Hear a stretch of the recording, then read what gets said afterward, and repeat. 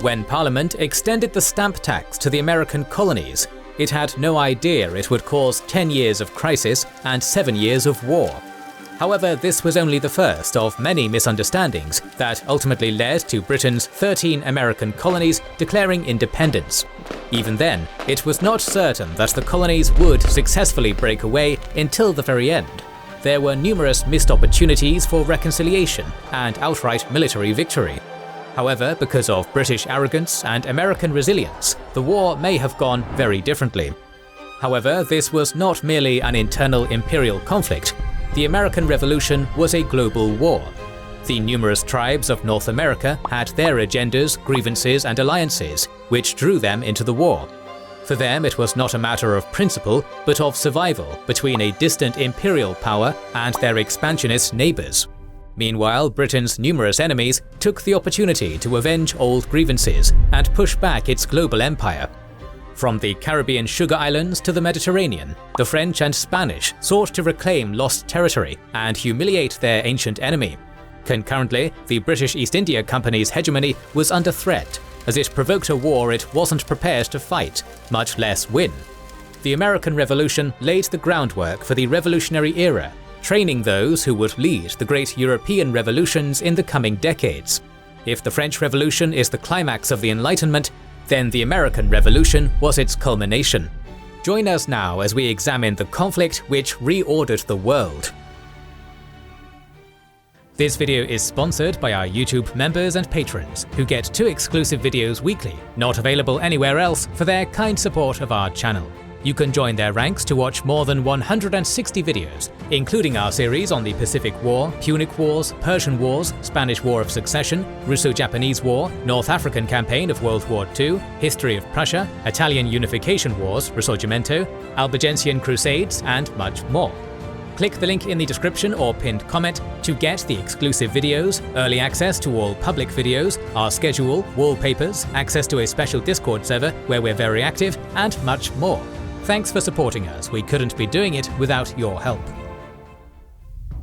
The fundamental underlying problem that led to war between Britain and her colonial subjects was communication. A message sent from North America to Europe on a typical sailing ship of the 17th and 18th century would arrive in about a month, assuming calm seas, favourable winds, and correct navigation. Anything less added weeks, if not months, to a voyage. Additionally, the North Atlantic trade winds are westerly, meaning the return trip would take at least twice as long, as ships either had to tack into the wind for a direct return, or sail down to Africa to catch the easterly equatorial winds. Therefore, in a crisis, local authorities in the Americas would be on their own for no less than 3 months before British authorities arrived on the scene. Great Britain solved this problem by barely trying to govern its colonies at all.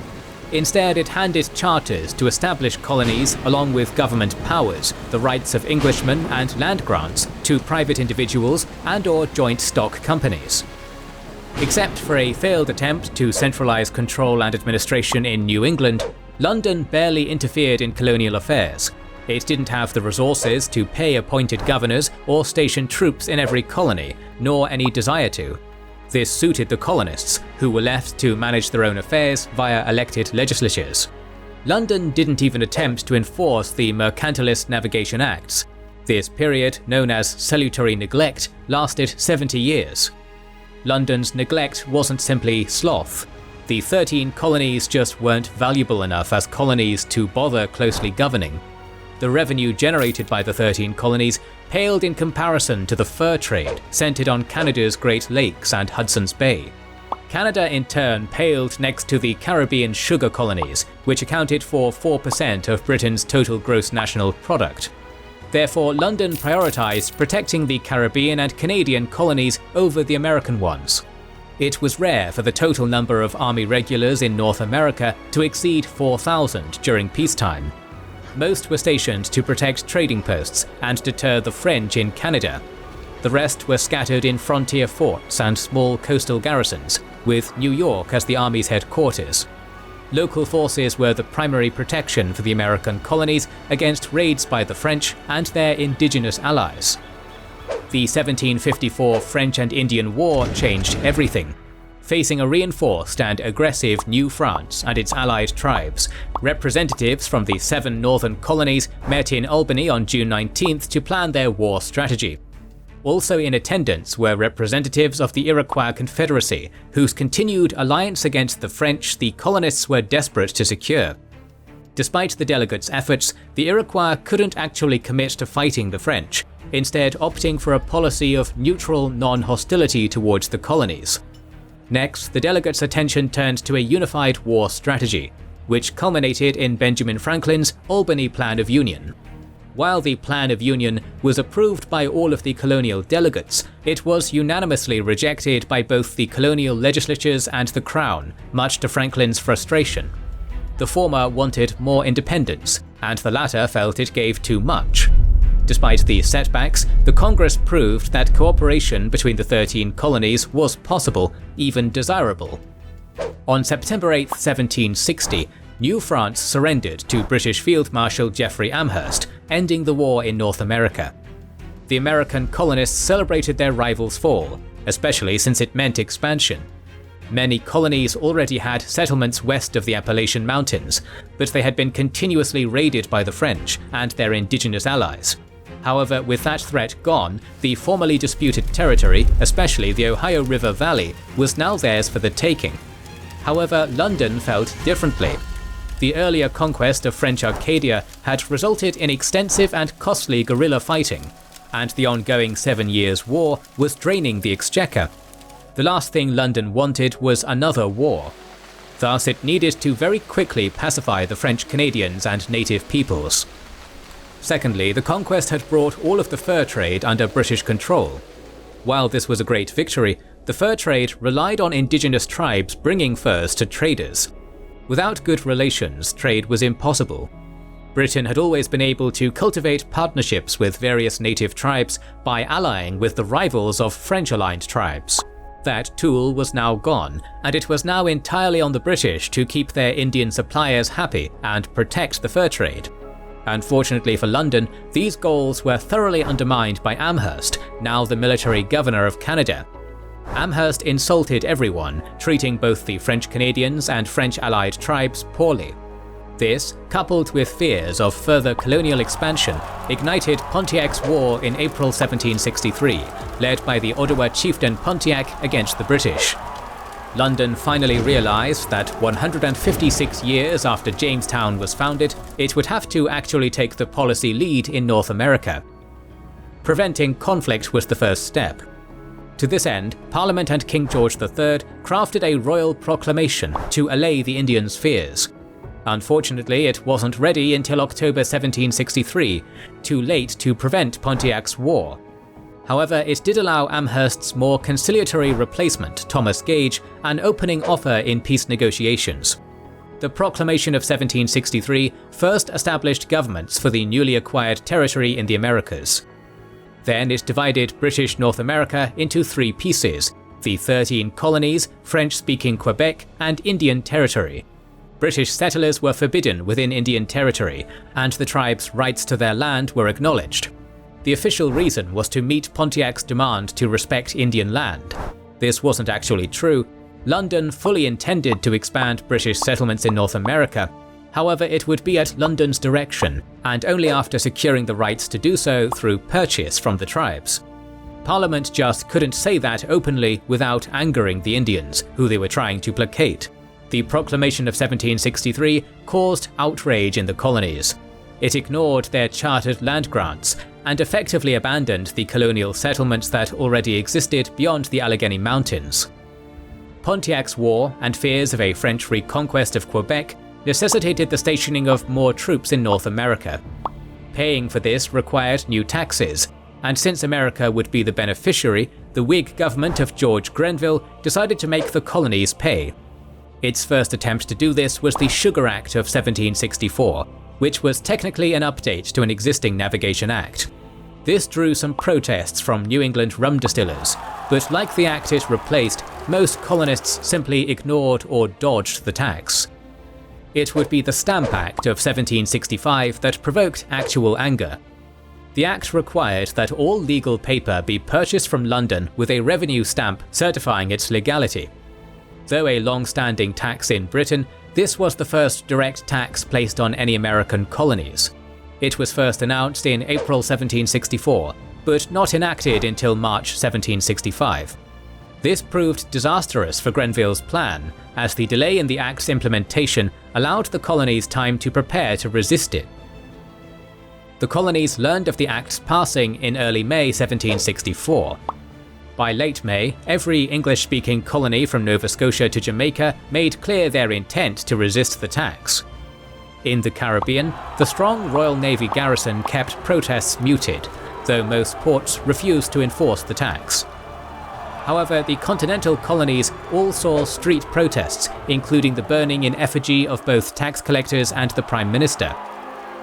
Boston saw the loudest protests. Beginning with peaceful street demonstrations organized by the nascent Sons of Liberty under James Otis and Samuel Adams, it quickly escalated to violence. Tax collectors were assaulted in the streets, their houses and offices attacked, and even the lieutenant governor was attacked and expelled from his official residence. However, it was New York that planned the most effective resistance to the Stamp Act. In addition to refusing to quarter British troops, the merchants organized a boycott of British goods, the coordination of which was the focus of the Stamp Act Congress in October held in New York City. It also sent a declaration of rights and grievances that would form the basis of colonial protests over the next 10 years. The declaration laid out the colonial position. Since they were English and guaranteed the rights and privileges thereof, they were only subject to taxation from elected governments. They didn't vote for Parliament, so it could not tax them. Moreover, they had natural rights as human beings, which were being ignored. These principles eventually became the continental rallying cry of "no taxation without representation." This declaration posed a huge threat to Parliament's plans, mostly because it was technically true. During the winter of 1764, as crisis loomed, Grenville claimed virtual representation solved the problem, for which he was ridiculed in Parliament and the colonies. This loss of credibility and news of the colonial protests led to the fall of Grenville's government in July 1765. While the colonies celebrated the Stamp Act's repeal, the next battle loomed. Simultaneous with the repeal, Parliament passed the Declaratory Act, stating that Parliament had the same powers in America as it did in Britain. Parliament intended to try again, and now Townshend had his personal reputation to save. Thus, beginning in 1767, the 5 Townshend Acts were passed. These acts were intended to raise revenue, tighten Parliament's control of trade, and punish New York for refusing to quarter troops. Once again, there were riots in Boston and widespread boycotts. At the Massachusetts Assembly's behest, numerous colonial legislatures began to send petitions to King George, asking him to intervene and protect their rights as Englishmen. The petitions went nowhere, as the king was firmly on Parliament's side. However, most alarming was the circular letter written by Otis and Adams and passed by the Massachusetts Assembly in February 1768, stating that Parliament was acting unconstitutionally in continuing to tax the colonies without representing them. It was sent to other legislatures to their approval. In response, the Colonial Secretary Lord Hillsborough ordered Massachusetts to withdraw the letter. When it refused, Hillsborough ordered the Assembly dissolved and sent 2,000 troops to occupy Boston that September. Tensions mounted for the next year and a half, especially in occupied and resentful Boston. On the night of March 5th, this resentment boiled over. A guard on duty outside the custom house got into an argument with a wig-maker's apprentice, eventually hitting him with his musket. This caused onlookers to begin harassing the guard. The crowd kept growing, and he retreated up the steps and called for help. Captain Thomas Preston soon arrived with 7 soldiers and ordered the crowd of several hundred to disperse. Instead, the crowd started throwing snowballs, rocks, and insults at the soldiers. Then innkeeper Richard Palms, carrying a cudgel, approached Preston, asking if the soldiers' muskets were loaded. Preston said they were, but they'd only fire on his order. Just then, a missile knocked down Private Hugh Montgomery. Dazed, he retrieved his musket, shouted, "Damn you, fire!" and fired. Palms then swung his cudgel at Montgomery, hitting his arm, then at Preston, also hitting his arm. After a pause, the rest of the soldiers opened fire. 3 Americans died instantly and 2 more would die of their wounds. Both sides called for reinforcements, and a full riot seemed imminent. Order was only restored when the governor himself arrived at the custom house and promised an investigation. A trial ultimately resulted in 2 soldiers being found guilty of manslaughter. News of the incident spread like wildfire and was immediately used as anti-Parliament propaganda, with Paul Revere's engraving calling it the Boston Massacre the most well-known. The propaganda worked, and anti-Parliament sentiment spread rapidly. By coincidence, on the same day as the massacre, the recently appointed Tory Prime Minister, Lord North, repealed most of the Whig Townshend Acts, citing lack of revenue they generated. However, he kept the tax on tea and the Boston garrison intact, and further signalled to the colonies that this was the new status quo. Parliament was done backing down. In response, the colonies continued organising. The Committees of Correspondence, first set up by the Sons of Liberty to coordinate opposition to the Stamp Act, became more active and spread to more colonies. However, 1771 and 1772 were otherwise quiet, and it looked like the conflict might be allowed to burn out. However, Lord North wasn't finished. In May 1773, the Tea Act was passed. Not a tax, it instead allowed the British East India Company the right to sell unlimited tea to the 13 colonies at a discount. However, the colonies saw it for what Lord North intended it to be, a ploy to get them to buy more tea, paying the tea tax, and implicitly accepting Parliament's right to tax them. This led nearly every colony to refuse tea to be landed in their ports. Boston went further again, with the Boston Tea Party on December 16th. This was the final straw for North, who decided that harsh action needed to be taken to put the colonies in their place. Massachusetts, and especially Boston, would be made an example. The fuse of revolution was now lit. At the next session of Parliament, the 5 intolerable acts were passed. The first 4, called the Coercive Acts, all directly punished Boston, closing the city port, placing it under military governance, allowing officials to try anyone in British courts rather than local ones, and requiring more extensive troop quartering. To enforce these acts, General Gage was appointed governor of Massachusetts and ordered to consolidate his garrisons in Boston and move his headquarters there, which was accomplished in May 1774. This would not produce the results London intended. Gage had been stationed in North America since 1755, only occasionally returning to Britain, and was quite sympathetic to the colony's grievances. He would try to separate his duties as governor from his duties as an occupier, to little effect. It was the 5th Act that would prove most damaging to Britain's hold on the colonies. Unrelated to the Coercive Acts, but passed at the same session, the Quebec Act outraged all parts of colonial society, even Parliament's strongest defenders.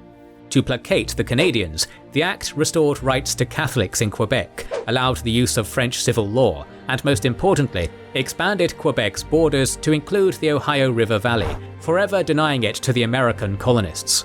This was seen as a complete betrayal, and drove many previously moderate Loyalist Americans towards the Sons of Liberty and the Patriot camp. On September 5th, delegates from every colony but Georgia met in Philadelphia for the First Continental Congress. After first issuing the Declaration of Rights, they agreed to resist the intolerable acts via a complete boycott of British imports, and to pressure the West Indies colonies to do the same. Congress then adjourned with an agreement to reconvene the next year if their grievances weren't addressed. The boycott quickly put enormous pressure on Lord North to back down. However, with the king solidly behind him, North refused to budge, even as British exports to America plummeted. Whether the boycott could have worked will never be known, as events in Boston overtook everyone. Even before arriving in Boston, Gage realized that his position was impossible. He had roughly 3,000 soldiers in Boston, which was more than needed to keep order in a city of 16,000, but far too few to control the countryside. He was effectively trapped in Boston, and lacked the authority or resources to change his situation. He refused to actively oppress the population, but couldn't negotiate with them either. Instead, he hoped removing the colonists' ability to fight would reduce their resistance. On September 1, 1774, Gage dispatched 260 soldiers to seize the Powder House, the largest gunpowder magazine in Massachusetts, a few miles northwest of Boston. After capturing and removing the powder without resistance, a contingent stopped in Cambridge to seize 2 cannons. The next day, a crowd of thousands of militiamen swarmed Cambridge, acting on rumours of British regulars attacking Boston and worse. This forced several prominent Loyalists to flee into the city for military protection. As facts became clearer, the militia dispersed, with Gage understandably perturbed by the swiftness and scale of the response. He didn't know that he was under constant surveillance by the Sons of Liberty, now led by Dr. Joseph Warren. He soon learned that other colonies were moving their militia stores further inland, away from his reach.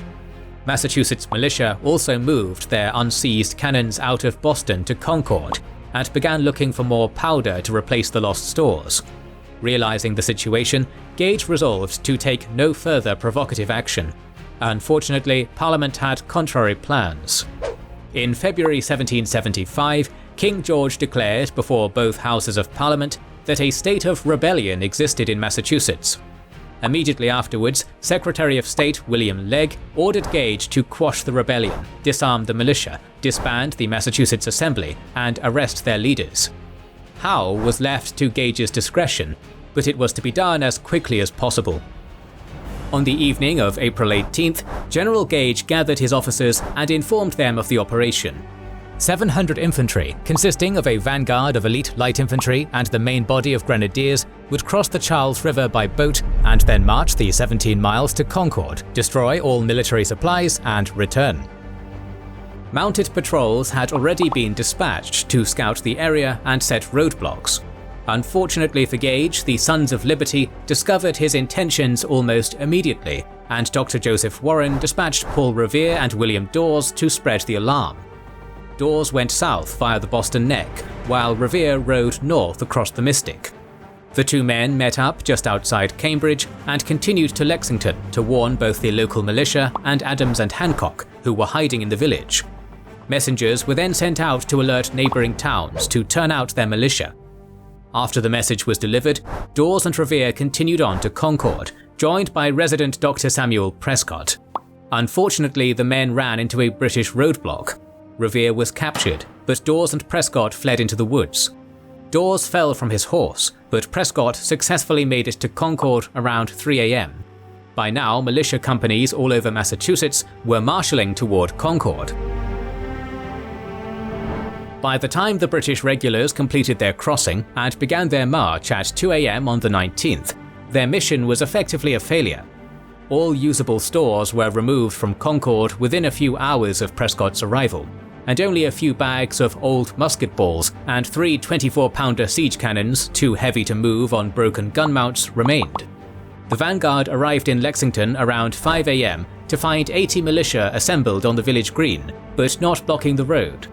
Instead of marching past, the soldiers moved onto the green in front of the militia to prevent a flank attack. The 2 sides simply stared at each other while a British officer started ordering the militia to disperse. Then a shot rang out. No one knows who fired the shot heard around the world, but the British regulars responded to it by firing a volley and charging the Continental line. By the time Major Pitcairn regained control of his soldiers, 8 militiamen lay dead on the green. With little other choice, the British column continued on to Concord, as news of Lexington spread. Knowing they were outnumbered, the 250 militiamen already in Concord retreated across the North Bridge to await more reinforcements, allowing the British to search the empty town. After destroying the cannons' mounting points, the regulars threw the musket balls into a pond and burned the gun carriages. As the smoke from the fire rose, the militia moved back towards the bridge, now numbering 400. The British Light Company holding the bridge retreated across and formed defensive positions, and another standoff ensued. Then a shot was fired from the British side. Again, this set off the regulars, who fired off a volley without orders, but unlike at Lexington, this time the militia returned fire. The regulars' leadership, leading from the front, quickly went down, and the leaderless and exhausted soldiers fled back towards an oncoming relief column. The militia then pulled back and allowed the relief force to recover their wounded. By 11:30, the search was complete, and the order to return to Boston was given. However, the countryside was now swarming with nearly 2,000 outraged militiamen. As the British column marched back, militiamen ambushed them from every bush, fence, wall and tree, ultimately causing around 300 casualties. By the afternoon of the 19th, the British met with reinforcements and escaped into Boston, while still growing militia forces made camp outside. Boston was now under siege by rebel forces, as the militia force swelled to 4,000. With Gage's worst fears having become a reality, the mild general characteristically tried to defuse the situation by appeasing both sides, playing at being both Britain's general and Massachusetts' civilian governor. On the civil side, Gage refused to impose martial law or take any action against opposition newspapers and leaders, instead crafting a deal with city aldermen to surrender any remaining personal weapons in exchange for safe passage out of Boston. On the military side, Gage immediately began building fortifications on the Boston Neck and sent reinforcements to Charlestown to fortify the heights, which would ultimately be abandoned after Gage decided to tighten his lines. Next, he sent orders to the remaining garrisons in Canada to send surplus troops to reinforce him in Boston, then dispatched requests to London for reinforcements. Unbeknownst to Gage, the request was superfluous. A British force of 4,500, led by Major Generals William Howe, John Burgoyne and Henry Clinton, had been dispatched to Boston along with a Royal Navy squadron in March. London had intended to send the force alongside delivering Gage his initial orders to crush the rebellion, but it had been delayed, first by difficulties putting the troops together and then finding officers to lead them. Howe was ill fit for command, but he was the most senior general willing to do so. Every general above him was either too old to go to America or too opposed to Prime Minister Lord North's policies. Like others among British military brass, Howe was no fan of the Prime Minister. However, his sense of duty trumped personal attachment, and when asked by King George III, he accepted the command. By the morning of April 20th, approximately 16,000 members of the Massachusetts militia, now commanded by Massachusetts' Commander-in-Chief, Major General Artemus Ward, were loosely assembled in the hills surrounding Boston. As news of the bloodshed at Lexington and Concord spread, more began marching towards Boston from New Hampshire, Rhode Island and Connecticut, who would ultimately also fall under Ward's command. British warships in Boston Harbor made a direct attack on the city impossible, so Ward prepared to besiege the city while asking around for cannons and his objective. He, like everyone else, was mainly concerned with what now? That answer would come from all over. The provincial Congress was willing to fight, but knew it couldn't alone. To preempt Gage's official report, it gathered sworn testimony on the events of Lexington and Concord from eyewitnesses, militiamen, and British prisoners. These descriptions of the battle were sent both to the other colonies and to London via a fast ship, beating Gage's report by 2 weeks. Given by sympathetic officials to London's papers, the reports garnered more sympathy and support for the colonial cause. Gage's clinical and vague report, in comparison, would not engender much endearment towards the British government. The propaganda effort was most effective in the colonies themselves. Prior to Lexington, public opinion was relatively evenly divided between the anti-Parliament patriots and pro-Parliament Loyalists. The bloodshed on Lexington Green caused many moderate Loyalists to change sides. In turn, legislatures began stripping royal governors of their powers or outright expelling them. However, the question of what to do was too vexing for any one colony to answer. Thus, the Continental Congress was reconvened earlier than planned. Word was sent out in late April to meet in Philadelphia, but it would take time to gather the delegates. Independently, a long escalating conflict between Virginia's royal governor, Lord Dunmore, and the Legislative House of Burgesses had boiled over. After years of mutual antagonism, on April 20th, Dunmore handed over the Williamsburg magazine to Royal Marines from HMS Magdalen. Militia, particularly the Hanover militia led by Patrick Henry, responded by first trying to stop the handover and then marching on Williamsburg. Dunmore would flee, first to his hunting lodge, and then be driven from Virginia to the safety of the Royal Navy. Meanwhile, a young captain in the Connecticut militia named Benedict Arnold, having received word to march for Boston, wrote to the Connecticut Committee of Correspondence that as of his visit the year before, Fort Ticonderoga was undermanned with plentiful stores of gunpowder and cannons. The committee immediately dispatched recruiters north to take the fort, raising militia on the road. Unaware of these developments, Arnold arrived outside Boston and told their Committee of Safety the same thing. On May 3rd, Massachusetts commissioned him a colonel, assigned him recruiters and funds, and gave him orders to recruit militia and take the fort. Arriving in Castleton, which is now in Vermont, Arnold learned that some of the Connecticut recruits and the Green Mountain Boys, local militia led by Ethan Allen, were already preparing to take Ticonderoga. Determined to take the fort himself, Arnold raced ahead to meet with Allen, using his official commission to claim leadership of the expedition. While the only authority Ethan Allen recognized was his own, he at least paid lip service to Arnold's claim, mostly because time was of the essence. Scouting reports on May 7th had shown how unprepared Ticonderoga was to withstand a continental siege, but British reinforcements were expected to shore up the fort's defences soon. The time to attack was now, without Arnold's recruits.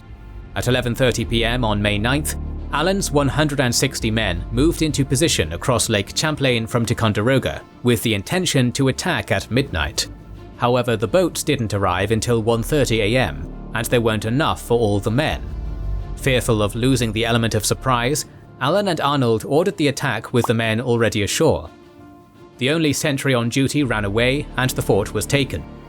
Over the next few weeks, up to 400 militiamen would arrive to garrison the fort, although Arnold's control over them was tenuous at best.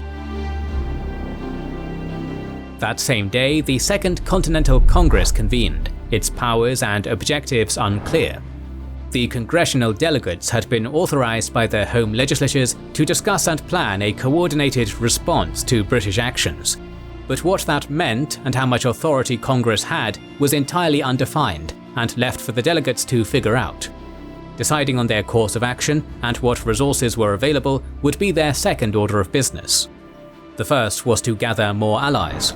Only 12 colonies had attended the first Congress, and the second hoped it could induce more to join the cause. Letters were immediately sent to Georgia and the Canadian and Caribbean colonies, inviting them to endorse and join the Congress. Any response would take time to receive, so Congress busied itself figuring out what it was actually doing. After a month of debate, Congress finally agreed that war was upon them and that it would have to fight. To do this required an army, and fortunately there was already one in existence around Boston. Thus, on June 14th, Congress decreed the formation of the Army of the United Colonies, consisting of the militia units in the Boston area. The next day, acting on John Adams's recommendation, Virginia delegate George Washington was selected to serve as its general and commander-in-chief, with Dr. Warren made his second-in-command.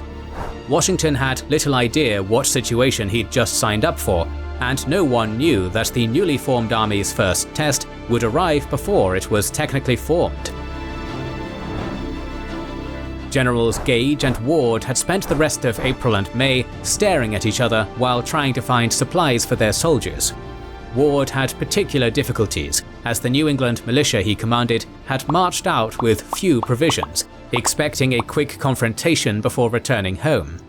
Having not bargained on a siege, many lacked even basic necessities. Thus, many companies simply went home to restock. Throughout May, companies trickled in and out of the camps without notice. Discipline and chain of command beyond the individual militia company was virtually non-existent.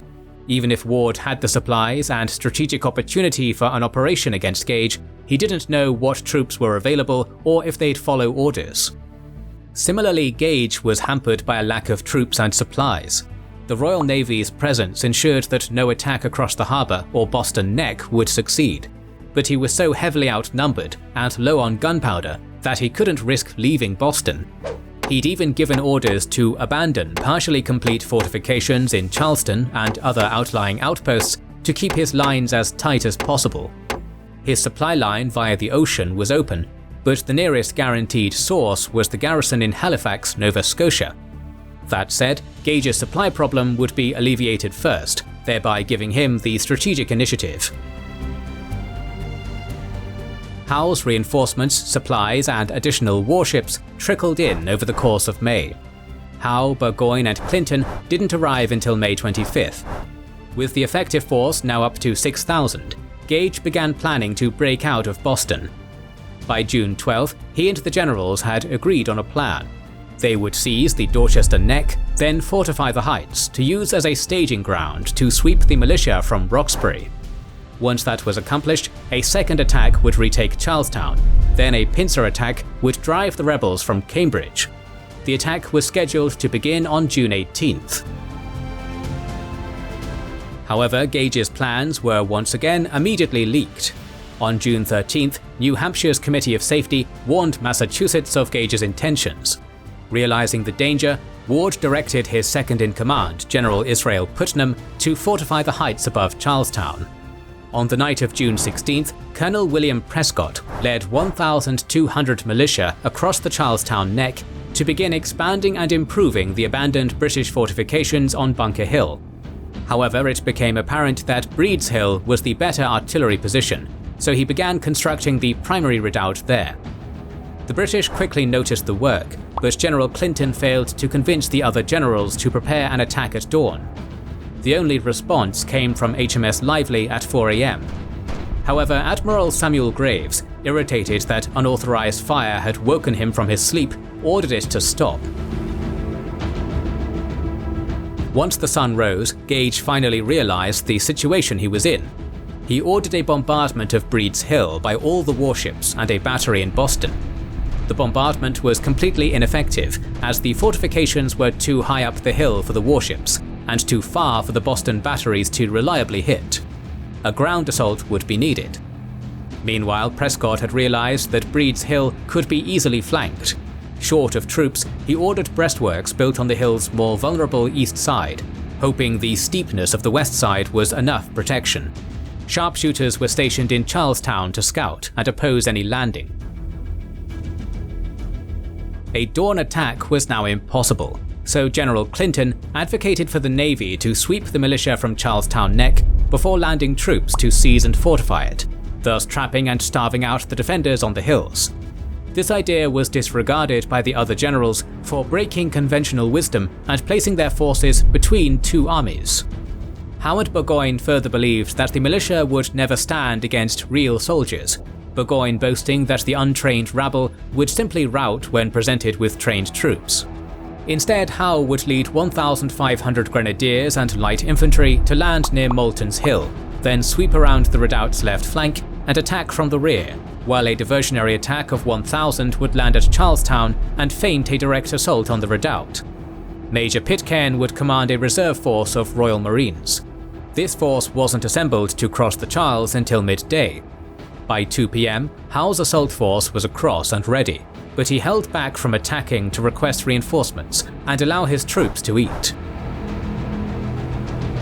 Seeing the British preparations, Colonel Prescott called for reinforcements.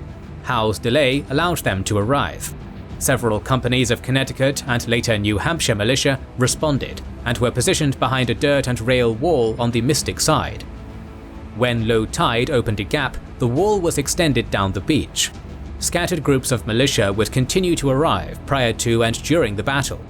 Among them was Dr. Warren, who'd refused to serve as an officer and insisted on being in the front line of infantry. Confusion reigned, as Prescott and Putnam had difficulty getting the various militia companies to follow orders. The battle started at 3 p.m. once Howe received his reinforcements. The main column had been under fire from sharpshooters for some time before naval cannon fire set the town on fire, with the resulting pillars of smoke partially obscuring the hill. Howe's troops moved forward toward the wall, while his light infantry moved onto the beach, and his grenadiers advanced through the fields. Unseen obstacles in the unmowed fields slowed the grenadiers' advance, leading the light column to make first contact. The militia volley fired at 50 paces, utterly shattering the surprised light companies, which fled the field with heavy casualties. The grenadiers fired a volley at the wall before charging with bayonets, only to suffer the same fate. The diversion column moved into musket range to suppress the redoubt, but suffered like the grenadiers, compelling Brigadier Piggott to order a retreat. Howe reformed his troops, called in the reserves, and attacked again, this time at the breastwork rather than the wall, while Piggott launched a full frontal assault on the redoubt. This did not change the result, and the British fell back in disarray. On the colonial side, General Putnam continued to try to send reinforcements and resupply from Bunker to Breed's Hill, but his orders were continually ignored or misunderstood. Many Continental militiamen were deserting the battle, and there were now no more than 800 troops on the peninsula, with 150 in the redoubt. General Clinton now personally led reinforcements across the Charles River to help Howe. After evacuating the severely wounded and reforming the walking wounded, Clinton joined Howe, who resolved to concentrate the attack on the redoubt, this time using assault columns and bayonets only. At this point, the militia were almost out of ammunition and lacked bayonets. As the columns advanced, the redoubt's defenders expended their ammunition and began retreating. Major Pitcairn took 4 wounds and died leading the charge. Colonel Prescott was among the last to retreat from the parapet, urging the men to keep fighting while knocking away bayonet thrusts with his ceremonial sword. One of the last men killed was Dr. Warren via a single shot to the head. By 5 p.m, the surviving militia had retreated in good order across the neck to Cambridge. The British were stunned by the battle, and further offensive operations were called off. On his Pyrrhic triumph, Clinton wrote, "A dearly bought victory. Another such would have ruined us." The British had won the battle, but at the cost of losing any chance to change the strategic situation. It was now painfully clear that they'd underestimated the Americans, and that this war would be much harder than anticipated. On the American side, morale was high after the battle. Most of the units that were going to desert the army did before the end of the battle. Those that remained were even more determined to fight. Washington would arrive on July 2nd, finding willing but undisciplined companies. After reorganizing his command staff to replace Dr. Warren and other fallen leaders, he would embark on the arduous task of turning the militia companies into real soldiers. A harsh regime of teaching strict discipline, constant drill, and basic soldiering ensued. More pressingly, he needed heavy artillery, and tasked Henry Knox with retrieving the cannons captured at Ticonderoga. While Congress was encouraged by the news from Boston, more problems had arisen. Sir Guy Carleton, the governor of Quebec, was rebuilding abandoned border forts and was entreating with the Iroquois Confederacy to raid Upper New York. This required a response, and on June 27th, it authorized what would become an invasion of Quebec. In early July, Georgia finally signed onto the Continental Congress and sent a delegation. On July 5th, Congress adopted the Olive Branch Petition to King George III as a last chance to avoid war. On July 6th, the Congress issued the Declaration of the Causes and Necessity of Taking Up Arms. The two together made the case that the dispute was of loyal subjects of the Crown protecting themselves against a hostile Parliament. It was unsuccessful. Gage's official report on Bunker Hill reached London on July 20th and caused an uproar. Lord North had Gage's recall issued on the 23rd, as both his and the King's positions hardened. King George resolved to crush this rebellion. The Olive Branch Petition was received on August 21st, but was ignored, and on the 23rd, King George issued the Proclamation of Rebellion. This war would be fought to the bitter end. In October 1775, Prime Minister Lord North began restructuring his cabinet for war. Most importantly, his longtime ally George Germain became Secretary of State for the American Department in November.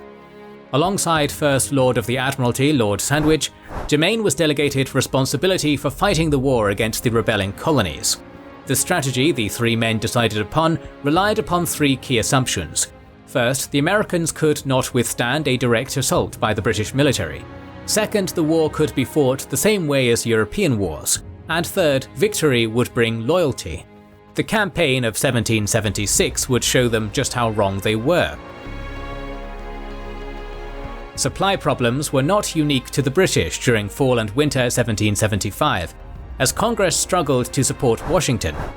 Lacking taxation powers, it was forced to cajole its member legislatures to supply and pay the regiments based in their colonies themselves.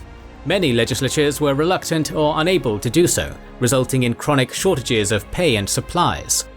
Meanwhile, Washington's efforts to transform the disparate militia companies outside Boston into a unified, disciplined and European-style professional army were bearing some but insufficient fruit. Independently minded part-time soldiers don't readily take to military discipline, nor did their officers respect chain of command. Company size, equipment, command structure, and even fighting style varied wildly. Standardizing this chaos was a military necessity, but the former militiamen resisted so stridently that Washington was forced to negotiate and compromise with them about not only their equipment and structure, but if they'd train and drill. Fortunately, by March 1776, a combination of new willing recruits and a campaign of harsh discipline forged something which started to resemble an army. Congress had more success at sea. While it would be impossible to challenge the Royal Navy's dominance, harassing and, more importantly, capturing British supply ships was critically important. Washington and the Rhode Island Assembly had already requisitioned a number of ships for this purpose. In October, Congress voted to create the Continental Navy. Congress also readily issued letters of marque and reprisal to privateers, who eagerly attacked British shipping heading for Boston.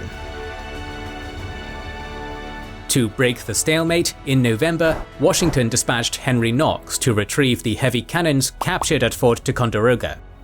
Knox set out with his noble train of artillery from Ticonderoga on December 17th, arriving at Washington's headquarters in Cambridge on January 27th.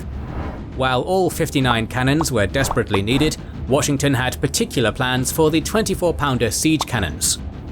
The easiest way to drive Howe from Boston was to fortify the unoccupied Dorchester Heights with heavy cannons, giving the Continentals effective fire control over the entire harbour and cutting Howe's supply line. However, Washington knew the British would contest any activity on the Heights and didn't believe his 1775 army would hold. Even if they could, he didn't have the right cannons to threaten the harbour. Knox's arrival and a major shipment of powder in February fixed those problems. Howe was aware of the threat, which was why General Thomas Gage's planned breakout in June called for seizing the Heights. However, Bunker Hill and subsequent probing raids made clear that taking the Heights was too risky. However, Howe made plans to attack anyway should the Continentals attempt to seize the Heights. On the night of March 2nd, Washington ordered batteries stationed in Roxbury to open fire at British positions on the Boston Neck, which drew return fire. Neither bombardment did appreciable damage, but British attention was drawn. The action was repeated on the 3rd. Then, as their batteries fired on March 4th, 2,500 troops under General John Thomas rushed the Dorchester Heights, carrying pre-made gun positions, fortifications and siege cannons, using the bombardment and rows of hay bales to mask their movement and work. By 4 AM on the 5th, the gun positions were ready. Howe gave immediate orders to prepare a night attack against the Heights. However, nature intervened. A snowstorm blew into Boston that afternoon and didn't let up until the 7th. And by the 8th, Howe concluded that any opportunity to attack was gone, and that preserving his army was more important. That afternoon, Howe sent an unsigned letter to Washington via intermediaries saying he would burn Boston if his army weren't allowed to evacuate unmolested. As it was unsigned and didn't address him or his rank, Washington formally rejected the letter but did unofficially agree. For the next week, Howe's army and the Boston Loyalists gradually loaded into transports, waiting for favourable winds. They also looted all the linen and woolen goods in town. The wind finally blew in Howe's favour on March 17th, and by 9 AM, the British had fully departed Boston for Halifax. Washington's privateers under Captain John Manley harassed the retreating British, managing to recapture the looted cloth and other supplies. For several weeks thereafter, British supply and reinforcement ships would obliviously sail into Boston and be captured despite Royal Navy patrols trying to warn them away. Meanwhile, Henry Clinton had been dispatched south. The Royal Navy wanted a warm water port, and Howe wanted a new base of operations in the colonies away from Washington's army. Therefore, he planned to send Clinton to establish that base with the help of the South's royal governors, Loyalist militia, and a convoy of fresh troops and warships from Ireland in late 1775 to begin work in March 1776. The target chosen was Cape Fear, North Carolina, on the assumption that the headland would be perfect for a naval base. Clinton left Boston in January with 2 light infantry companies, stopping at an increasingly, though still not fully hostile, New York to gather provisions. Unbeknownst to Howe or Clinton, the Irish expedition, commanded by Major General Charles Cornwallis and Admiral Parker, was unable to assemble and leave until February. Clinton arrived at Cape Fear on March 12th and was met by the Carolinas' royal governors and a letter from George's. They'd all been deposed, and the Scottish Loyalists that both the governors and Clinton had been relying on had been defeated and dispersed at Moore's Creek Bridge 2 weeks earlier. The 3 governors begged Clinton to restore them, but with only 200 soldiers it was impossible. He needed the reinforcements, but had no idea where they were. Parker's fleet didn't start to arrive until April 18th. Battered by constant Atlantic winter storms, it was so strung out that the last ships didn't arrive until mid-May. By that time it was clear that North Carolina was not suitable as a base, and Clinton and Cornwallis began looking further south. Clinton could not have been less subtle about his initial movement south, and every patriot assumed that he would attack either Charleston or Savannah. Acting on that assumption, about 4,700 South Carolina militia under Colonel William Moultrie and 1,900 newly formed Continental regulars were assembled near Charleston.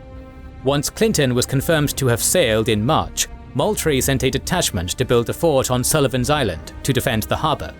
It was built of packed sand faced with palmetto logs. Construction was quite slow due to difficulty keeping the sand packed in the wind and surf. Clinton learned that the fort was only partially built in May, and he decided to take advantage. He sailed from Cape Fear on May 31st, arriving off Charleston the next day. At the time, only the seaward wall and cannon platform were completely finished, with the side walls partially finished and the rear protected only by a palisade. The recently arrived commander of the Continental Army's Southern Department, Charles Lee, feared the position indefensible and ordered Moultrie and his 400 men to withdraw. However, Moultrie was ordered by South Carolina's president, John Rutledge, to ignore Lee and hold the fort. Meanwhile, on June 8th, Clinton began landing troops on Long Island, intending to cross the shallow inlet, push through the hastily built Continental defenses on the north of Sullivan's Island, and attack the fort while the Navy bombarded it into submission. However, the British quickly learned that the inlet was far too deep to wade, and the attack was called off. Thus, the Navy had to go it alone, but Parker had to wait until June 28th for the winds and storms to allow it. At 0900, 4 British warships and the bomb-ketch Thunder moved into a position opposite Fort Sullivan. At 10, the bombardment began, and Moultrie returned fire. Parker expected Thunder's mortar bombs to make quick work of the fort, but instead, the sand simply buried and smothered the blasts until Thunder's mortars broke free of their mounts. Meanwhile, the sponge-like palmetto wood was absorbing the bombardment without taking damage, allowing Moultrie's gunners to take their time aiming their shots, inflicting heavy damage on the warships. Seeing the bombardment failing, around 1100, Clinton ordered the men on Long Island to be ferried across the inlet on naval longboats, only to be driven back by rifle fire and grape shot from the breastworks. At 1200, Parker ordered 3 more frigates to engage, sailing behind the engaged ships to avoid known shoals and take enfilade positions to the west. However, all 3 hit a sandbar and grounded. One was so stuck it had to be abandoned and burned. Meanwhile, Parker's flagship had been demasted, and the admiral de-panched by Patriot fire. Lee resupplied the fort with gunpowder around 1500, allowing it to keep firing until darkness ended the action. The British had lost 1 frigate scuttled, 6 ships heavily damaged, and 220 casualties to just 37 American casualties. Moultrie was hailed as a hero, and the fort was renamed in his honor. Clinton remained off Charleston until July 21st, hoping that incoming Caribbean reinforcements would allow another attempt. However, orders arrived from Howe to join him in attacking New York. Despite calls to do so from subordinates and London, Howe couldn't immediately counterattack. He agreed with pre-war assessments from Gage that subduing the colonies would require not only the full British Army and Navy, but extensive German auxiliary troops. Lord North and Secretary Germain reluctantly but ultimately agreed, and began recruiting new regulars and hiring troops from German states in late 1775. As the largest contingents came from Hesse-Kassel and Hesse-Hanau, they became collectively known as Hessians. While awaiting their arrival in Halifax, Howe planned the next campaign, targeting the strategic port of New York, alongside his older brother and naval theatre commander, Admiral Richard Howe. Washington anticipated the move, and in February dispatched his second-in-command, General Charles Lee, to New York City to prepare the defenses. Lee quickly concluded that it would be impossible to hold New York from any determined attack, as there were simply too many places to land troops once the Royal Navy controlled the harbour. Thus, rather than attempting to hold the city, he arranged the defences to make taking the city as costly as possible. Washington arrived in April and agreed with Lee's assessment. However, he was under strict orders from Congress to defend New York. Thus, he expanded the defences and built a chain of forts along the harbour, islands and rivers to deter a British attack. Unfortunately, this required him to spread out his already understrength army and fill the gaps with local militia. Before we go further, it's important to note that every revolution is also, at least to some extent, a civil war. The conflict between anti-Parliament patriots and pro-Parliament loyalists is heavily overshadowed by the war between the British military and nascent Continental Army, but no less important. In 1763, nearly every person in the 13 colonies considered themselves as English as those in England itself. As the 12-year-long crisis unfolded, that attitude slowly changed. By the time of Bunker Hill, the Loyalist population had fallen to no more than 20% of the total, with 40 to 45% actively supporting the Patriot cause. Over the course of 1775, Patriot and Loyalist militias clashed throughout the colonies, with the more numerous and better organised Patriots driving out the royal governors and their supporters. By January 1776, the Patriots had taken control of every colony and forced every vocal Loyalist to seek protection from the British military. These British reversals were balanced against a major American defeat. From the moment the British governor of Quebec, Major General Guy Carleton, learned of London's intentions towards Massachusetts, he began preparing for an American invasion of Quebec. This was not as prescient as it appears, as in every previous conflict, American militia had invaded French territory, with their greatest success being the 1745 capture of Louisbourg. Should hostilities break out, the Americans were certain to try again. To that end, he garrisoned and repaired Fort St-Jean and began negotiating with native tribes for assistance. Indeed, as soon as Fort Ticonderoga was secure, both Benedict Arnold and Ethan Allen began advocating for an invasion of Quebec. However, Congress was unable to commit the resources. Instead, New York, New Hampshire and Connecticut sent additional militia to secure both Ticonderoga and Crown Point and prepare for operations into Quebec. Colonel Benjamin Hinman from Connecticut was supposed to take command, but there was a Benedict Arnold-shaped problem. Arnold commanded Ticonderoga and Crown Point as a Massachusetts colonel, but only had a handful of Massachusetts troops. The rest were a mix of various state militias and Green Mountain Boys, who had little reason to listen to Arnold beyond the force of his personality. When Arnold learned he was being replaced, he threw a tantrum. Refusing to cede any authority, he locked himself, his 250 troops, and 2 ships he was refitting to defend Lake Champlain inside Crown Point, and refused to work with Hinman or allow access to Crown Point. When that didn't make Hinman leave, he began actively interfering with Hinman's work, and even attempted to abduct a Massachusetts committee sent to investigate the situation. A threat to mutiny, taking the ships to St-Jean and surrendering them to the British began to circulate. Up until then, Hinman had been patient with Arnold, understanding the latter's disappointment. However, the threat of mutiny was too much. Hinman had a detachment seize the ships, while he rode to Crown Point and ordered the remaining militia to either sign with him or go home. They complied, and Arnold was left powerless. While that drama played out, a diplomatic battle was underway. Carleton had been primarily concerned with gaining the support of the Six Nations, who called themselves Haudenosaunee, but everyone else called Iroquois, and had personally met with their representatives. The Mohawk were more than happy to fight the Americans, but the rest chose neutrality. This convinced Congress to send a delegation in July, while New York separately dispatched General Philip Schuyler, a longtime friend of Leonidas, to make their own case.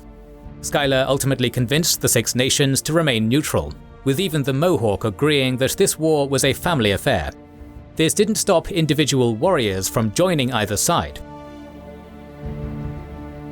Congress had authorized Schuyler to go to Ticonderoga and lead an invasion of Quebec on June 27th.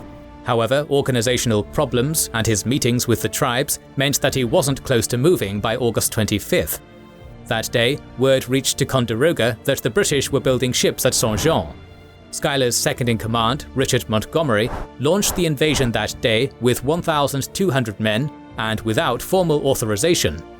By September, they'd reached Quebec, pursued by Schuyler, who remained only long enough to deliver a letter inviting the Canadians to join the Continental Congress and formally turn over command to Montgomery as he approached Saint-Jean, as Schuyler was growing ill. Meanwhile, Arnold, having learned that he would have no role in the expedition, had stormed off to Cambridge to meet with Washington. There he proposed that he lead a separate force to strike through the wilderness directly to Quebec City. Impressed by Arnold's audacity, Washington agreed and authorized him to raise 1,100 Rangers from the camps around Boston. The core of this force was 250 frontier riflemen led by Daniel Morgan. After Washington cleared the operation with Schuyler, Arnold sailed to the mouth of the Kennebec River on September 19th. Montgomery arrived outside Fort Saint-Jean on September 5th. His initial reconnaissance in force was stopped by 100 Mohawk warriors. Following the fight, the Americans pulled back, while the Mohawk, angered by the lack of promised artillery support from the fort, left the conflict entirely. After surveying the fort's defenses, Montgomery called for reinforcements before beginning the siege on September 17th, using mortars to bombard the fort. To block British relief efforts, Allen was dispatched to raise anti-British militia and block the roads between Saint-Jean and Montreal. However, Allen was eager for another Ticonderoga-style victory and marched on Montreal, hoping to surprise the garrison and take the city. He managed to make it to Longue Pointe on Montreal Island before being detected. Carleton marched out to meet Allen's 100 men with 34 regulars and 200 militia on September 25th. Realizing that he was trapped, Allen moved to a wooded position, hoping to ambush Carleton. However, the 60 Canadians in his force deserted, leaving Allen hopelessly outnumbered. After 90 minutes of fighting, the British broke Allen's line and he surrendered. Allen's adventure caused a panic in Montreal, and more than 1,200 militiamen turned out. However, Carleton made no move to relieve Saint-Jean. He was paranoid about the Canadians' loyalty and had no idea of the Americans' numbers, and refused to march into a potential ambush without better intelligence. This was fortunate for Montgomery. Saint-Jean sat on a high point surrounded by swamps. Living and working in the swamps had caused 900 men to be incapacitated by disease by October. Only a steady stream of reinforcements enabled him to continue the siege, as his mortar bombardment was ineffective. On October 6th, additional cannons arrived, enabling Montgomery to extend his batteries to hit the fort's harbour. On October 13th, nearby Fort Chambly surrendered, tightening the siege lines. But more importantly, the Americans captured desperately needed winter supplies, cannon and gunpowder. The additional cannons allowed Montgomery to begin building another battery on the heights northwest of Saint-Jean. This threat finally forced Carleton to respond. Pulling together a force of about 1,000 militia he considered sufficiently loyal, Carleton attempted to land at Longueuil, but he was only met by American artillery fire. The militia began deserting, and the remaining force withdrew. Facing enfilade fire and no prospect of reinforcement, Saint-Jean surrendered on November 3rd. Montgomery moved north swiftly and occupied Montreal on November 13th. With most of his regulars lost at Saint-Jean, Carleton concluded that Montreal was indefensible and retreated to Quebec City, narrowly avoiding being captured on the St. Lawrence. He arrived in Quebec on November 4th and began to prepare its defences, calling in all available regulars. 10 days later, Arnold's expedition arrived, having navigated 350 miles of uninhabited wilderness. It had been fraught with setbacks, from sabotaged supply barrels and badly made boats to inaccurate maps and poor navigation. Only 600 men actually completed the trek, to find the city strongly held against them. Bowing to reality, Arnold sent word upriver to Montgomery for support. After taking Montreal, Montgomery began sweeping up abandoned supply caches and making overtures to the Canadian population. The Americans knew they couldn't conquer the province, and instead hoped that anti-British sentiment would lead Canadians to join them willingly. While a few hundred did join the cause, most Canadians were content to wait and see who won the upcoming confrontation. Montgomery moved to link up with Arnold on December 2nd, bringing 400 American and 200 Canadian soldiers and the winter clothing Arnold's troops lacked. By December 6th, they were outside the city's walls.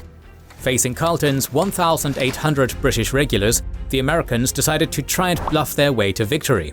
Throughout December, Montgomery sent letters demanding Carleton's surrender, while trying to entice the Canadians to join the Americans.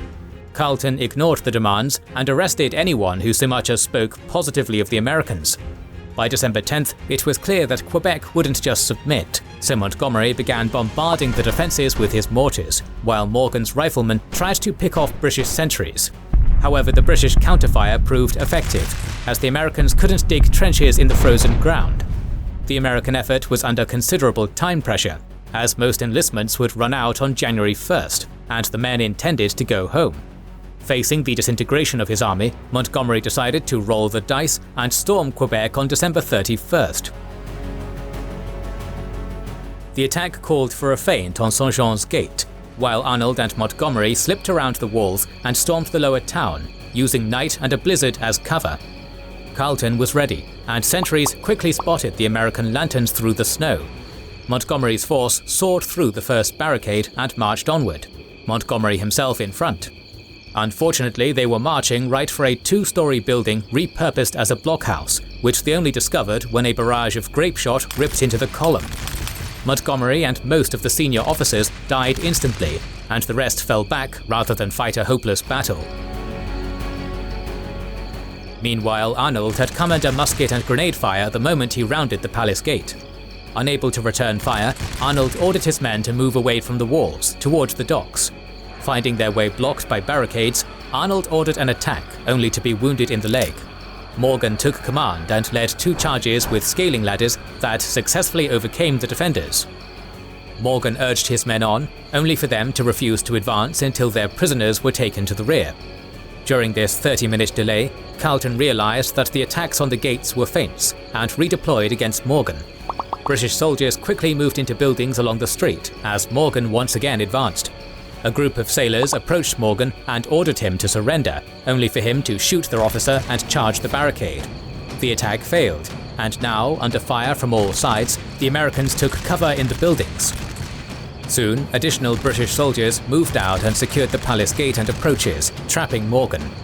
As the night wore on, the Americans began running out of powder and surrendering. Morgan was the last to give up at 10 a.m., handing his sword to a Catholic priest rather than a British officer. The Americans had lost at least 80 killed or wounded and 400 captured. Carleton reported only 4 dead and 15 wounded to Howe, but may have suffered as many as 50 casualties. It was a dramatic victory. Despite this, Arnold refused to leave Quebec. Whether out of sheer stubbornness or a genuine belief in victory, he maintained the siege, despite being outnumbered 3-1. Despite pressure to do so, Carleton never sallied out. The French had lost Quebec in 1759 doing exactly that, and the British had almost suffered the same fate in 1760. Carleton had been present for both and refused to risk the city or his men, especially in winter. With the Americans putting no meaningful pressure on the city's supplies, he waited for reinforcements under John Burgoyne, expected as soon as the St. Lawrence ice broke up. They'd counterattack in spring. Additionally, letting the Americans stay sapped their strength. Throughout the winter, Arnold's men suffered from frostbite and smallpox. While reinforcements raised the nominal strength of his force to 3,000 by March, in reality a third were incapacitated and were sent home as soon as the weather permitted. By April, Arnold was recalled to Montreal and replaced by Major General John Thomas. The situation in Montreal was becoming untenable. While Montgomery had gone to lengths to improve relations with the Catholic Canadians, he'd left the extremely anti-Catholic David Worcester in charge. Worcester had initially merely annoyed the locals by lecturing them about American ideals, but soon curtailed Catholic rights and began arresting anyone suspected of being a Loyalist. Suspicious of rebellion, he began seizing militia stockpiles. As the Americans were already wearing out their welcome by paying in worthless paper money rather than coin, the city was turning increasingly hostile. A commission from Congress led by Ben Franklin arrived in April and attempted to undo the damage Worcester had caused. However, it was too late. It was clear that the Americans could not take Quebec and therefore could not hold Montreal. There was no reason to risk British retribution. Moreover, the Quebec Act had given them everything they wanted from the British, and the land the Americans had sought to deny them during the last war. Congress was unable to make a better deal, especially with clashes between pro-American and pro-British militia increasingly going against the Americans. On May 6th, the first of Burgoyne's reinforcements reached Quebec. Thomas ordered the Americans to retreat to Sorel, where he died of smallpox. On May 22nd, Carleton dispatched 2 regiments to prepare a forward position at Trois-Rivières. The Americans moved to attack, having been misinformed about the British position and strength. Learning of the attack, Brigadier Simon Fraser moved forward and prepared an ambush. Thompson's force blundered out of the swamps and into the teeth of Fraser's force, causing most to break and run. 266 men were captured, and the rest only escaped thanks to Anthony Wayne organizing a staggered retreat rearguard. Carleton did not immediately press his advantage as he felt his force was too disorganized. He waited for Burgoyne to arrive personally and returned all the prisoners he'd captured back to New York before taking measures against American supporters. Finally, he advanced towards Montreal on June 14th. Arnold had not received news of events downriver until a messenger reported Carleton's fleet approaching on June 15th. He ordered the city burned, which failed, before retreating to Saint-Jean. As neither the commanding general, John Sullivan, nor his army were in condition to fight, they decided to retreat back to Crown Point.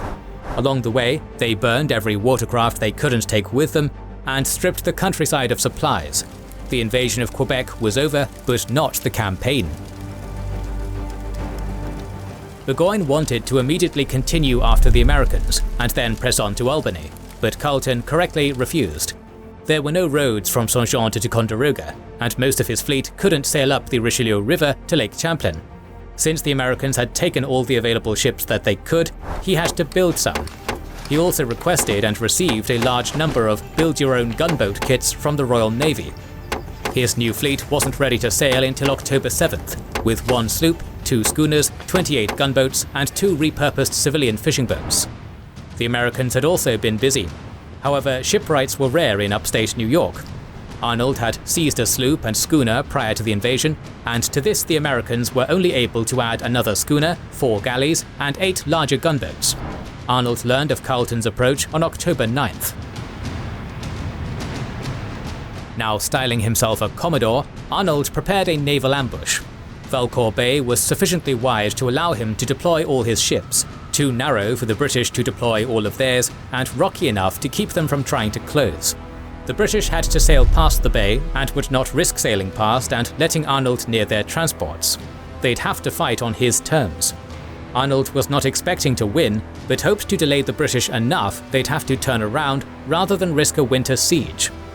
As the British sailed past on October 11th, Arnold deployed a schooner and galley to draw the British into the bay. Both were lost when the strong headwind prevented them from returning to the American line, but they succeeded in drawing the British in. Carleton's most powerful ships were unable to sail up the bay, but the gunboats had no trouble. At 12:30, the battle began in earnest. Arnold had not counted on Royal Navy sailors manning the British guns, and their superior experience showed. As night fell, the most powerful British ship finally made it into the bay and forced the Americans to retreat up the bay. Every American ship was badly damaged, and 4 ships had been lost to 3 British gunboats. During the night, Arnold tried to escape to Crown Point. However, the damage to his fleet and adverse winds allowed the British to catch up. Only the sloop, a schooner, and 2 gunboats made it to Crown Point. Convinced that the fort could not withstand bombardment, Arnold destroyed it and retreated to Ticonderoga. However, he'd succeeded in his strategic objective. Carleton occupied Crown Point for 2 weeks, trying to entice the Ticonderoga garrison to attack him. However, with snow falling and the American Scorched Earth campaign leaving him no source of supplies except Quebec City, Carleton decided to retreat, to the great annoyance of Burgoyne. The Canadian campaign was over. Simultaneous with the Patriots' ascension, the colonies learned that King George III had authorized hiring the Hessians. This crushed many Americans' last shred of hope that Parliament and the King would see them as equal citizens rather than colonial subjects. In January, Thomas Paine's Common Sense gave the final push necessary to embrace the previously fringe thought of independence. On June 11th, Congress authorized a committee of 5 to write the Declaration of Independence. The task of actually drafting it fell to Thomas Jefferson, who locked himself away to write until June 28th. After some basic edits and proofreading, the document was turned over to Congress, which spent the next 2 days revising and shortening the document. On July 1st, the finalized document was moved to open debate, with the final vote to approve taken on July 2nd. The United Colonies were now the United States. As news spread, wild celebrations followed throughout the colonies, accompanied by statues of the King and other British officials being torn down. George Washington received the declaration on July 9th and held a parade for his soldiers to hear and read it. He needed them to understand the stakes they were fighting for, as the long-expected storm had arrived. By late May, the Howes had received sufficient reinforcements and sailed from Halifax on June 9th. The plan called for Admiral Howe and the Navy to seize New York Harbor, after which General Howe's soldiers would drive the rebels from the city. Secretly, the brothers hoped that the appearance of 130 warships carrying 20,000 troops would be sufficient to intimidate the Continentals into surrender. Failing that, they hoped to negotiate peace with the colonies.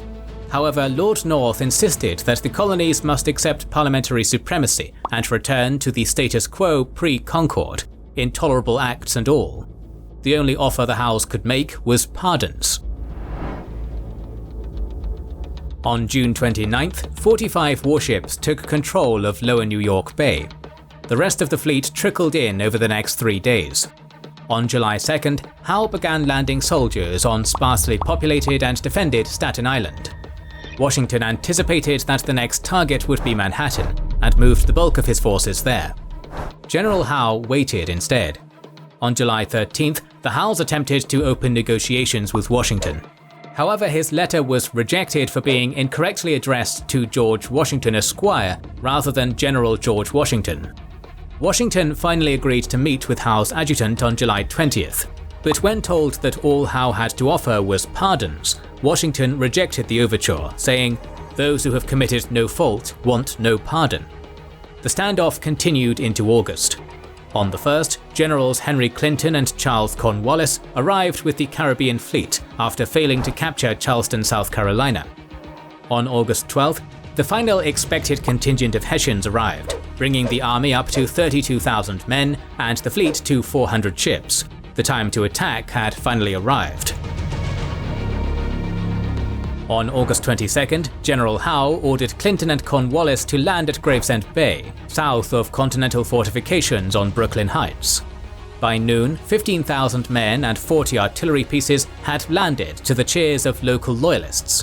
Washington's reports made it sound like a diversionary landing, so he only sent 1,500 reinforcements, bringing the Continental Army's local strength up to 6,000. On August 24th, Washington sent General Israel Putnam and an additional 4,000 troops to Brooklyn. The same day, 5,000 Hessians landed to reinforce Clinton. Putnam's plan was to refight the Battle of Bunker Hill. He'd keep 6,000 soldiers at Brooklyn Heights, while the rest moved south onto Guan Heights, between Brooklyn and Clinton's camp.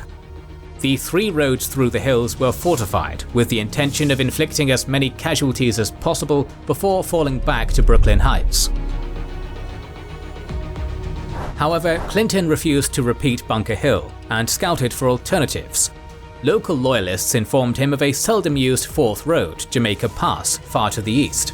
The Continentals hadn't fortified it, either due to troop shortages or oversight. Clinton proposed to send 10,000 men on a night march through Jamaica Pass, while General James Grant attacked the Continental right as a diversion. Once the main force was in position, the Hessians would attack the Continental center, while Clinton turned their flank. Howe approved the plan on August 26th, ordering Clinton to proceed immediately. The flanking column moved out at 2100. Guided by Loyalist farmers, the column moved undetected, capturing 5 militia watching the pass without firing a shot. By dawn, the column was in position. Grant's diversion began at 0100 on August 27th. After pushing back the American sentries, Grant's men attempted to force the road, but were repelled by Brigadier William Alexander's brigade. The British regrouped and attempted to outflank the position using the hills to the continental left, only to be driven off by a counterattack. By 0900, Washington had arrived with reinforcements, only now realizing that Long Island was the actual target, not a feint. At the same time, Clinton fired 2 heavy cannons to signal the Hessians to attack. The ferocity and size of both frontal attacks convinced the Continentals that these were the main attacks, leaving them completely oblivious to Clinton's column until it suddenly appeared in the rear. Despite efforts by General John Sullivan to turn his men to meet the attack, panic gripped the line and many simply fled for Brooklyn Heights. Through the chaos, Sullivan managed to disengage most of his force and get them to safety, though he was captured in the process. On the right, Alexander's heavily engaged troops thought they were winning the battle after successfully repulsing Grant. However, Grant received reinforcements and launched a new attack just as the Hessians swung into Alexander's left, forcing him back. By now, Clinton's advance had cut off all avenues of retreat, except for one across Brewer's Mill Pond. The entire force might have been annihilated but for Alexander and 270 men from the 1st Maryland Regiment. Facing 2,000 British regulars behind cover, the Marylanders charged twice, buying enough time for the rest of the army to retreat. Only 12 Marylanders returned to Washington's lines. By noon, the British had swept the Continentals into Brooklyn Heights. Howe ordered a halt, despite protests from his officers to attack while they still had momentum. However, Howe refused to waste troops attacking prepared positions, and so began constructing siege lines. Initially, Washington thought to hold the heights, but the speed the British showed in building siege lines on the 28th convinced him to retreat. With rain falling that afternoon, Washington gave orders to procure every barge and sloop available and assigned Colonel John Glover's regiment to row the army across the East River to Manhattan and safety. At 2300 on August 29th, the evacuation began, covered by rain and fog. By 0700, the evacuation was complete, with Washington the last American to leave Long Island. Howe was shocked by the withdrawal's speed and began carefully planning his next move. Meanwhile, Washington regrouped while desperately trying to learn Howe's intentions. In an effort to strike the fleet, on September 7th, Washington authorized the first known attack by a submersible in history, when the Turtle, piloted by Sergeant Ezra Lee, unsuccessfully attempted to destroy Admiral Howe's flagship. On September 15th, Howe's landing at Kip's Bay succeeded. A skirmish on the Harlem Heights again convinced Howe not to directly attack the Americans, instead looking for another landing point to outflank and trap Washington in Manhattan. After a failed attempt on October 12th, he succeeded in an opposed landing at Pelham on the 18th. Realizing the danger, Washington evacuated Manhattan to regroup at White Plains. On October 28th, Howe attacked again. While Continental regulars repulsed the initial attacks, the militia on the right were scattered by Hessians under Colonel Johann Roll, forcing the rest of the army to withdraw. At this point, Howe split his army, directing Cornwallis to chase Washington and Clinton to take undefended New Jersey, while he went back to finish off Continental holdouts in New York. By early December, Washington was driven into Pennsylvania, and New York City was firmly in British hands. 4,000 prisoners taken in the campaign were crowded onto prison hulks in the harbor, where half would perish from malnutrition and disease. After their decisive victory, the British prepared to move into winter quarters and shelter themselves from the cold. On the other side, Washington could afford his men no such luxury. After the heavy defeat in New York, the Continental Army was in crisis. Casualties and desertion had reduced his force to under 5,000 hungry and unpaid soldiers. Morale was non-existent, and worse, most enlistments would end on January 1st. Unless recruiting picked up dramatically, or there was a miraculous mass re-enlistment, the Continental Army would cease to exist. Washington needed a victory now to save his army. Fortunately, the British handed him an opportunity.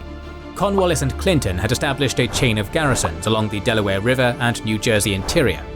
Howe deliberately spread his winter garrisons out to attract as many Loyalist militia as possible to support his planned spring campaigns against Albany and Philadelphia. The Continental Army was believed too defeated to pose any threat. In particular, 1,500 Hessians stationed at Trenton under Colonel Rull were particularly isolated, their supply and communication lines under pressure from Continental patrols and militia raiders. When the nearest support left their post to chase the raiders, the time came to strike. Rull was on edge from the constant harassment, and British spies had warned that Washington was making plans. Thus, Continental agents in Trenton worked to make the Hessians as relaxed and confident as possible. To complete the ruse, Washington arranged for an agent posing as a Tory to be captured and subsequently escape to Trenton, to deceive Rull that Washington's army was in no state to fight. It worked, and despite private misgivings, Rull publicly dismissed any chance of attack and made no defensive preparations. Washington planned to cross the Delaware River and attack Trenton before dawn on December 26th, hoping the garrison would still be drunk from Christmas celebrations. 2 columns under General Sullivan and Nathaniel Greene, 2,400 strong, would attack Trenton from the north and south. Pennsylvania militia would block the road south, while a detachment of regulars caused a diversion at Bordentown. On Christmas night, Washington ordered the march to the river, with the password "Victory or Death." As Glover's men began ferrying the assault forces across, freezing rain began to fall. Coupled with the river being partially frozen, the crossing wasn't complete until 0300, and the army wasn't ready to march until 0400, making a pre-dawn strike impossible. Worse, the blocking forces never made it across the river. However, Washington had no choice but to press ahead, riding up and down the column to encourage his men onward. By 0800, the Continentals were in position. Washington personally led Greene's northern column from the front, quickly overrunning the outlying Hessian outposts. The Hessians attempted a disciplined fighting retreat, but the Continentals advanced too rapidly. Meanwhile, Sullivan's column moved to block the bridge over Assunpink Creek before assaulting the town. The Hessians attempted to form battle lines and hold the streets, but Washington's artillery quickly cleared them off. Rull awoke to the Continentals overrunning Trenton. Lurching into action, he ordered his officers to form up the men and repulse the rebels. However, his men had already fallen back to a field outside of town. After catching up, Rull ordered them to reform and recapture the town. It was a disaster, as he took fire from 3 sides, and for reasons unclear, the Hessians' muskets failed to fire. As the formation broke, Rull was mortally wounded. His surrounded men either fled or surrendered. With only 2 dead of exposure and 5 wounded, in under an hour, Washington had killed 22 Hessians, wounded 83, and taken 900 prisoners. He had claimed the victory he so desperately needed, but the crisis wasn't over. On December 31st, Washington gathered the men about to muster out and extolled them to stay for at least another month. It took an extremely patriotic speech and an extra $10 pay, but most agreed to stay. It was not a moment too soon. After learning about Trenton on December 27th, Cornwallis cancelled his leave to Britain and marched 8,000 troops out of New York to meet General Grant in Princeton, strengthening garrisons as he went. Determined to attack Washington and avenge Trenton, Cornwallis left 1,400 men in Princeton and marched to Trenton with 5,000. Throughout January 2nd, the British gradually pushed through American patrols and outposts until they reached Assunpink Creek south of Trenton in the late afternoon. 3 waves of attacks failed to cross the creek and reach Washington's defences, so Cornwallis retired for the night. Washington ordered a night march around Cornwallis to attack Princeton on January 3rd, successfully overwhelming the garrison and capturing Cornwallis's supplies. Washington then fell back to Morristown, finally entering winter quarters. In 10 crucial days, he'd completely turned the Continental Army's fortunes around. Disturbed by the Continental's resilience, the British abandoned central New Jersey, falling back to New Brunswick and a ring of garrisons around New York to wait for spring, while Howe planned his war-winning campaign. Back in Europe, Whitehall was growing anxious. Since the first protests had begun, the government had believed reports from royal governors that the American colonists were fundamentally loyal, and the opposition was a tiny minority. They'd clung to this belief despite mounting contrary evidence, undermining their entire war strategy. Meanwhile, the Whigs' opposition was growing bolder. William Pitt the Elder had opposed the taxes from the start, and most Whigs and some Tories now agreed with him. Their opposition went nowhere, as King George III always sided with the Prime Minister Lord North and his hardline Tories. However, as the cost of the war mounted, pre-existing cracks among the Tories were widening, and North was feeling the pressure. To make matters worse, most of the European continent was cheering for Britain's defeat. Perfidious Albion had never been popular in Europe, but being an unreliable ally during the War of Austrian Succession and the 7 Years' War had left Britain diplomatically isolated.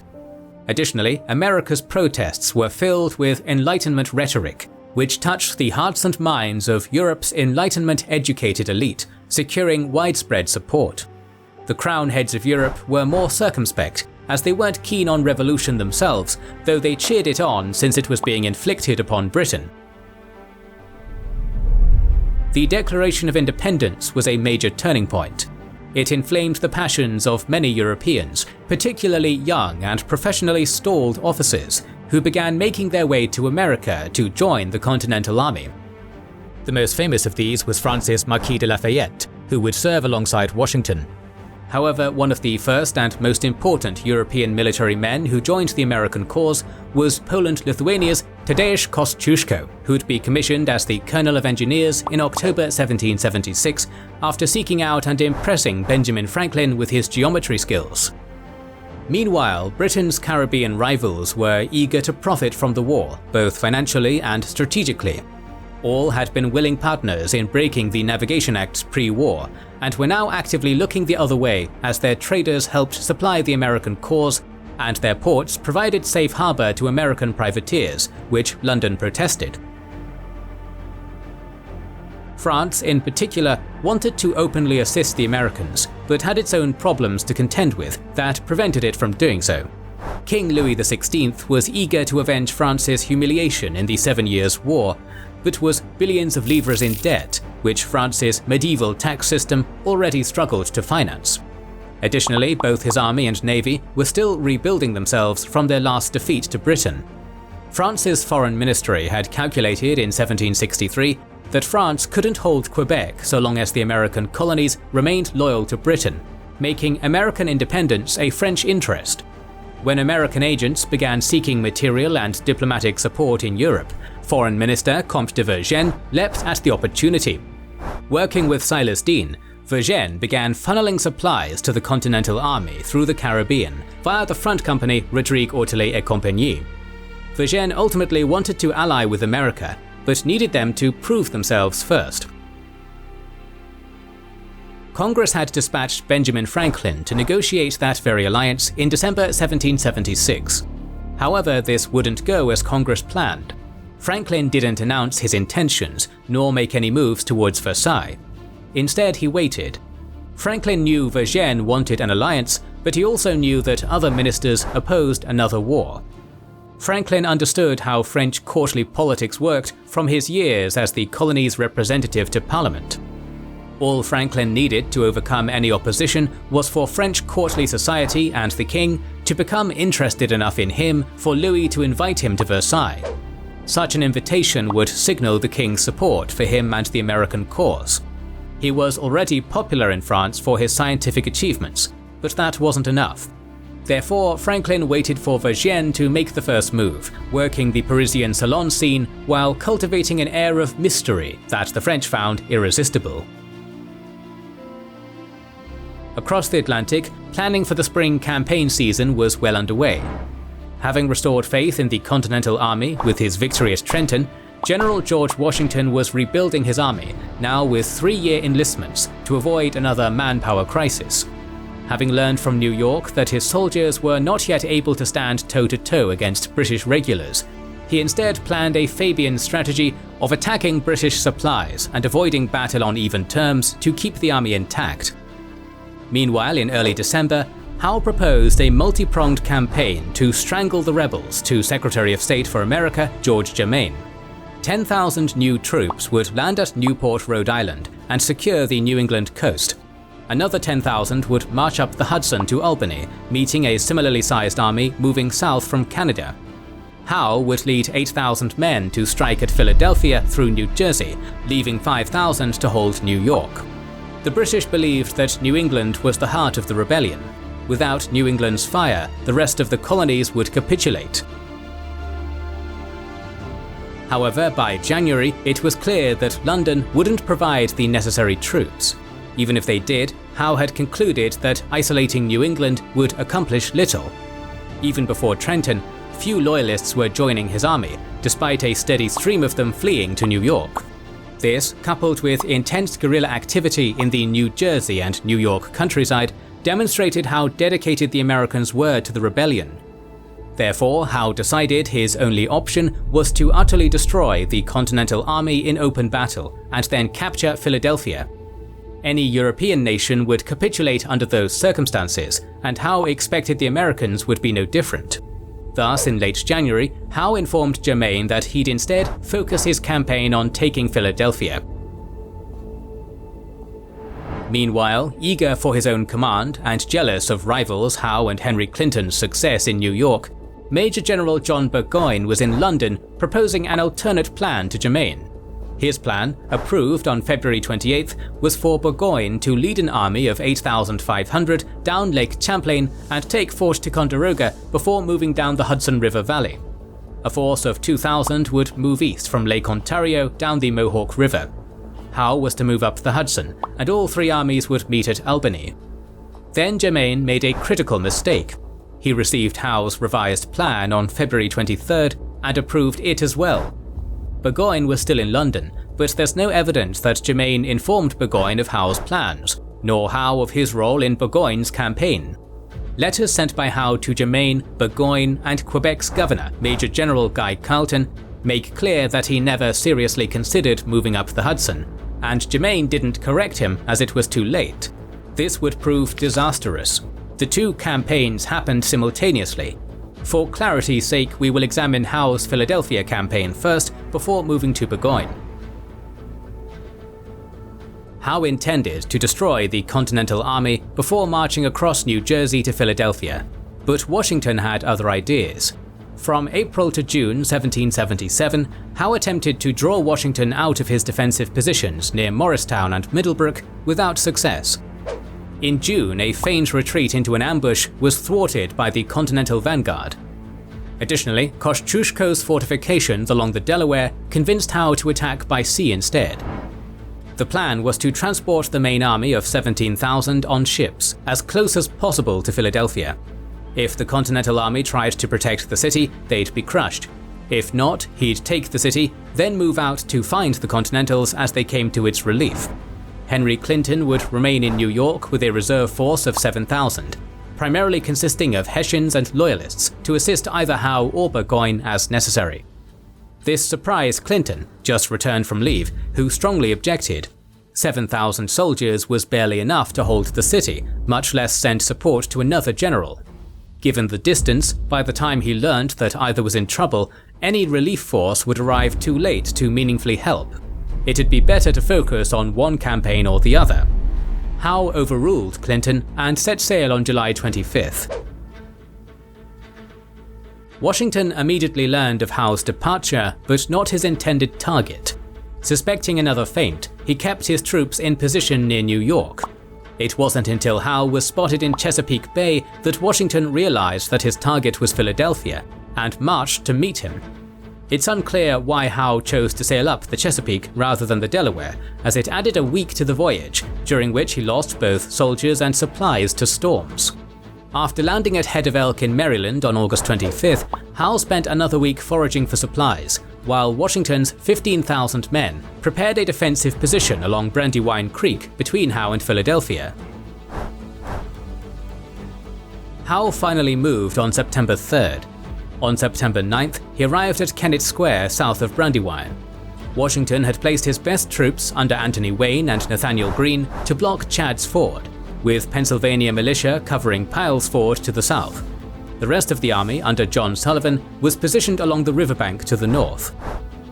Once again, British scouting was better than Washington's, and Howe learned of unguarded fords 7 miles north of Washington's position, giving him the opportunity to repeat the Battle of Long Island. Lieutenant General Charles Cornwallis would take roughly 9,000 men to flank Washington's right, while Hessian Lieutenant General Wilhelm von Kniepfelsen distracted Washington by attacking Chad's Ford with the remaining 6,800. The attack would take place on September 11th. At 5 a.m., Cornwallis began his flanking march, while Kniepfelsen advanced towards Chad's Ford. 4 miles from the ford, he ran into Washington's scouts. A sharp battle began around midday as the British forces pushed the Americans back. Meanwhile, Cornwallis was in position by 2 p.m. However, he paused to rest his exhausted soldiers, giving Washington's scouts enough time to discover the movement and warn the general. Washington ordered the right flank to turn and meet the attack. However, the Americans were still moving into position when the attack began at 4 p.m. The center and the right divisions repelled the initial attack, but the leftmost division had yet to fully form up and was instantly routed by the British Guard Brigade. Hessian Jaegers flanked the right division, forcing it to retreat, while a bayonet charge dislodged the center. Disaster was averted at 6 p.m. when Washington directed Greene to move his division to the village of Dilworth to form a rearguard to allow the rest of the army to withdraw. This was successful, and by 8 p.m. the army had escaped. Darkness prevented a British pursuit. Washington fell back, and again Howe paused to forage. The pursuit began on September 13th, as Washington tried to block Howe, only to be outmaneuvered. Howe marched into Philadelphia on September 26th to find it devoid of government officials and devoid of supplies. Howe was surprised to learn that the Continental Congress had left for York and intended to continue fighting. This left him no choice but to continue to find and destroy Washington. Leaving 3,000 men in Philadelphia, Howe moved to Germantown with the remaining 9,000. Realizing that Howe was outnumbered and exposed, Washington resolved to attack. Washington intended to launch a multi-pronged surprise attack at dawn, as he'd done at Trenton. His regulars under Sullivan and Greene would advance in 2 columns to attack the British from the east and north before dawn on October 4th. The militia was divided into 2 flanking columns to sweep around and attack from the rear. Howe was actively searching for Washington and had placed the men in Germantown in defensive positions with extensive pickets and patrols in the countryside. However, just as at Trenton, the Continental Army's night march was undetected. Unfortunately, the darkness ruined the column's coordination, with wet roads and dense fog slowing the advance. The now piecemeal attack wouldn't begin until after dawn. Sullivan's column arrived first and successfully pushed through the British lines, to Howe's immense surprise. Fortunately for the British, 120 soldiers barricaded themselves inside the stone-walled Chew House and successfully drove off repeated Continental attacks. This caused Sullivan's brigades to become separated in the fog. Running low on ammunition and confused, they began withdrawing. Meanwhile, Greene's column had arrived and pushed the British back, but the thick fog was made worse by the gunsmoke now covering the town, and Greene's attack became more confused than Sullivan's. The militia columns missed the battle completely. By this time, the British had recovered from the shock and were advancing against the Americans, so Washington withdrew. The fog had saved Howe from potential disaster. Howe and Washington continued skirmishing until mid-December, when snow finally forced both to enter winter quarters. Howe's campaign had successfully captured the rebel capital, but had strategically failed by not destroying Washington's army, compounding the results of Burgoyne's campaign. Burgoyne arrived in Quebec City on May 6th with Germain's orders to Carleton concerning the invasion plan, to Carleton's outrage and horror. As a governor, he should have been in overall command, with Burgoyne as the field commander. However, Burgoyne was assigned total command, with Carleton simply in support. Worse, Burgoyne was promoted to lieutenant general above Carleton. Carleton correctly saw this as an insult from Germain, and in retaliation, refused to allow Canadian troops to participate. The horror stemmed from disbelief. Burgoyne was with Carleton during the counterattack that drove America's Quebec invasion back to Ticonderoga in 1776, and knew, or should have known, that the region was an untamed wilderness, with sparse settlements due to harsh terrain and food scarcity. Preparation for the campaign went poorly as well. Burgoyne had roughly 8,000 regulars for the expedition, and intended to supplement that by recruiting 2,000 Loyalists and 1,000 native allies. However, as the start date approached, only 250 Loyalists and 500 natives had appeared. Worse, Burgoyne acquired less than half the supply wagons he needed, and was so short of horses that his Brunswick dragoons had no mounts. Despite the shortages, by June 13th, the army was assembled at the northernmost point of Lake Champlain and sailed for Ticonderoga on the 14th.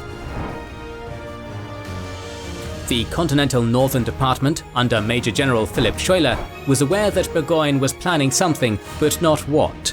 The northern defences were purposefully undermanned due to supply problems. Fort Ticonderoga's fortifications were expected to hold the British long enough for reinforcements from New England and Lower New York to arrive. Additionally, Kosciuszko and his engineers had surveyed Ticonderoga in May, and recommended that the fort defences be extended outward to include Sugarloaf, a hill from which contemporary artillery could reach the fort. But newly arrived Brigadier Arthur St. Clair rejected the idea. There was a more pressing threat to the west. The indigenous tribes were split between those supporting the British and those supporting the Americans, to the point it had broken the 6 nations of the Iroquois Confederacy apart. The British-aligned tribes were increasingly raiding western New York and Pennsylvania, so Schuyler ordered Fort Stanwix to be refurbished and garrisoned. Burgoyne reached Fort Crown Point on June 30th. Effective screening by his native allies prevented American scouting. Skirmishing began on July 2nd, and the Americans withdrew from Mount Hope before it could be cut off and captured. That afternoon, the British reached Sugarloaf, discovered a route to the summit, and began building a battery. The Americans quickly discovered this, and realizing the fort was now indefensible, as Kosciuszko predicted, retreated on July 5th. Burgoyne pursued both columns, catching but failing to destroy both, and they rejoined Schuyler at Fort Edward. Meanwhile, Burgoyne paused to regroup. For reasons unclear, rather than pull back to Ticonderoga and continue to Lake George as planned, he'd march overland from Skenesboro to Saratoga. Schuyler ordered Kosciuszko to block the road south, destroying bridges and causeways and damming streams to slow Burgoyne. At the same time, the Mohawk expedition, led by Colonel Barry St. Leger, was underway. The plan called for 2,000 regulars supplemented by Loyalist militia and native contingents, but St. Leger could only gather 450 regulars along with 300 militia and 800 primarily Mohawk and Seneca warriors. Despite the low numbers, the only resistance expected was at Fort Stanwix, which, as of 1776, reportedly only had 60 soldiers and dilapidated defences. The force left Oswego on July 26th and arrived outside Stanwix on August 2nd. However, the garrison had been warned by Oneida scouts about the incoming expedition. This spurred the defenders to bring in supplies, finish rebuilding the defences, and call for reinforcements, bringing the garrison up to about 400. Finding the fort too strong to assault, St. Leger prepared for a siege. As St. Leger prepared his siege lines, he learned that a relief column of 800 New York militia and Oneida warriors was approaching. Taking his regulars and some warriors, he successfully ambushed the column at Oriskany, killing or capturing over half the force. However, while St. Leger was away, the Stanwix garrison sortied out in force, capturing most of St. Leger's supplies and thoroughly looting the Indians' camp. Consequently, morale plummeted, especially amongst the native contingent. The siege continued on through August. Meanwhile, Major General Benedict Arnold was dispatched with a relief column of regulars. After failing to recruit supplemental militia, he decided not to directly confront St. Leger. Instead, on August 20th, Arnold fed a local loyalist false information about the size of his force and sent him to St. Leger's camp. The ruse worked. St. Leger's native allies were already unhappy with the siege and the loss of their possessions. Hearing that Arnold was approaching with overwhelming force, they began deserting en masse, forcing St. Leger to lift the siege and return to Canada on August 22nd.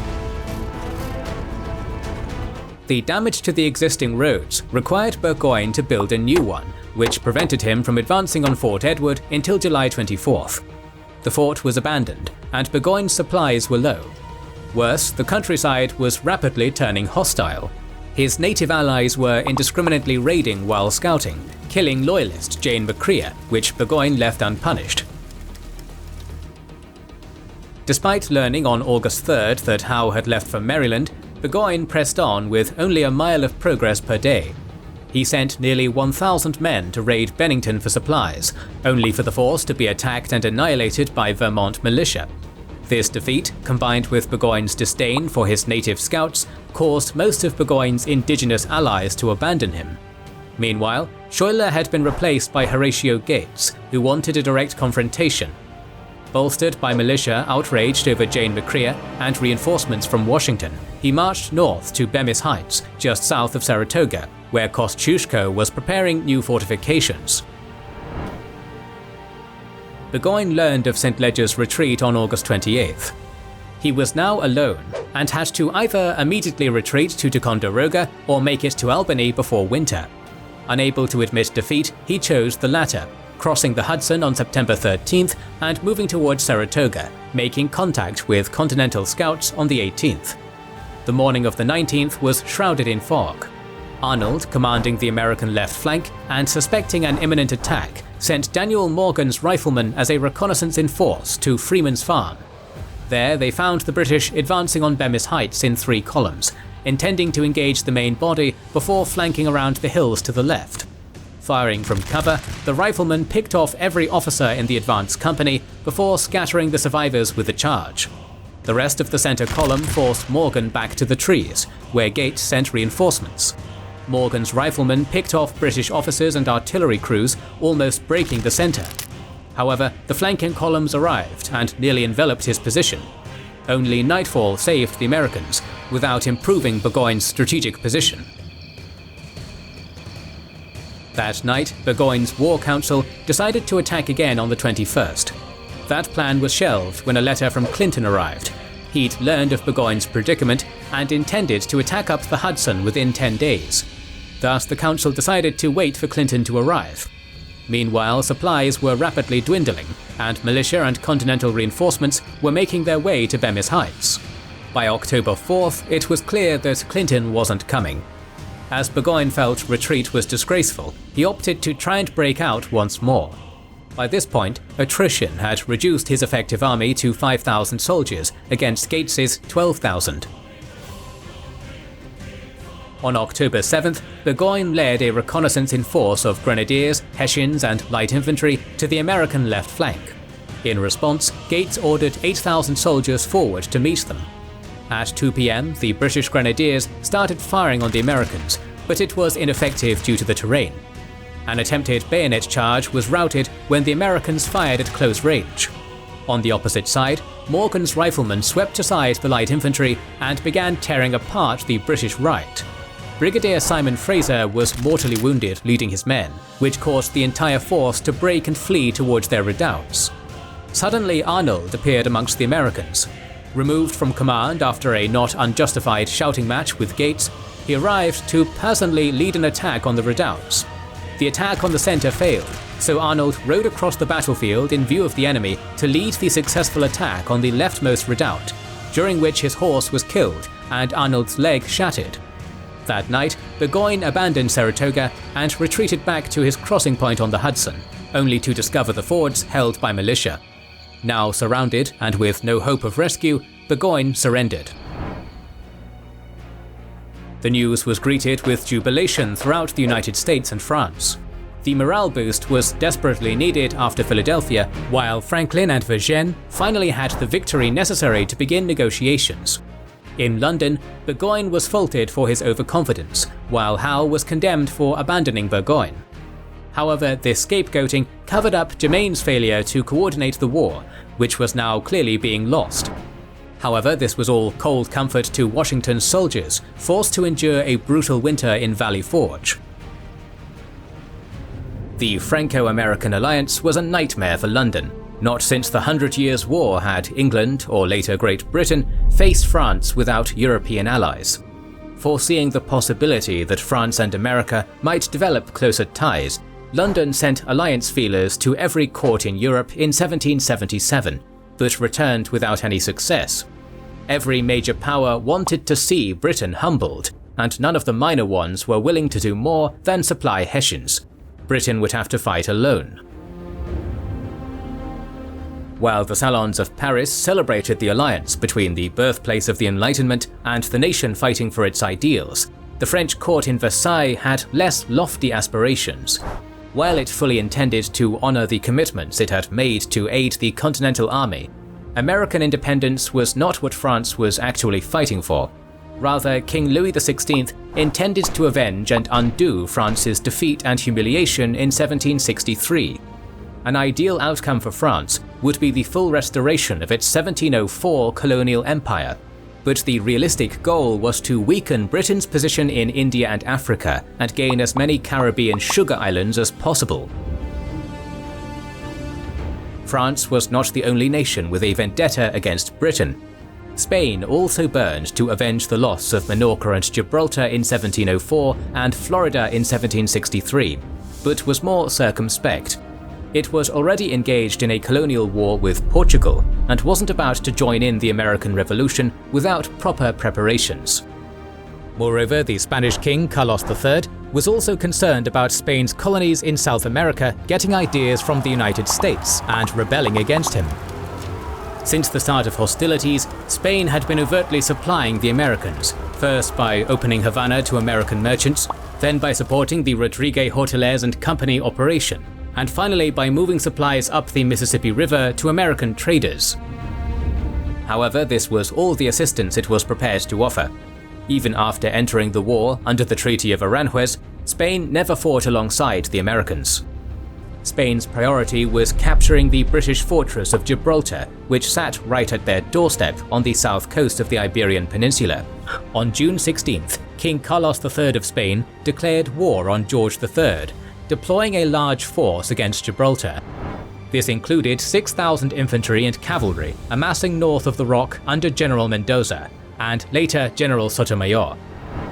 Moreover, two fleets, deploying 246 cannons, threatened the British possession from the waters of the bay. On the flip side, the governor of Gibraltar, General George Augustus Elliot, could count on a garrison of 5,400 British and Hanoverian soldiers, 663 artillery pieces, and 5 ships under Vice Admiral Robert Duff. By June 21st, the Spanish fleets, under Vice Admiral Barceló, had completed the blockade of Gibraltar, aiming to starve out the defenders. Governor Elliot, himself an austere vegetarian, established a rationing system and ordered his soldiers not to powder their hair with flour, as required by army regulations, to conserve food stocks. The British garrison's concerns over provisions were further alleviated as daring freebooters and smugglers dodged the blockade to deliver supplies to them. On July 5th, 3 privateers dared to sneak past the Spanish line. When a Spanish schooner, disguised as a Portuguese vessel, tried to intercept them, Elliot's gunners opened fire, driving away the treacherous ship. These were the first shots fired during the siege. By early September, the Spanish troops behind the siege lines had increased to 15,000.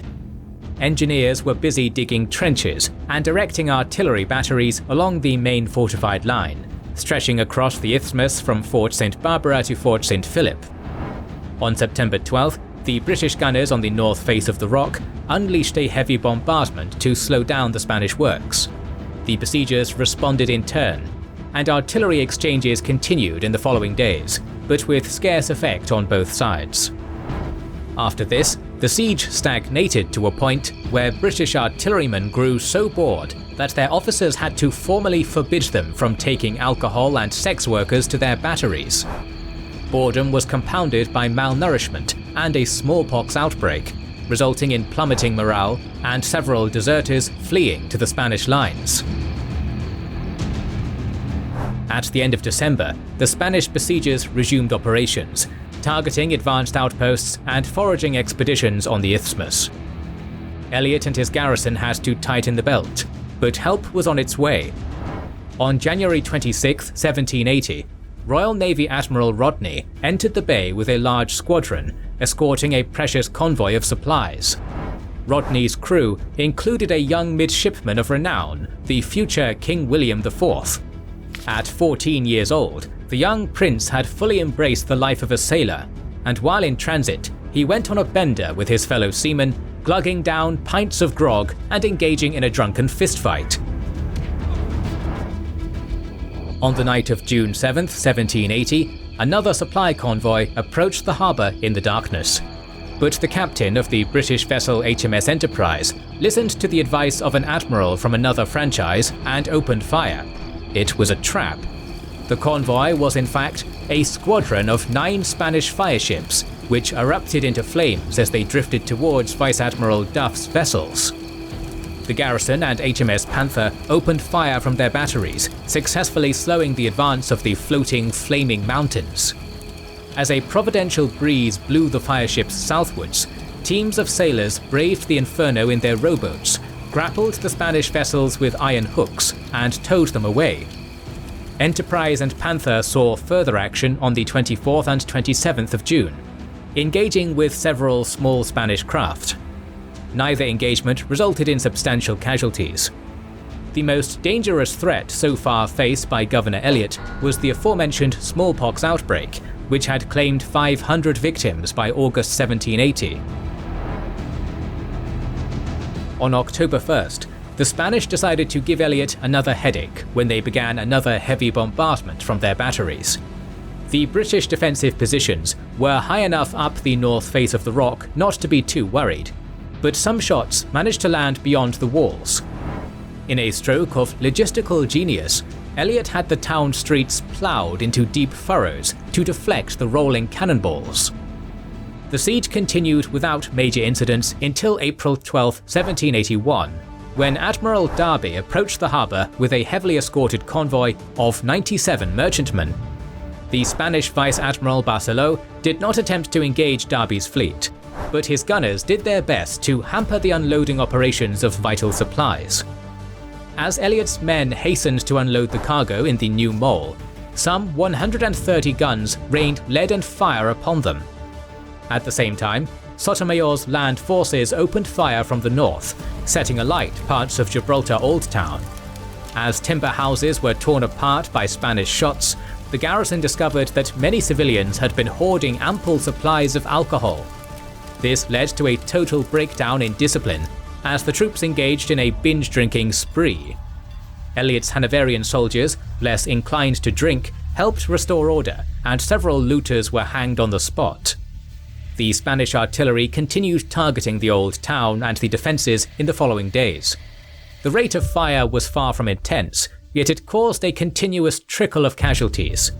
It was reported that an unfortunate soldier was in the office privy easing nature when a ball took off his head and left his body, the only remains, to finishing nature's cause.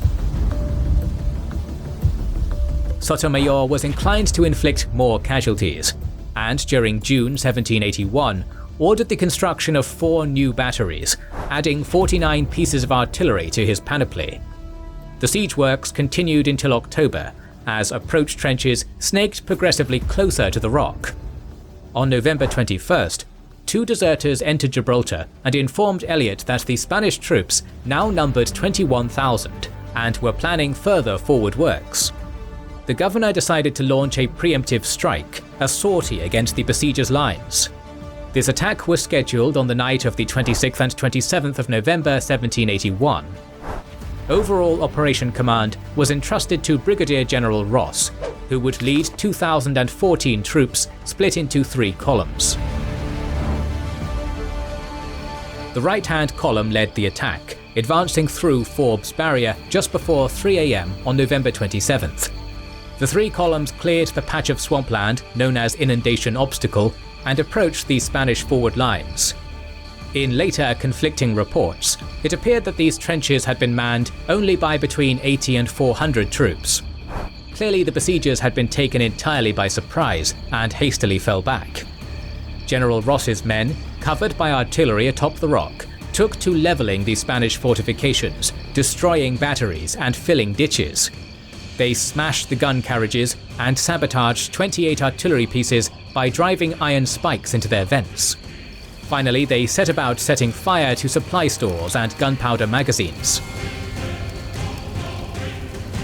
At this stage, Governor Elliot joined the exciting expedition, to the surprise and dismay of General Ross. Elliot addressed Ross. "What do you think of this business? Is it not something extraordinary?" The gruff reply was, "Most extraordinary to find you here." Elliot personally saw to the demolition of the main Spanish powder magazine. Soon, all the depots blew up in ground-shaking detonations. The Spanish captain in charge of the arsenals, José Barbosa, died in the action. His report for the night, compiled before the attack, read, "Nothing extraordinary had happened." After recovering from the initial stupor of surprise, the Spanish began to fight back viciously, targeting the British and Hanoverians with grape shot, followed by a cavalry charge. But the sortie columns were already returning to the fortress, and suffered only 4 dead and 25 wounded. It was a fruitless effort on the Spanish part, and did not change the fact that months of their engineering work had been devastated in little more than an hour. Despite their shaken morale, the Spanish immediately started rebuilding their forward batteries, completing the work by December. Logically, Elliot could have dared a second foray, but his troops were exhausted by another outbreak of disease, scurvy, which incapacitated 15% of the garrison. In February of 1782, the governor was stricken with more bad news. The British garrison defending Minorca had surrendered to a Franco-Spanish force. With one front closing, the Franco-Spanish allies could devote more troops against Gibraltar. Sure enough, in the following weeks, the besieging parties outside his walls increased to 35,000, led by a new commander, the French general Count de Crillon. In April, a Spanish deserter brought precious intelligence. De Crillon and his chief engineer, D'Arçon, were hatching a new plan to bombard Gibraltar's western side from the bay by using battering ships. 10 obsolete hulks were modified to become floating artillery batteries, fielding 212 guns. The guns and crews were protected by sloping roofs covered in rope netting and wet hides. The sides of the ships were constructed with layers of sand and cork. D'Arçon had also designed a system of water pumps and pipes to extinguish fires on board. Ironically, a man called Arçon had conceived a method to protect his ships from arson. The chief engineer set to work in May. All the while, General de Crillon did his best to keep Elliot busy. On June 11th, a Spanish mortar scored a direct hit on a British powder magazine, lighting a massive explosion and causing 29 casualties. In July, freshly arrived French vessels engaged the Royal Navy in several small-scale battles as they carried more reinforcements to the siege lines. Elliot did not sit idle, and on September 8, 1782, all the British batteries along the fortifications opened fire, killing or wounding 300 French and Spanish troops. The besiegers returned fire over the following days, supported by a naval squadron firing broadsides from the bay. The defenders fought back against the enemy vessels, targeting them with red-hot shot, small cannon ammunition preheated in furnaces. These small rounds proved effective at setting the ship's timber on fire. But the day of the big showdown was drawing closer. On September 13th, the battering ships were towed into position in a single file parallel to the western walls of the rock. The 5 ships on the rear ran into sandbanks under the shallow waters and took little part in the subsequent action. The forward 5 ships, however, were more than enough to commence an awesome bombardment, sowing destruction on the seafront. The Gibraltar batteries responded to the fire, but D'Usson's ingenious defences deflected even their heaviest rounds. Luckily for Elliot, the Franco-Spanish infantry on the north side of the rock showed little initiative, allowing him to concentrate against the attack from the sea. All the while, the British gunners' furnaces were hard at work, and by midday, they started spewing wheelbarrows full of red-hot shot. The bombardment with this type of ammo initially seemed to have little effect, as D'Usson's measures kept the fires under control. But the red-hot shot, smouldering within the wooden planks, eventually did its job. The 2 leading battering ships, Piedra and Pastora, were set alight in the evening. One after another, the other 3 leading vessels began to burst into flames. The 5 top ships were eventually consumed by fire or exploded around midnight. The remaining 5 were set alight and abandoned by their crews. A land attack planned for the morning after was eventually cancelled by General de Crillon, facing heavy losses without the artillery support from the battering ships. 2 weeks after the failed attack, a Royal Navy frigate brought more good news to Elliot.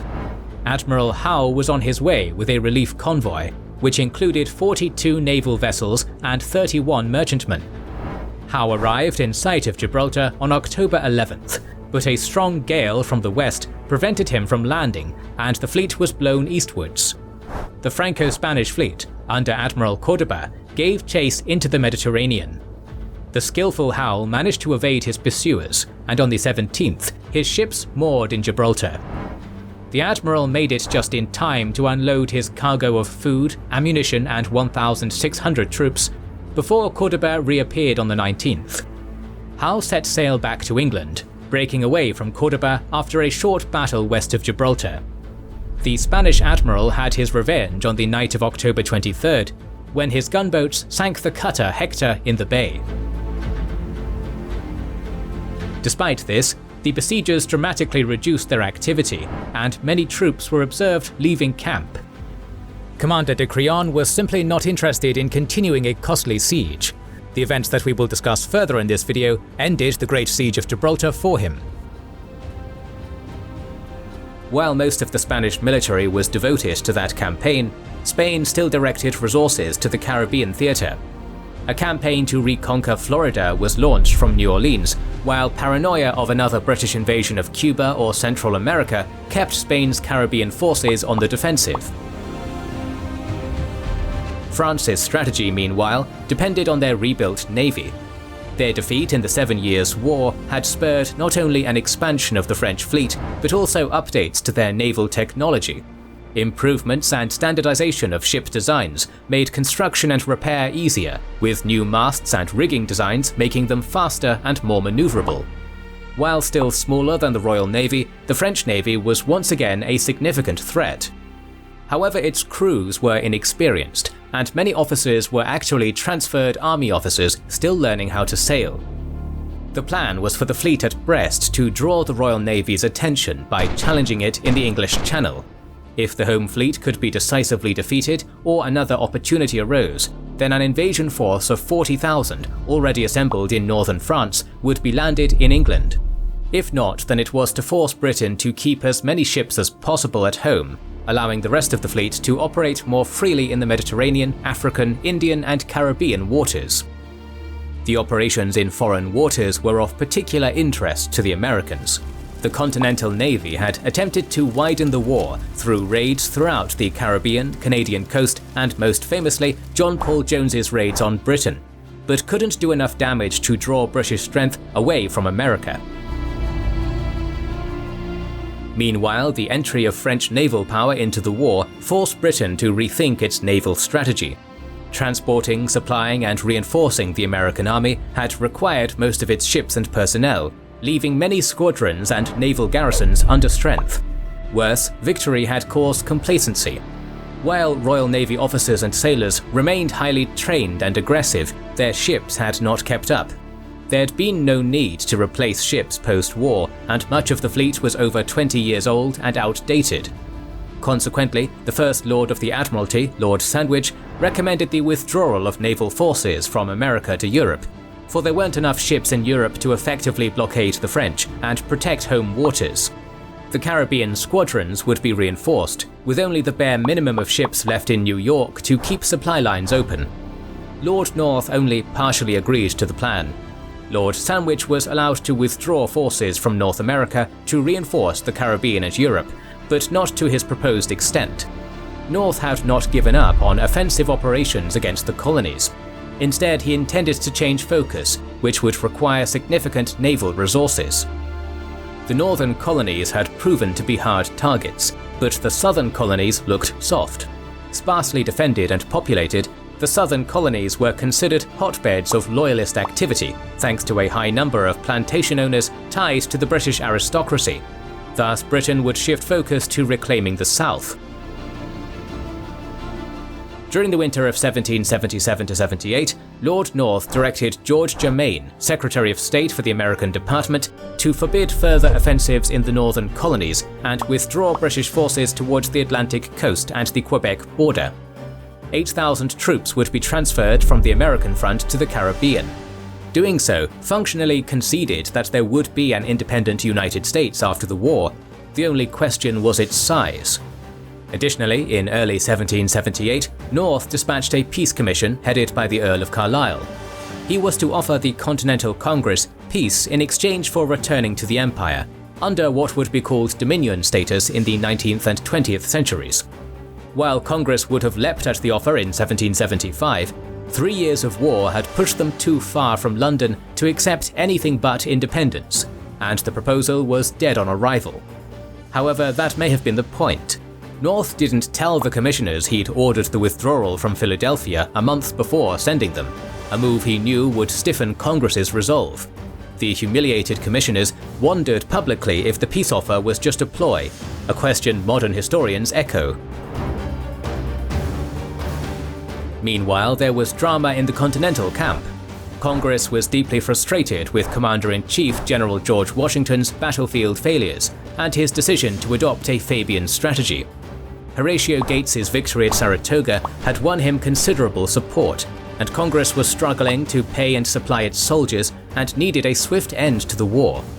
A loose faction soon developed under Inspector General Thomas Conway, seeking to replace Washington with Gates.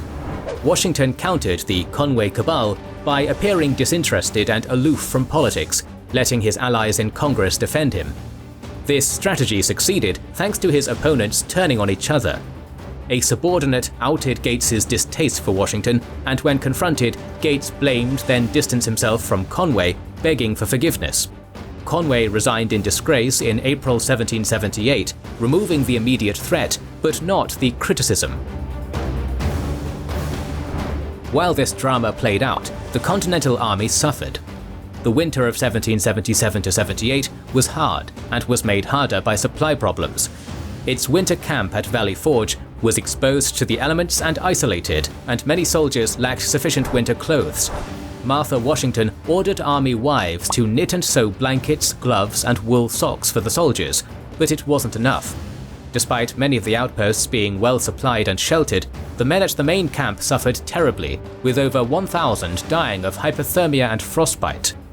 However, amidst the suffering, there was a bright spot. On February 23, 1778, a Prussian officer claiming to be Lieutenant General Baron von Steuben arrived at Washington's camp. While in reality he was neither a general nor a noble, he was a skilled drill instructor. Washington desperately wanted a Prussian-style army, and von Steuben was happy to provide. Forming a model unit of 120 men drawn from every regiment, von Steuben drilled them relentlessly in Prussian tactics, particularly bayonet fighting, before sending them to train their home units. By June, Washington finally had the army he'd always wanted, and intended to use it. Meanwhile, British Commander-in-Chief William Howe resigned in October 1777, protesting the lack of support for his campaign, lack of recognition for taking Philadelphia, and unfair criticism for not supporting Burgoyne. His resignation wasn't accepted until April, leaving Henry Clinton to assume command, to both Clinton and North's chagrin. Clinton had fundamentally disagreed with North's policies and Howe's conduct of the war from the beginning, and had tried repeatedly to either gain an independent command or be relieved of duty. However, he was the only senior general left in the Americas after Guy Carleton resigned in protest, leaving him as the only option. Clinton firmly believed that any opportunity to win the war had been lost in 1776 due to insufficient troops, and that the best course of action was a withdrawal to the frontiers, using Loyalist and allied native tribes to create a buffer for the more valuable Canadian colonies and limit the United States' growth potential. However, doing so was unacceptable to the British public and Whitehall, so his orders were to withdraw to New York as swiftly as possible and prepare the upcoming Southern Campaign.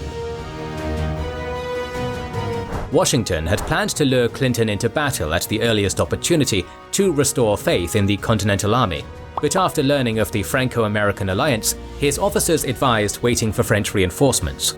Washington agreed, directing his New Jersey Brigade and their militia to raid British supplies and scout British movements, maintain contact with Clinton, and keep Washington informed of their movements. Clinton's orders were to depart Philadelphia for the Delaware River and return to New York via the fleet as quickly as possible. However, the naval redeployment meant that he only had enough transports for half his army. Deciding that splitting his army was suicidal without extensive fortifications and naval support to protect those left behind, Clinton resolved to march overland, sending his heavy equipment and Loyalist civilians to New York with the fleet.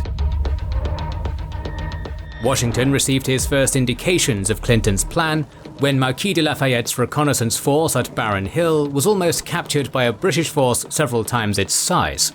Clinton was actively seeking to prevent Washington from learning of the withdrawal. By June 18th, the evacuation was complete.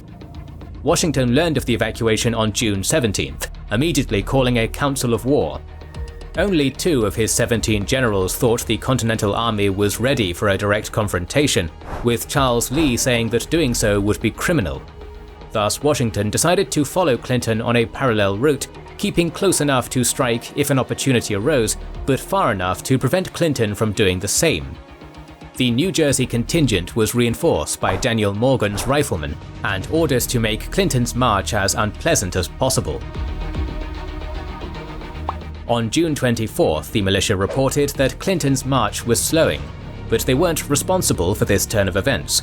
Clinton seemed to be lingering in New Jersey to provoke Washington to attack. That night, at another council of war, Washington's generals again advised against a direct confrontation, though his more aggressive generals advocated for a limited action against the British rearguard. Eager to expunge the previous year's defeats, Washington agreed and dispatched Lafayette the next morning. Lafayette was overly eager to fight and raced ahead of his supplies and the rest of the army, almost catching the entire British army before Washington recalled him. Lee was sent to Englishtown with reinforcements to take over command of the vanguard, now 4,500 strong. Washington gave orders to engage the British at the best opportunity, but left no battle plan since he didn't know when or where that would be. Lee decided to wait for Clinton to move first, hoping that his line would string out and allow him to pick off a significant group of stragglers in the June heat. Clinton deployed the Loyalist Queen's Ranger Company to screen his rear as he moved from camp near Monmouth Courthouse on the 28th. At 0800, militia scouts began skirmishing with the Rangers. Lee's troops arrived in time to watch the Rangers withdraw and waited for the whole vanguard to arrive before crossing the bridges to pursue. Finally advancing along the Englishtown Road, Lee attempted to envelop the British rearguard just past Monmouth, believing them only 2,000 strong. The British withdrew to the northeast as their dragoons tried to delay the Continental advance.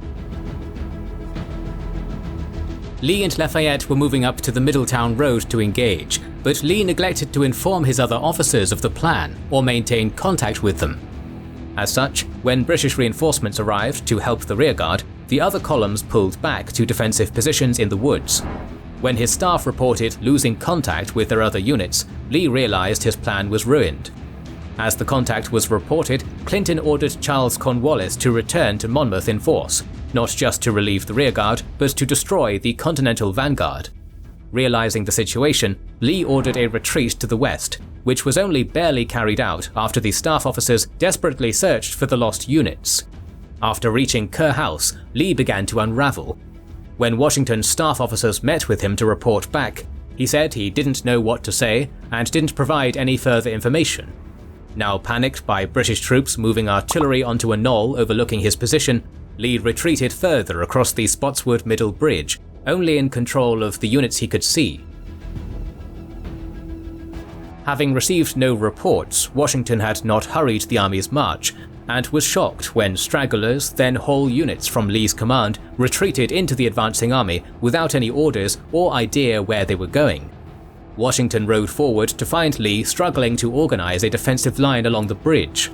A furious confrontation followed, during which Washington rebuked Lee for losing control of his men and failing to give battle before riding off to personally organize the defense, leaving a confused Lee where he found him. Meanwhile, Cornwallis had pursued, with Clinton following, and his leading grenadier and guard units began engaging the Continental vanguard at 1300. By 1330, the Continentals had successfully withdrawn all troops and artillery to Washington's line on Perrines Hill. There they repelled a series of attacks before both sides settled into a 2-hour-long artillery duel. During the duel, more men fell to the heat than enemy fire, including William Hayes, whose wife Mary took over his gun position, becoming the nucleus of the legend of Molly Pitcher. By 1600, Nathaniel Greene had managed to flank the British left with his artillery, forcing Clinton to begin withdrawing. Washington ordered the army forward, engaging and pushing back the units guarding the retreat. Clinton ordered a phased withdrawal, but his orders were misunderstood, and the whole army began falling back. British counterattacks slowed but didn't stop the Continental advance before nightfall. Washington intended to continue the battle the next day, but Clinton would withdraw during the night and make it safely to Sandy Hook, withdrawing into New York by July 6th. In purely military terms, the battle at Monmouth Courthouse was indecisive and pointless, with Clinton completing his withdrawal as if the battle hadn't happened. Casualty figures are unclear due to heat casualties, and Clinton deliberately misreporting his losses to make it look like a great victory. But historians believe the maximum casualties for the Continental Army were 500 total to the British 1100. However, in the grand strategic view, Monmouth was a tremendous American victory. Clinton would never re-challenge Washington, and the Continental Army had at last proved that it could hold the field against the British. More importantly, Washington's leadership during the battle and Lee's subsequent court-martial removed the last challenge to his position. His critics silenced, Washington began building a ring of fortifications to contain Clinton in New York, with the linchpin being Tadeusz Kosciuszko's masterpiece at West Point. Meanwhile, back in April, the French had dispatched Comte d'Estaing with 12 ships of the line and 4,000 troops to America. After confused orders prevented a British intercept near Gibraltar, d'Estaing arrived at Sandy Hook on July 11th, missing his chance to trap Clinton. Sandbars convinced d'Estaing not to attack New York, to Clinton's relief, so instead he and Washington agreed to move against Newport, Rhode Island. Captured in 1776, Newport had served not only as a supply base for New York, but as a staging ground for devastating raids in Connecticut and Massachusetts. General John Sullivan had been unable to recapture Newport due to a lack of soldiers and supplies.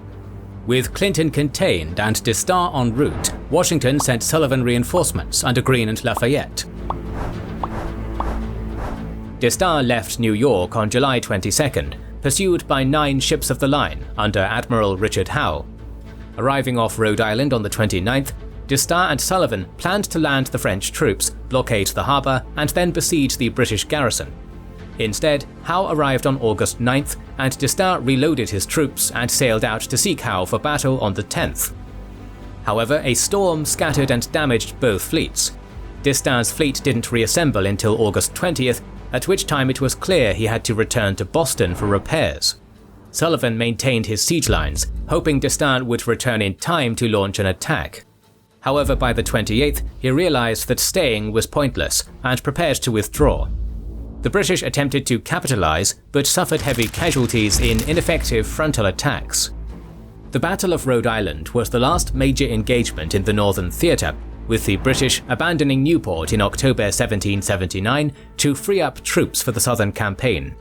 Peace had come for the North, but not the West. The American frontier had always been a perilous place, but the Revolution brought new danger.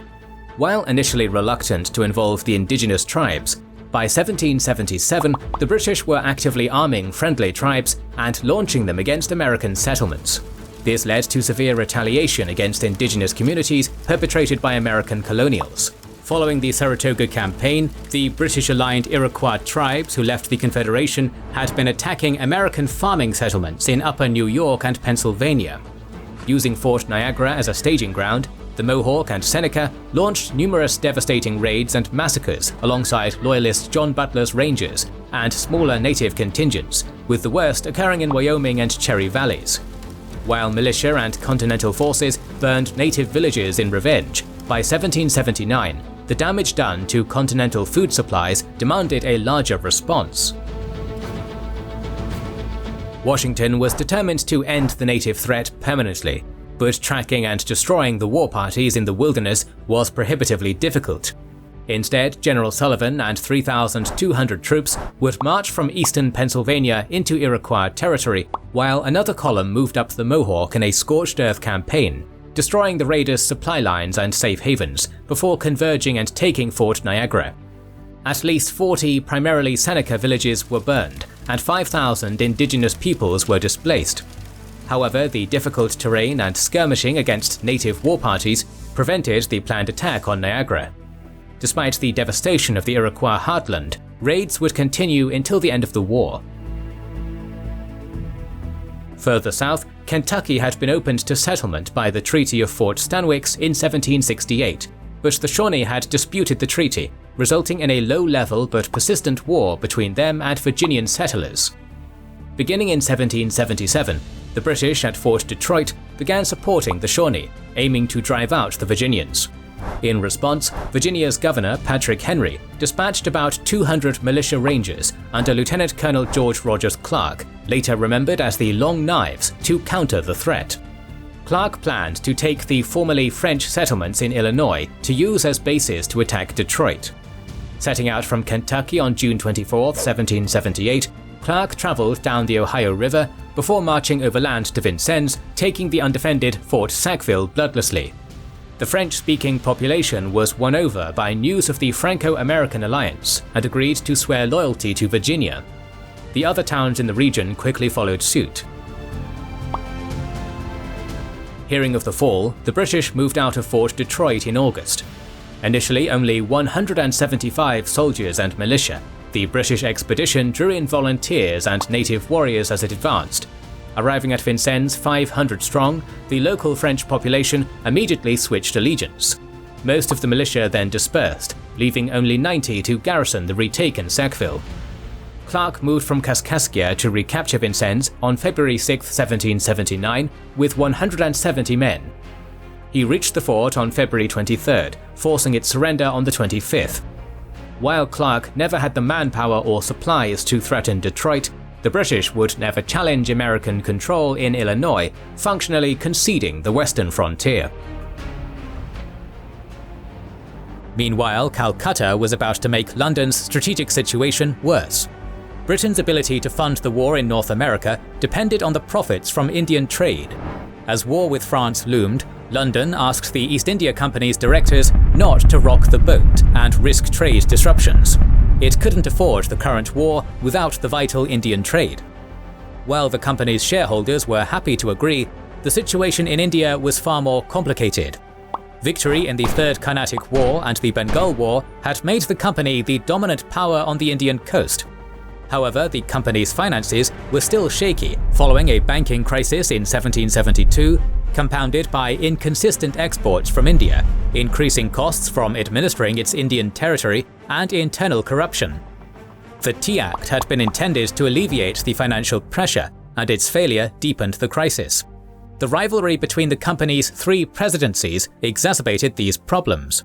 By 1775, many of the company's officers were looking at territorial expansion to solve their financial issues, advance their careers, and undercut their internal rivals. However, that was already going wrong. The Bombay Presidency had become entangled in Maratha politics and caused the First Anglo-Maratha War, which was proving a costly quagmire. Governor-General William Hastings was supporting Bombay from Calcutta while dealing with a major rebellion in Bengal. This left the Madras army with nothing to do and orders to do nothing, which their commanders deeply resented. Meanwhile, the French East India Company had been allowed to maintain its Indian trading ports following its defeats. However, it lost the right to fortify them extensively or station more than the bare minimum of soldiers needed to keep order, ensuring it could never directly challenge the British again. However, they did not concede India to Britain. Instead, they were using arms sales and diplomacy with anti-British rulers to undermine and threaten British hegemony. The French were well aware of the risks and relied on these Indian rulers to find them indispensable and protect them should the British seek retribution. Madras desperately wanted to take action, especially as the main French bases were inside their sphere of influence. However, Hastings had made clear that they were not to initiate another war, especially with Hyder Ali of Mysore silently seething nearby. The ambitious warlord had battled with the company a decade earlier for a favourable but disappointing peace treaty. Ali had hoped for a full alliance with the British against the Maratha Confederacy, but Calcutta refused. It had instead agreed on a defensive alliance, committing Ali and the company to defend each other if attacked. He'd chosen to interpret this as the company would defend his territory from invasion, despite the company being perfectly clear that it only applied to defensive wars. Operating under this hopeful delusion, Ali reignited his ongoing war with the Marathas in 1770. When this started going poorly, he invoked the alliance, only for the company to refuse to help him. In fairness, they'd already been drawn into a separate war with the Marathas and had no aid to send. More importantly, they'd told him all along that they wouldn't support him if he was the aggressor. Humiliated and disappointed, Ali chose to blame the British as treaty breakers and began cultivating an alliance with the French through their base at Mahé. Southern India was a powder keg awaiting a spark. News arrived in July 1778 that France and Britain had recalled their ambassadors and war was imminent. Madras also received orders to take the remaining French Indian holdings, which General Hector Munro eagerly prepared to do. Pondicherry fell in October, and Munro had completed his task by taking Mahé by 1779. This was done in spite of Ali warning Munro against it, as he'd placed the city under his protection and helped garrison it. This provided the perfect pretext for Ali, and alongside his son Tipu Sultan, he invaded the Carnatic in July 1780, initiating the Second Anglo-Mysore War. After initially overwhelming the British defences, Ali's campaign stalled while he besieged Arcot, enabling Munro to regroup and counterattack. The war would sway back and forth for the next 3 years, as both London and Versailles would send additional naval and land reinforcements to the theatre, further straining their budgets and draining resources from the main theatre. The shift in focus to the southern states made slavery relevant to the war. Slavery was legal and recognised throughout the British Empire, but not in Britain itself. The King's Bench ruled in the 1772 case Somerset v. Stuart that, quote, "The state of slavery is of such a nature that it is incapable of being introduced on any reasons, moral or political, but only by positive law, and it is so odious that nothing can be suffered to support it but positive law." Slavery had never been codified in England, so it didn't exist there. Moreover, Scotland would rule similarly a few years later. However, since Britain's overseas colonies had codified slavery, the dubious institution did exist on those shores. Before and during the American Revolution, African slaves in the British Empire were primarily concentrated in the Caribbean colonies, with the Southern American colonies a distant second. Chattel slavery only made economic sense on large cash crop agriculture plantations, and those only worked in warm climates. The plantations of the southern United States and the Caribbean were the ideal vehicle for slaveholding. In contrast, while slaves were present in the northern colonies, their mercantile economies precluded widespread slaveholding. The attitude of both the British and Americans towards Africans, enslaved or free, was complicated. Many religious institutions and Enlightenment scholars regarded slavery as immoral, with the Quakers being particularly vocal in their contempt for the practice. Consequently, many educated Americans and Europeans strongly disliked the institution, but it was also regarded as an economic necessity, and immediate emancipation had little support. Many instead favored gradual emancipation, in which slavery would be gradually phased out, with financial compensation provided for the slave owners. George Washington's attitude towards slavery encapsulates these contradictions. Born a slaveholder in a slaveholding society, he grew up accepting slavery as a matter of course. As he grew older, he began regarding slavery as evil, publicly denouncing the slave trade. He initially resisted allowing black freedmen to serve in the Continental Army, but gradually accepted them and black patriots more generally, sometimes looking the other way when runaway slaves were sheltered in the ranks. Ultimately, between 5,000 to 9,000 black Americans would serve in the army. At the same time, Washington jealously guarded his own slaves and aggressively sought to recover runaways. This paradoxical attitude was present on both sides, before and during the war.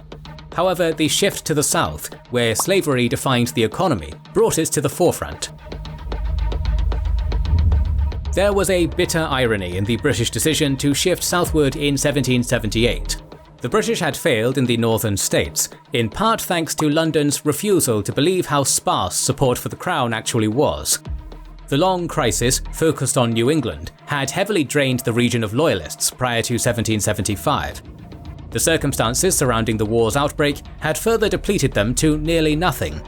However, in the southern colonies, Loyalism had been relatively high, validating British assumptions. Many southern planters had strong ties to the British aristocracy. Moreover, the southern colonies were also strongly connected, both culturally and economically, to the British Caribbean colonies. Many backcountry communities, particularly German and Scottish immigrants, remained loyal due to the British protecting them from persecution at home and keeping the native Cherokee tribes on their doorstep placated. Consequently, when hostilities broke out in April of 1775, the Carolinas and Georgia hadn't immediately thrown in with Massachusetts. As the youngest colony, Georgia had the closest ties to the mother country that even its patriots were loath to sever. Thus it was the last to join the Continental Congress and retained its royal governor, James Wright, until January 1776. Meanwhile, Georgia's northern neighbors had house cleaning to do. In Virginia, Governor Lord Dunmore had resisted the Patriots, first by handing over supply caches to the Royal Navy, and then by raising Loyalist militia against them. When his efforts to raise this militia resulted in a low turnout, he'd issued a proclamation emancipating any Patriot-owned slave who joined his forces. While this did lead to between 800 and 2,000 slaves joining his cause, Dunmore was driven from mainland Virginia in January 1776 by overwhelming Patriot numbers. Thereafter, he fled to the Chesapeake Islands. Meanwhile, in the Carolinas, the coastal communities were overwhelmingly Patriot, but the interior leaned slightly Loyalist. Tensions between these two opposing communities rose during the summer of 1775, with violence finally breaking out in September. The ensuing conflict, remembered as the Snow Campaign, saw thousands of militia on both sides turn out to fight. The better-led and organized Patriots rapidly dispersed the Loyalist militia and arrested most of their leaders, ending the threat by January. Surviving Loyalists would join with the Cherokee in attacking the Carolinas in 1776, only to be crushed by the militia response. Had the British provided sufficient support to either Loyalist effort, it is likely that a foothold could have been established, if not a whole colony reclaimed. Instead, London's gaze was firmly affixed on Massachusetts, and the Southern Loyalists were ignored. With the exception of raiding expeditions between Georgian militia and the East Florida garrison, the only official British operation was Henry Clinton's failed opportunistic attack on Charleston in 1776.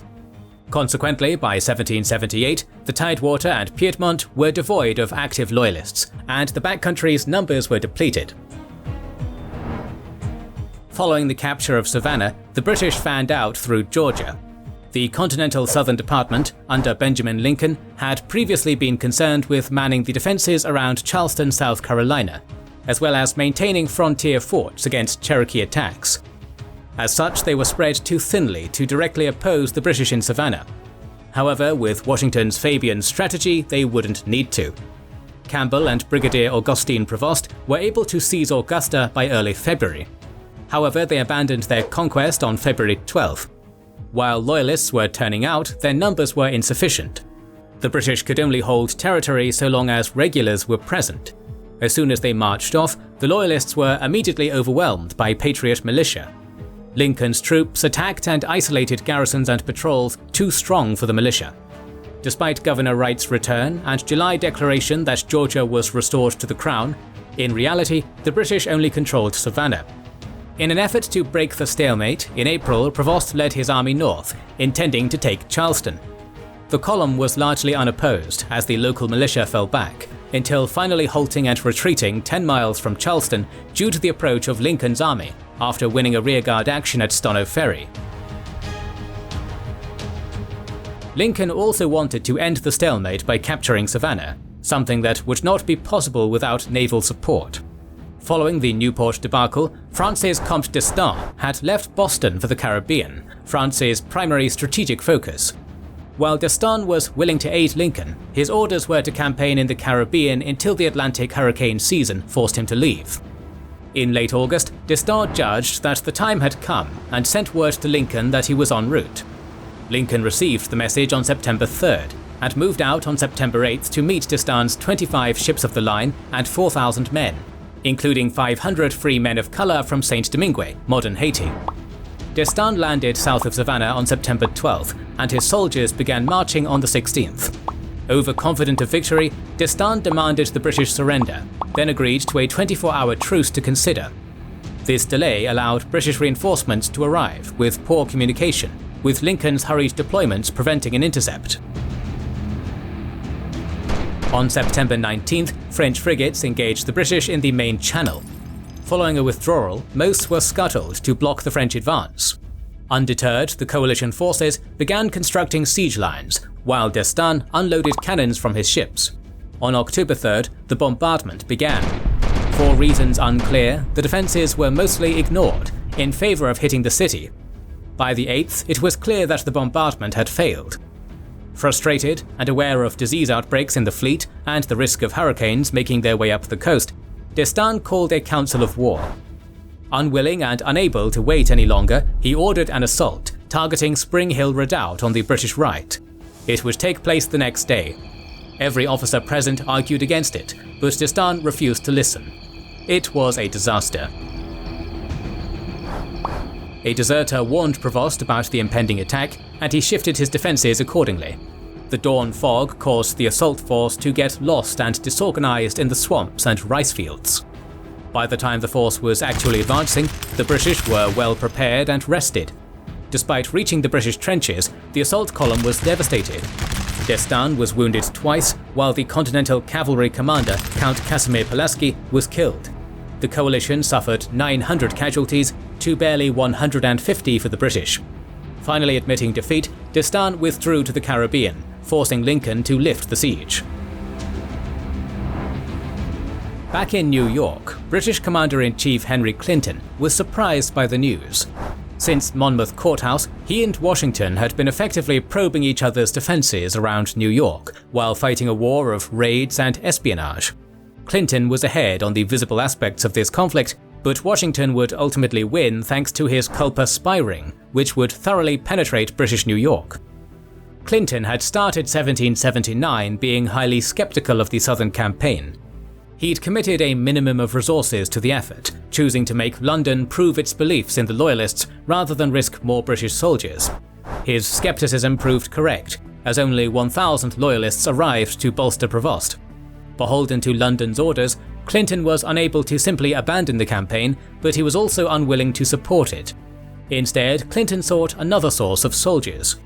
In June, Clinton issued the Phillipsburg Proclamation, stating that any black person captured aiding the Patriot cause would be immediately sold into slavery, while any slave held by the Patriots that joined the British Army would be freed.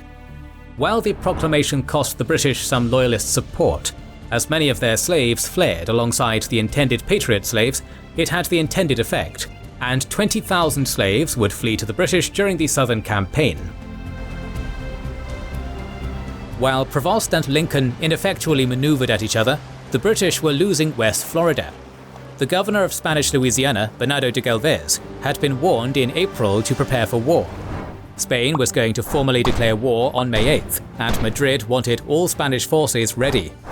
Galvez's orders were first and foremost to defend New Orleans, then to secure as much of West Florida as possible. However, Galvez had no intention of leaving the British anything. Galvez received formal notice of war on July 21st, but he kept this secret. He knew the British were preparing their own offensive against New Orleans and wanted them to think he was unaware. With the element of surprise secured, Galvez began marching upriver on August 22nd. He had 520 regulars and 150 militia, which he grew to a maximum of 900 by recruiting Acadians and Indians on the march. On September 7th, Galvez overran the decayed ruins of Fort Butte, killing the Hessian grenadier on guard duty and capturing another 16. 6 survivors escaped north to warn Baton Rouge the Spanish were coming. Galvez arrived there September 12th, finding 400 British regulars and 150 militia inside an earthen redoubt, surrounded by an 18-foot wide moat. The fort's position was such that Galvez could not place his own artillery within range of the walls without exposing them to British fire. Thus he decided that deception was the better part of valor. After deploying part of his regulars to block the road north, preventing any communication with other British garrisons, he then had his least trained militia create disturbances in the nearby woods to draw British fire. It worked, and while the British bombarded the woods, Galvez's men rushed to dig trenches and build musket pits within range of the fort. Even once the British realized what was going on, the musket fire sufficiently suppressed the British artillery for Galvez to place his cannons. On September 21st, he added heavy mortars to the barrage, which wreaked sufficient havoc inside the earthen walls that the British surrendered. As its commander was the ranking British officer in Lower Louisiana, Galvez forced him to surrender the other garrison at Fort Panmure, modern Natchez, securing the Mississippi River for Spain. Positioned on cliffs, this position would have been nearly impossible for Galvez to take otherwise. After dismissing his militia, Galvez left all but 50 regulars to garrison his conquests and returned to New Orleans, where Spanish and American privateers were capturing British supply ships attempting to reach Baton Rouge. Galvez was praised for his successful campaign and promoted to brigadier general. However, he wasn't finished. Before marching north, Galvez had requested additional troops from Havana. However, Viceroy Martin de Mayorga Ferrer had prioritized defending Cuba over any offensive actions in the Caribbean theater, and no troops were sent. This had not changed by the time Galvez returned, and so he had to raise another 700 soldiers for his planned move on West Florida, where he correctly guessed the British were slowly preparing for their own attack on New Orleans. Alerted by his scouts and privateer William Pickles, captain of the Galvestown, that Fort Charlotte outside Mobile was being rebuilt, on January 1, 1780, Galvez dispatched a lieutenant to Havana to personally appeal to Governor Valladares for aid, before sailing with 750 soldiers for Mobile on January 11th, rendezvousing with Pickles on January 20th. Despite a storm scattering the fleet on February 6th, every ship arrived at Mobile Point by February 9th, securing the bay's entrance. The 300 soldiers under Captain Elias Durnford, garrisoned at Fort Charlotte, had spent 1779 successfully bringing the dilapidated fort back to fighting condition.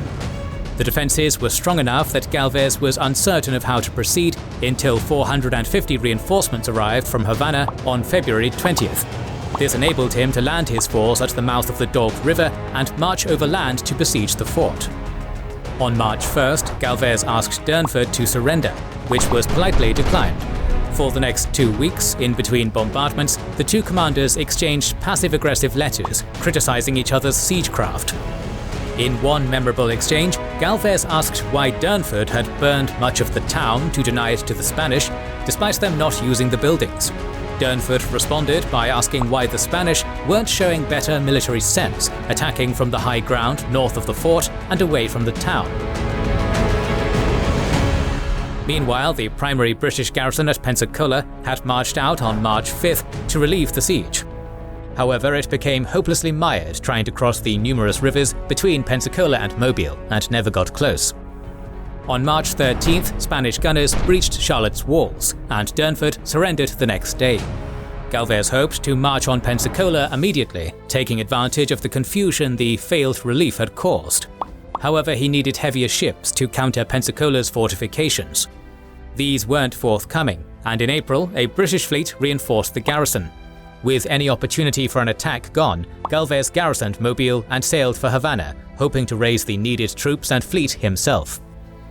This force of 64 ships was finally assembled in October, only to sail into a hurricane, killing 2,000 of the 4,000 men in Galvez's invasion force. It took more than a month for the survivors to regroup in Havana, and the invasion was postponed to 1781. Following the coalition's failure at Savannah, Clinton changed his mind. The South was far more open to invasion than it seemed. Therefore, he recalled the remaining northern garrisons to New York and began planning a new offensive. Charleston would be the target, partially to erase his previous failure, but mostly for strategic reasons.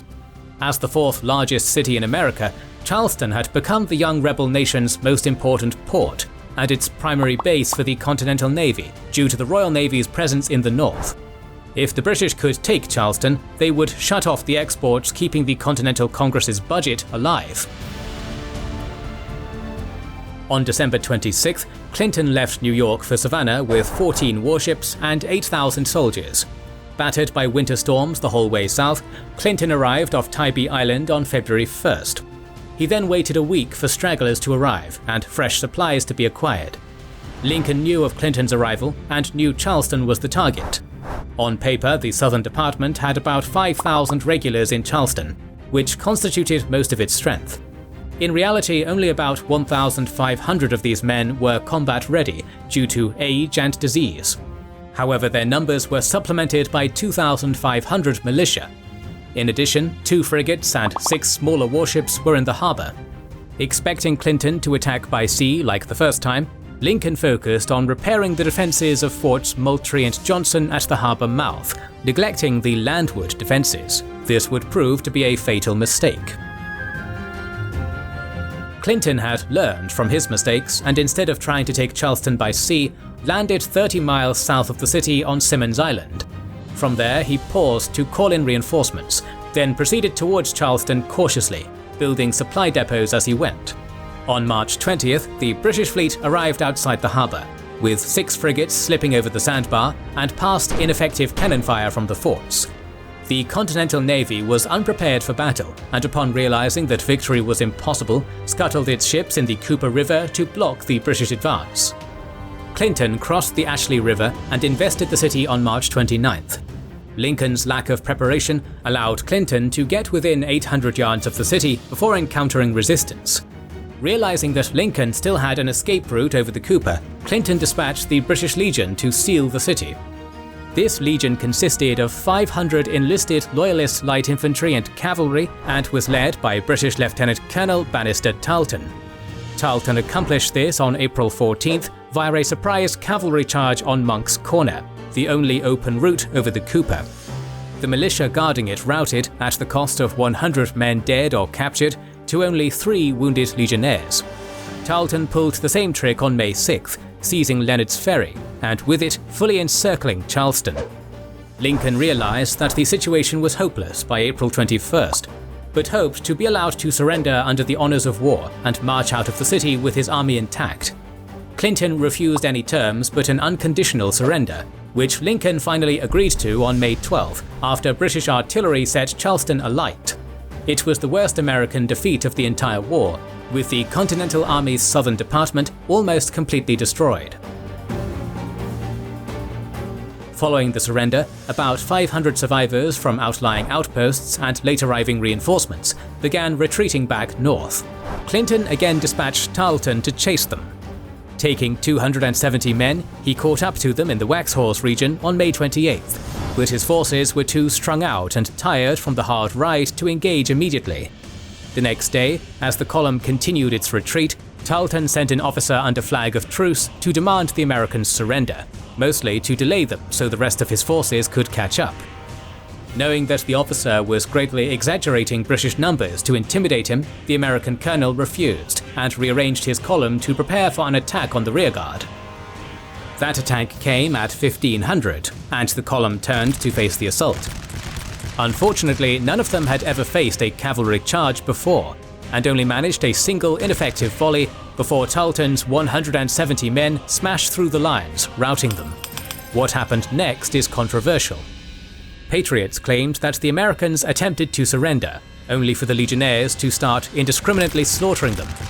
Tarleton claimed he never saw a white flag raised before being trapped under his dead horse. His men, thinking him dead, meted out revenge, causing the carnage. Regardless of the circumstances, over 300 Americans would become casualties to 17 British losses. Following the battle, the Legion would fan out into the countryside, seeking to crush any remaining resistance.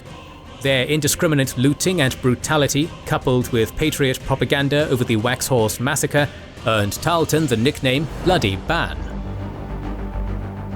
Clinton returned to New York with half the army on June 5th, leaving Charles Cornwallis in command of the Southern Army. His orders were to complete the pacification of Georgia and South Carolina before taking North Carolina. He did this by dispersing garrisons and patrols throughout the interior while remaining in Charleston. Meanwhile, Washington dispatched his best infantry, the Maryland and Delaware lines, under Horatio Gates, to rescue the situation.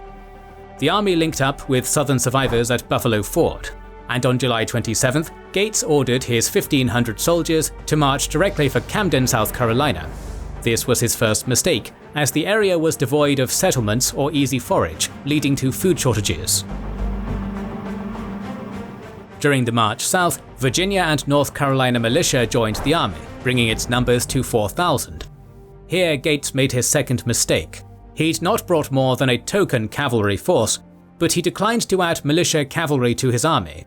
He also detached some of his regulars to raid British supplies. These decisions left his troops without sufficient scouts. Gates told his aides that he didn't intend to attack the British and would instead prepare defences north of Camden to force the 1,000-strong British garrison to retreat. Cornwallis learned of Gates's advance on August 9th and moved from Charleston with 1,100 men to defend Camden. The two armies closed on each other, aware of their presence but oblivious to either's position. On August 15th, both generals ordered night marches to reach their intended defensive positions. At 0200 on the 16th, the vanguards literally ran into each other. After a moment of confusion, both armies separated to wait for dawn. Following British infantry doctrine, both sides formed their lines with their most experienced troops on the right and the least on the left, and a small reserve. This was Gates's third and most egregious mistake, as his inexperienced militia faced the cream of the British army. Gates placed himself behind his reserves, too far to see the battle develop. This would be his final mistake. Both armies advanced, the British leading with bayonets. The Virginia militia had never seen battle before and fled in a panic without firing a shot. A letter told Virginia's governor, Thomas Jefferson, to "picture it as bad as you possibly can, and it will not be as bad as it really is." The Virginians' panic caused the North Carolinians to also flee, except for those anchored to the Delaware line. Simultaneously, the Continental regulars repelled two British charges before counterattacking. The British left would have broken, but for Cornwallis rallying them himself. Then the British right turned, while Tarleton wheeled around the Continental's exposed rear.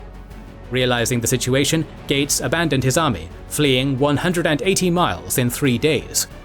Boxed in, only a handful of Continentals and the reserve escaped via the swamps. With a second American army destroyed, resistance to Cornwallis collapsed. All remaining Continental forces fled to North Carolina, and the militia dispersed. The only unit still active was Colonel Francis Marion's militia company. Operating out of the Carolina swamps, he harried British supply convoys and frustrated all pursuit, earning the nickname Swamp Fox. Marion prevented the takeover of Williamsburg County, but the rest of the South Carolina Tidewater and Piedmont fell. That accomplished, Cornwallis invaded North Carolina. However, the southern backcountry remained outside his control. To secure this flank, he dispatched Major Patrick Ferguson in May with the local Loyalist militia companies to modern Lincoln County, North Carolina. His orders were to disperse any remaining Patriot resistance and recruit more militia from the backcountry Loyalists to hold the region. This provoked the Over-Mountain Men. These primarily Scotch-Irish frontiersmen from beyond the Blue Ridge Mountains were fiercely anti-British, though until now they'd been entirely concerned with fighting the Cherokee and the Shawnee. Ferguson's approach changed their focus, and the muster was called. On August 18th, 200 Over-Mountain militia ambushed and drove off a mixed force of 500 Loyalist militia and regulars at Musgrove Mill. Ferguson pursued, and the militia fell back over the mountains to Sycamore Shoals. Reinforced with more Over-Mountain militia and 400 Virginia militia, the now 900-strong force set out to confront Ferguson. Ferguson had given up the chase in mid-September, setting camp in Gilberttown, North Carolina, to muster the local Loyalists. When word reached him of the militia's approach, Ferguson decided to withdraw his 1,100 Loyalists to Charlotte and link up with Cornwallis. Rather than push his march to reach Charlotte, he made camp on Kings Mountain in South Carolina and sent a letter to Cornwallis asking for reinforcements. This allowed the Patriots to catch him, marching through the night of October 6th until afternoon on the 7th. At 1500, the Patriots arrived at Kings Mountain. Ferguson was completely unaware of their approach and hadn't fortified his camp. The Patriots quickly and silently surrounded the Loyalists before launching a series of surprise attacks on the summit.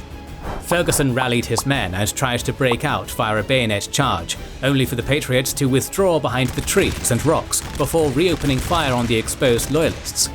This and two subsequent charges failed to drive off the Patriots, who were using the angle and cover of the mountain slopes to outshoot the Loyalists. After an hour of fighting, the Loyalists began to surrender. In a final effort to inspire them or possibly escape, Ferguson led one final charge to break through, only to fall to Patriot fire. This led the Loyalists to start surrendering en masse, only for many Patriots to respond, give them Tarleton's quarter, and continue firing. It was only the intervention of the Patriot officers which prevented outright massacre. Kings Mountain was the largest fight between American troops during the war, as only Ferguson was British. The loss of the Loyalist column forced Cornwallis to retreat to Charleston, a bitter end to a successful year, and confirmation that the British could not control the backcountry. Despite a string of decisive British victories, they had failed to put the Americans on the ropes, and the revolution continued. Britain was losing the war. In India, France and its ally, the Kingdom of Mysore, were threatening the British East India Company's hegemony. In the Caribbean theatre, France gradually gained the upper hand and Sugar Islands fell. An attempt to retake the momentum by capturing Martinique was ruined by the Great Hurricane of 1780. The deadliest hurricane ever recorded in the Western Hemisphere sank 15 British warships and demasted 7 more throughout the Atlantic. In contrast, only 1 French frigate sunk. Worse, it left no tree or building standing on Barbados, including the naval facilities and ports. Survivors reported the fort's heavy cannons flying 100 feet into the air. It seemed nature itself had turned on Britain. Baton Rouge, Natchez, and Mobile in West Florida had all fallen to Spanish Louisiana's governor Bernardo de Galvez. Pensacola was saved when another hurricane scattered the Spanish fleet, but would not withstand another siege. Meanwhile, Gibraltar had survived its first trial, but the Great Siege was still unbroken. Lord North's government had been unpopular before France joined the war, and with the war going increasingly poorly, it was teetering toward collapse. The Whig opposition's calls for peace at any price were gaining strength as Britain's finances and strategic position crumbled. As Cornwallis's victories had been the only bright spot in 1780, North and George Germain were increasingly pressuring him to give them more and save their administration. Things weren't fully going France's way either. While the war was proceeding successfully, it was proceeding too slowly. French finances were nearing collapse. Already billions of livres in debt, Louis XVI's personal credit was cratering as he took out more loans to fund the war. Most of France's currency was being spent on its military, and what was left was paying for the Continental Army. France couldn't afford to continue fighting much longer. Consequently, Versailles secretly decided to take a more active role in North America to force an end to that conflict. Orders were issued to more actively support the Continental Army with both land and naval units as the opportunity arose, but French officers weren't to make any commitments. Intervention needed to be on French terms and at French convenience. It was critical that any new operation in North America did not jeopardize France's strategic position in the Caribbean. By 1781, France had captured Dominica, Tobago, Grenada, and St. Vincent, while only losing St. Lucia. This was neither as impressive a feat nor as overwhelming a French advantage as it sounds. The European powers had been fighting over those islands since the 1600s, and knew that Caribbean campaigns were hard to win but easy to lose. The cash crops which made the Caribbean islands valuable left little room for food production, requiring many to import all their food supplies. A short naval blockade was frequently all it took to starve out a garrison. However, garrisoning every island was too costly. Instead, each European power would strongly garrison the largest island it controlled in a given chain, and use that to exert control over the smaller ones. Geography dictated operations throughout the Lesser Antilles. Most islands had a single natural harbour, where the primary or often only settlement was located. As the extensive beaches allowed a landing almost anywhere, the defenders would concentrate on holding that port, which was extensively fortified on both the landward and seaward approaches. Attackers would land overwhelming troops nearby and besiege the fortifications, while the navy established a blockade. If the defenders didn't expect naval reinforcements quickly, they'd simply surrender. Even when reinforcements did arrive, unless they could drive off the opposing fleet, the land battle wouldn't matter. Consequently, whichever side held the naval advantage could dictate the campaign. However, that advantage would quickly disappear in the event of a decisive naval defeat. Ships were expensive and hard to replace, so a single battle could permanently cripple a fleet. Up until now, the French had maintained the advantage, but keeping it relied on never suffering a major defeat at sea. Thus, the French Navy was under orders to avoid fighting at a disadvantage or give the British the opportunity to trap them, which hampered their strategic options.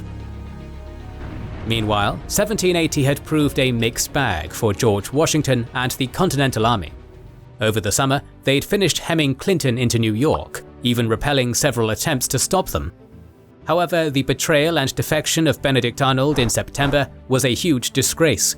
The Southern campaign was a disaster, but Horatio Gates's humiliation at Camden was a blessing.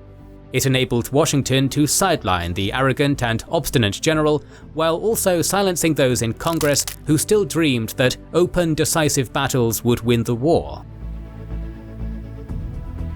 Washington replaced Gates with Nathaniel Greene, whom Washington wanted in command all along. To assist him, Washington dispatched Colonel Light Horse Harry Lee's cavalry and asked Daniel Morgan to postpone his retirement for one last fight in the backwoods.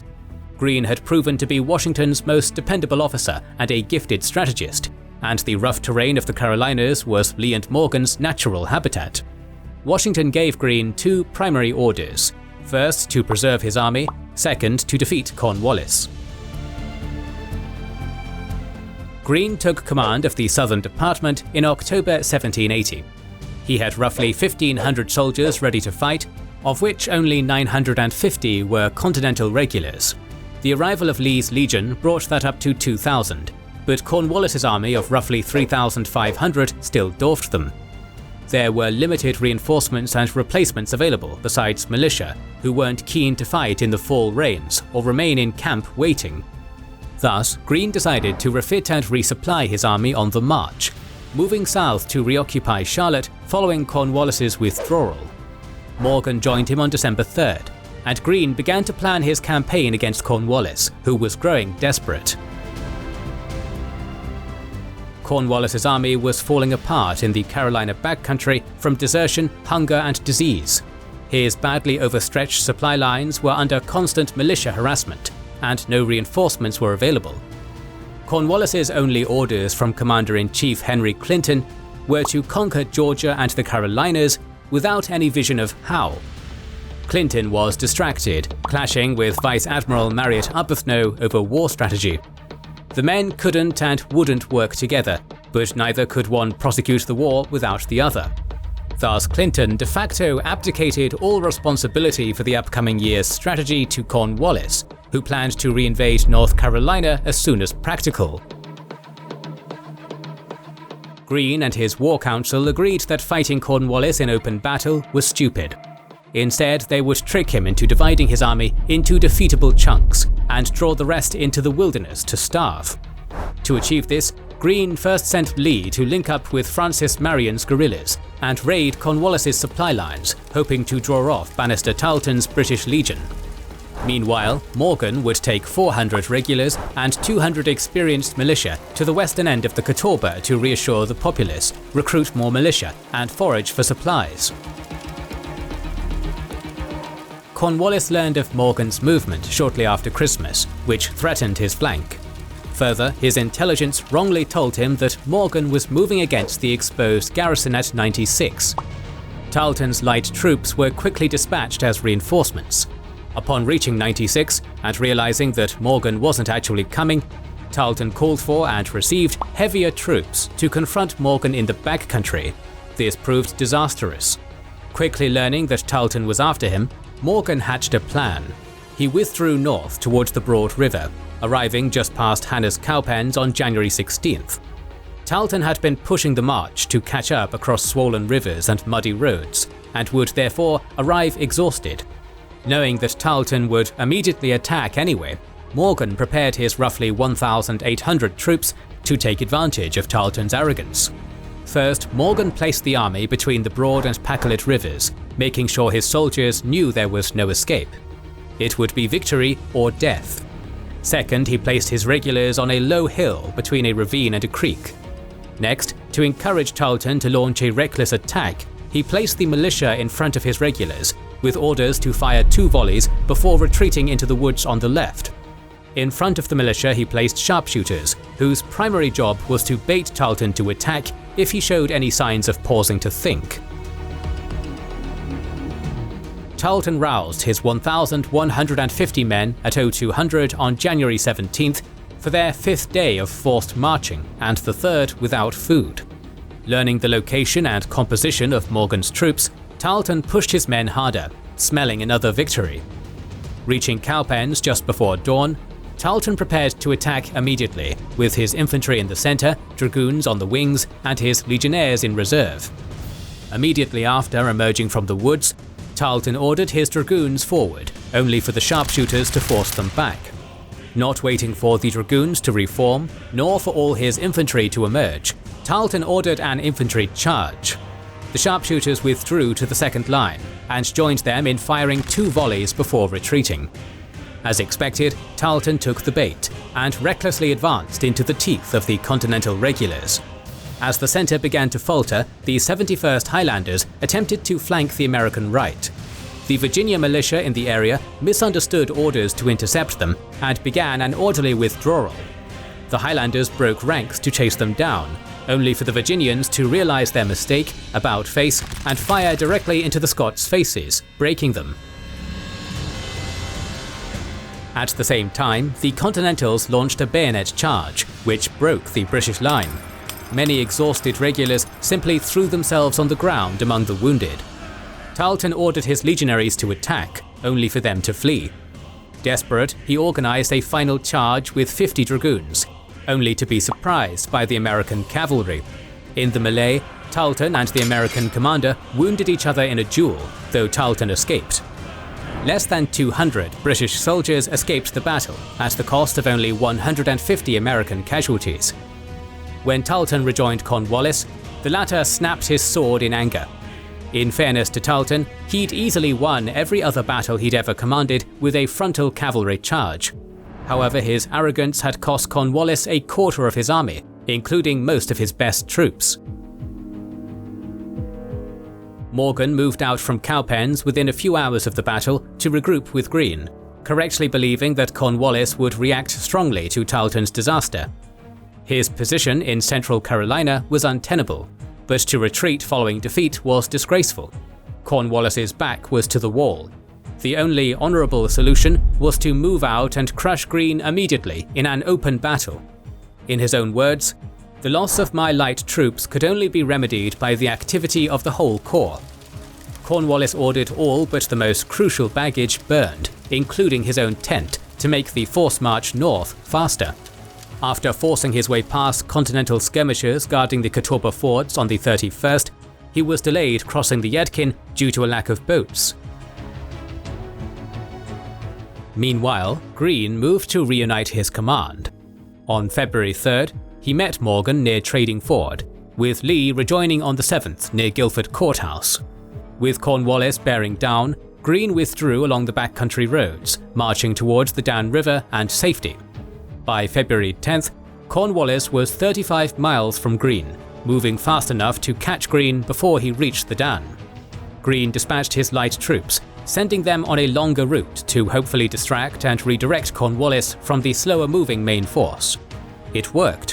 While Cornwallis chased the light troops, Greene escaped across the Dan midday on February 14th, after Tadeusz Kościuszko requisitioned every watercraft on the river. The light troops then raced 40 miles in 16 hours to beat Cornwallis over the river by less than 3 hours. Cornwallis's desperate march had been for nothing.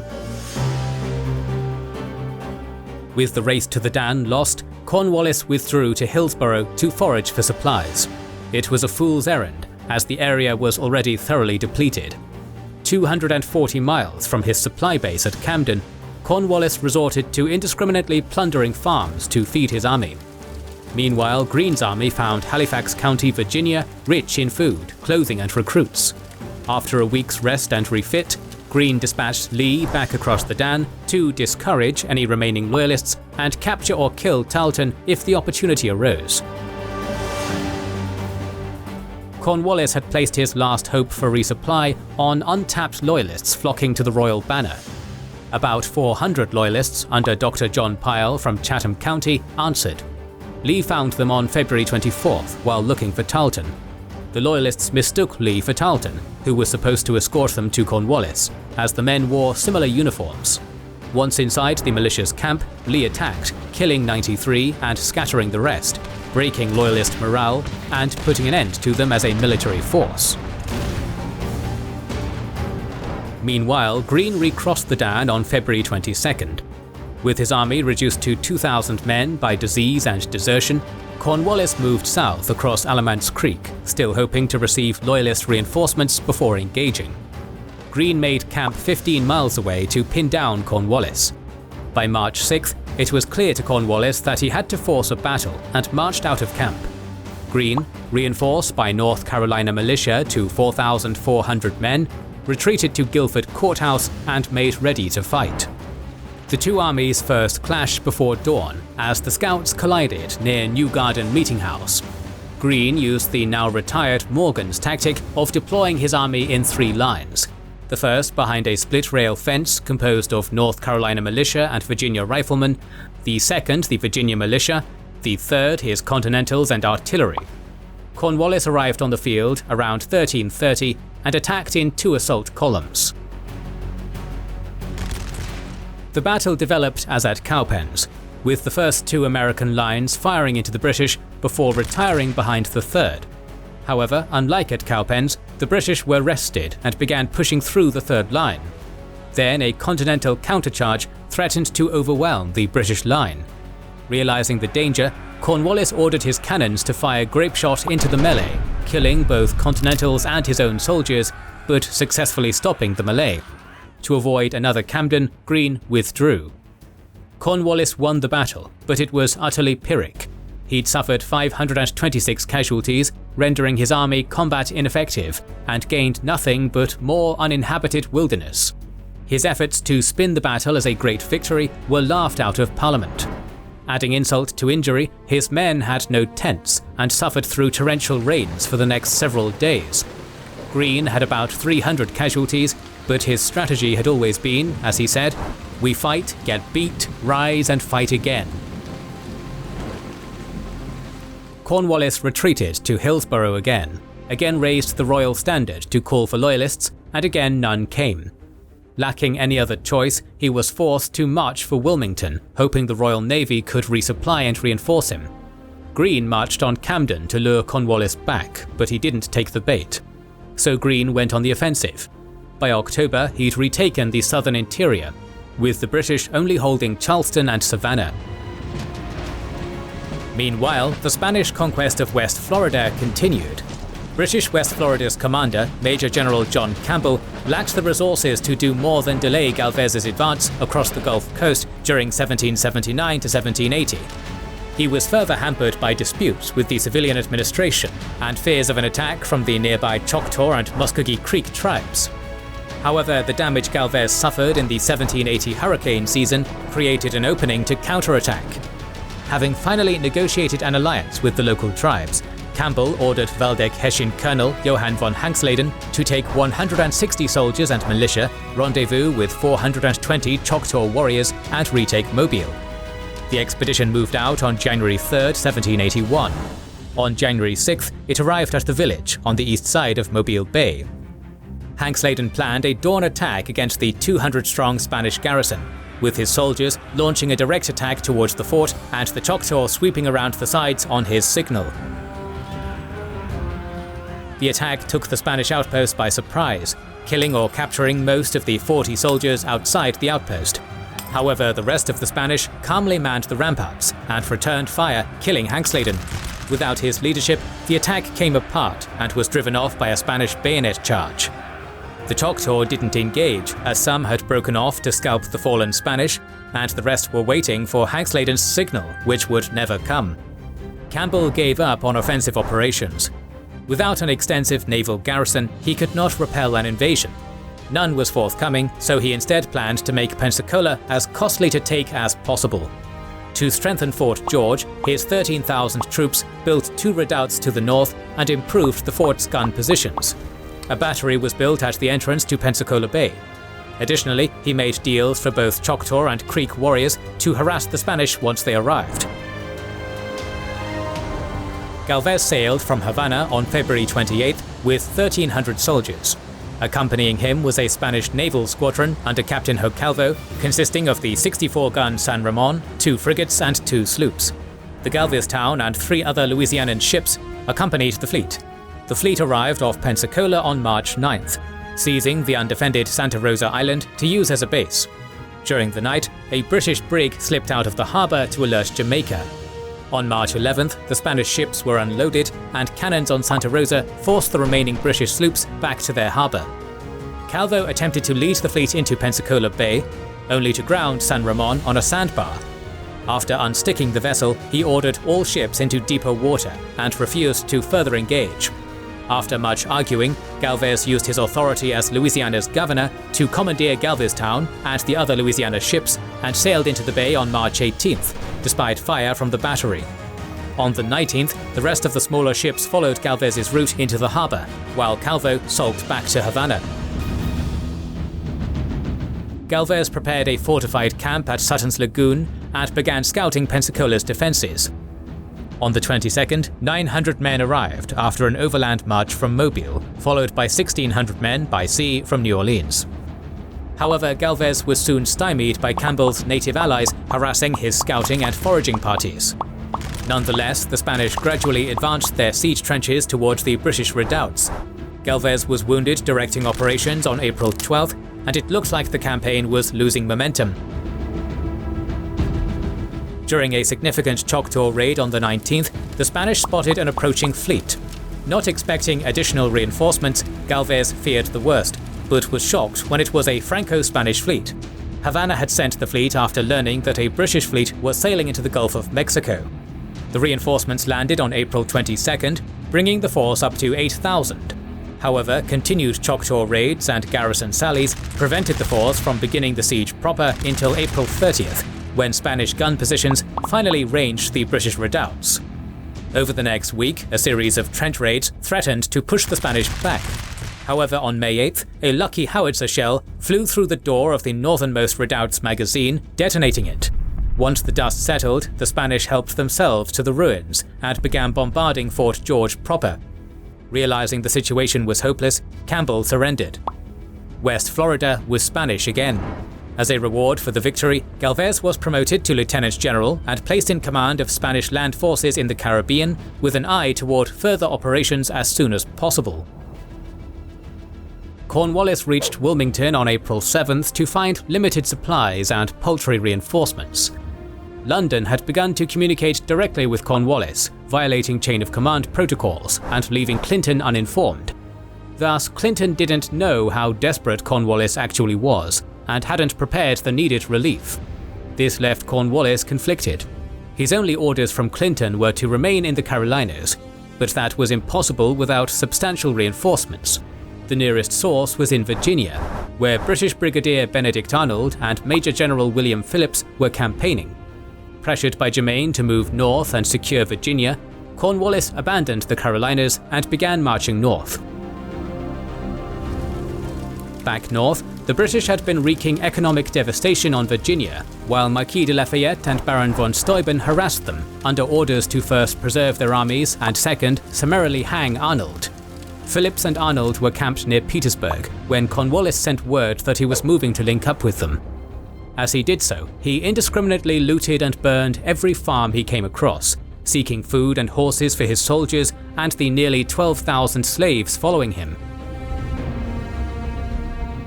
Cornwallis arrived on May 19th, finding Phillips dead of fever and the soldiers grumbling about being led by a traitor. Taking command, Cornwallis sent Arnold back to New York to finally inform Clinton about the situation. While waiting for the response, he decided to execute Phillips's orders from Clinton to fortify either Yorktown or Portsmouth, choosing the latter. On the way, he engaged with Lafayette, winning some minor engagements. Meanwhile, on May 6th, Washington received good news. The French army under Comte de Rochambeau, which had been defending the French fleet holding in Newport for the past year, was being released to him, and the Caribbean fleet, now under Comte de Grasse, might be able to come north to help him in late summer. He'd finally have the numbers for decisive action. Meanwhile, Clinton was furious at Cornwallis, knowing the southern colonies were now lost again. However, it was too late to turn him back, and Clinton had bigger problems. The French arrived in Washington's camp on July 7th, and it looks like they were planning to storm New York. Already confused or uninformed about Cornwallis's position, Clinton sent two letters, one ordering Cornwallis to move to Yorktown, the other to Williamsburg, ordering to send all unneeded troops to defend New York. As he was already en route to Portsmouth, Cornwallis chose to move there instead. On July 20th, as troops were loading into transports, new orders arrived. Cornwallis was to instead move with all troops to either Williamsburg or Yorktown to build a deep-water port at the Navy's request. Irritated, Cornwallis still loaded his whole army and sailed for Yorktown, arriving August 6th, with Lafayette following by land. Back in New York, Washington actually was hoping to use French aid to storm New York. However, all his officers and Rochambeau were against it. They favored moving against Cornwallis, a softer target. Washington held out until August 14th, when updates on de Grasse's plans arrived. De Grasse had the discretion to sail as far north as Chesapeake Bay, but only if it didn't risk his Caribbean gains. Determined to sail north, de Grasse received assurances that the Spanish would protect French colonies now in exchange for help with Spanish operations that November. This enabled him to set sail on August 15th. Realizing New York was off the table, Washington finally agreed to move south. Taking his best troops with him, Washington and Rochambeau began marching to Virginia on August 19th. Lafayette was ordered to keep Cornwallis in Yorktown.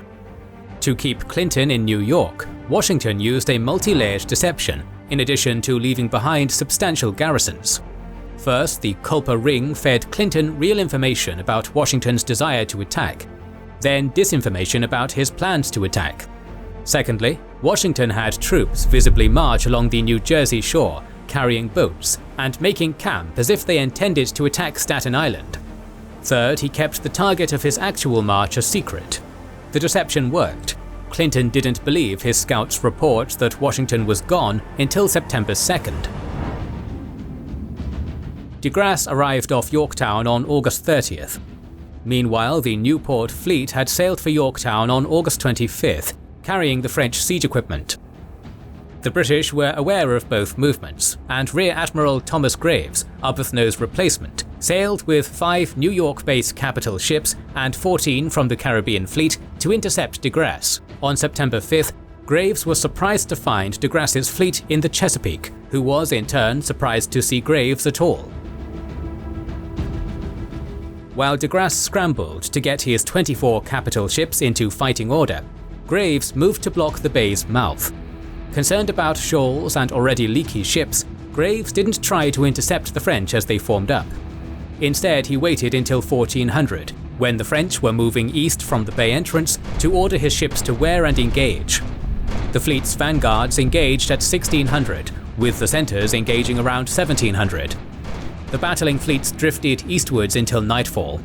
The older British ships took more damage than the French, but the battle was otherwise a tactical draw.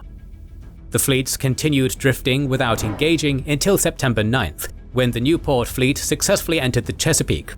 Having accomplished his mission, de Grasse returned to Yorktown, while Graves sailed to New York for repairs. Washington arrived outside Yorktown on September 17th after stopping to visit his home, Mount Vernon, for the first time since the war began.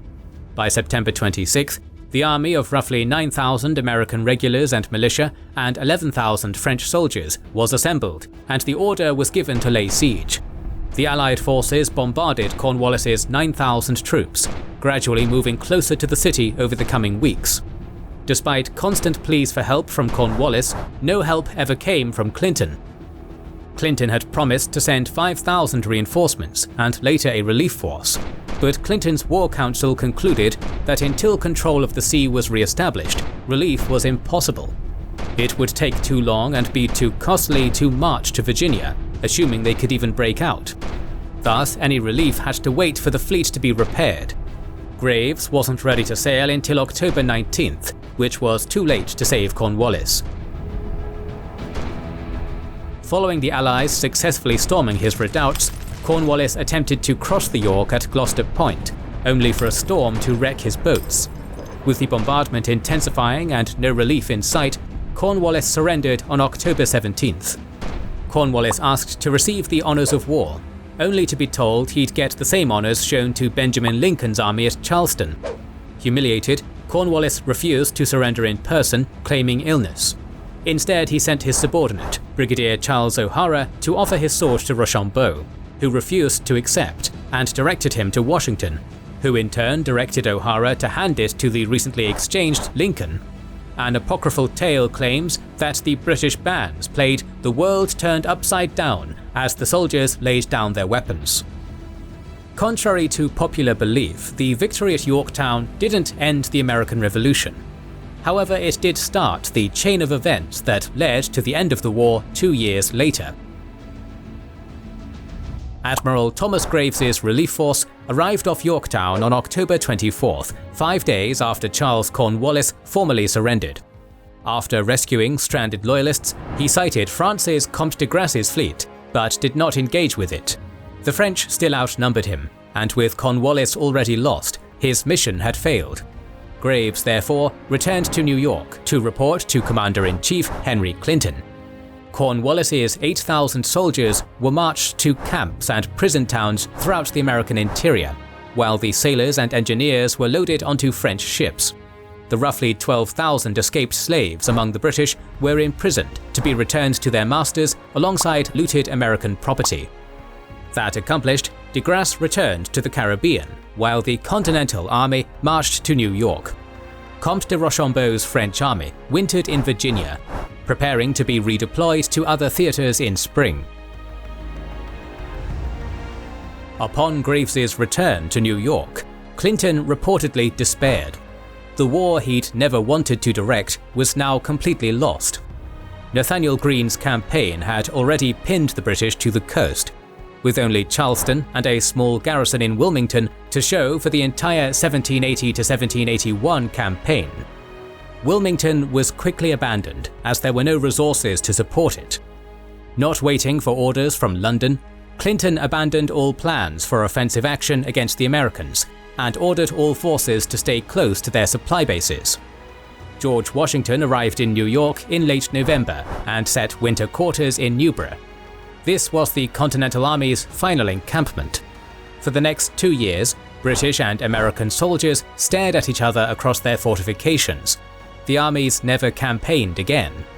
Occasional clashes between patrols or skirmishes between Patriot militias and Loyalist holdouts were the only hostilities in the east. The main war was over, but the frontier war continued. The recapture of Vincennes had convinced the British that confronting the Americans in central Illinois was suicidal. However, Detroit would not concede. Instead, the British planned a multi-pronged campaign to isolate Vincennes and conquer Spanish Louisiana. Per this plan, the West Florida garrison would capture New Orleans and then retake Natchez. Troops from Detroit would recruit allies from the Prairie tribes, then take St. Louis and Cahokia before advancing down the Mississippi. Meanwhile, Captain Henry Byrd would take 150 British soldiers and 1,000 native allies, primarily Shawnee, and drive the Americans from western Kentucky. Isolated and surrounded, Vincennes would have to surrender. The plan was a failure.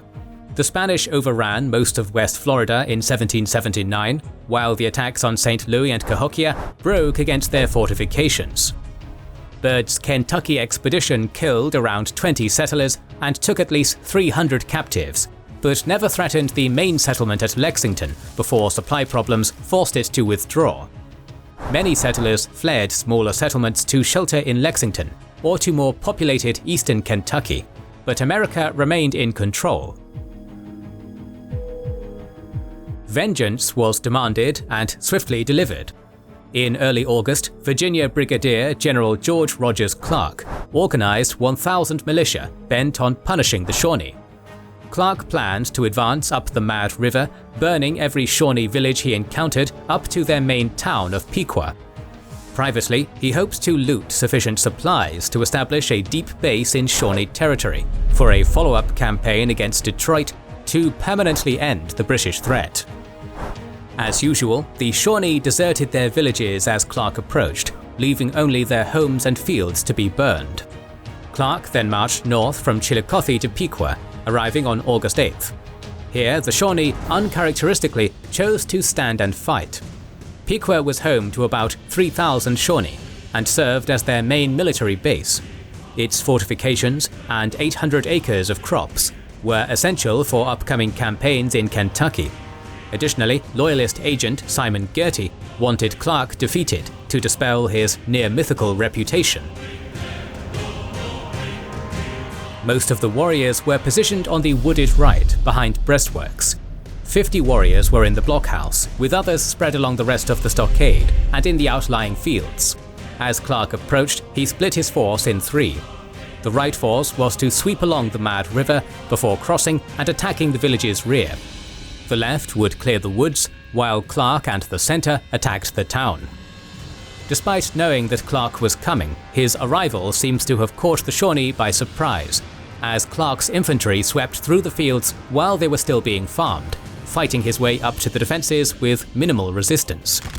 The cavalry successfully swept the riverbank, but cliffs prevented them from engaging the fortifications. The blockhouse and breastworks repelled Clark's attack, until he blew the blockhouse apart with artillery. This collapsed the defenses and the Shawnee fled. Clark reported 27 casualties, but historians suspect the real total was closer to 80. Shawnee casualties are unknown, as they removed all but 6 dead and 2 wounded during the battle. Finding only unripe corn and rotten supplies, Clark burned Piqua's buildings and fields before withdrawing. Piqua was the largest sustained battle west of the Appalachians fought up to that point, and it left the Shawnee reeling. The casualties from Piqua were high enough that the Shawnee could not launch another raid on their own. However, the Lenape, Wyandot, Miami, and Mingo tribes had their own territorial ambitions and grievances against the Americans. With British prodding and funding, they joined the war in 1780. 1781 saw expeditions launched by both sides, with numerous settlements burned across the Ohio Valley and western Pennsylvania. Caught between the fighters were communities of pacifist Moravian Christian Lenape, who were distrusted by both sides. In September 1781, the Wyandots and non-Christian Lenape forcibly relocated many of them to the Sandusky River on suspicion of spying. On March 8, 1782, the Pennsylvania militia, frustrated and enraged by Lenape raids, took out their rage on the village of Gnadenhutten, murdering 96 Christian Lenape with hammer blows to the head as they prayed. This was immediately condemned by Congress and only served to escalate the conflict. 1782 was remembered as the Year of Blood in Kentucky. Devastating raids by the Allied tribes drove settlers from dozens of small settlements, while attempts at retaliation were ambushed and massacred. However, in September, Detroit was ordered to cease operations. Peace was coming. Without British backing, the tribes lacked the means to continue attacking settlers. After Clark burned a number of Ohio Shawnee villages in November, fighting tapered off. However, this was not peace, and the conflict reignited 4 years later. Meanwhile, de Grasse returned to the Caribbean in November 1781. He'd been able to sail for Yorktown due to the Spanish watching French colonies in his absence in exchange for his help in their 1782 offensives. De Grasse and Louisiana's governor, Bernardo de Galvez, had agreed that their strategic target was Jamaica, Britain's primary regional fortress.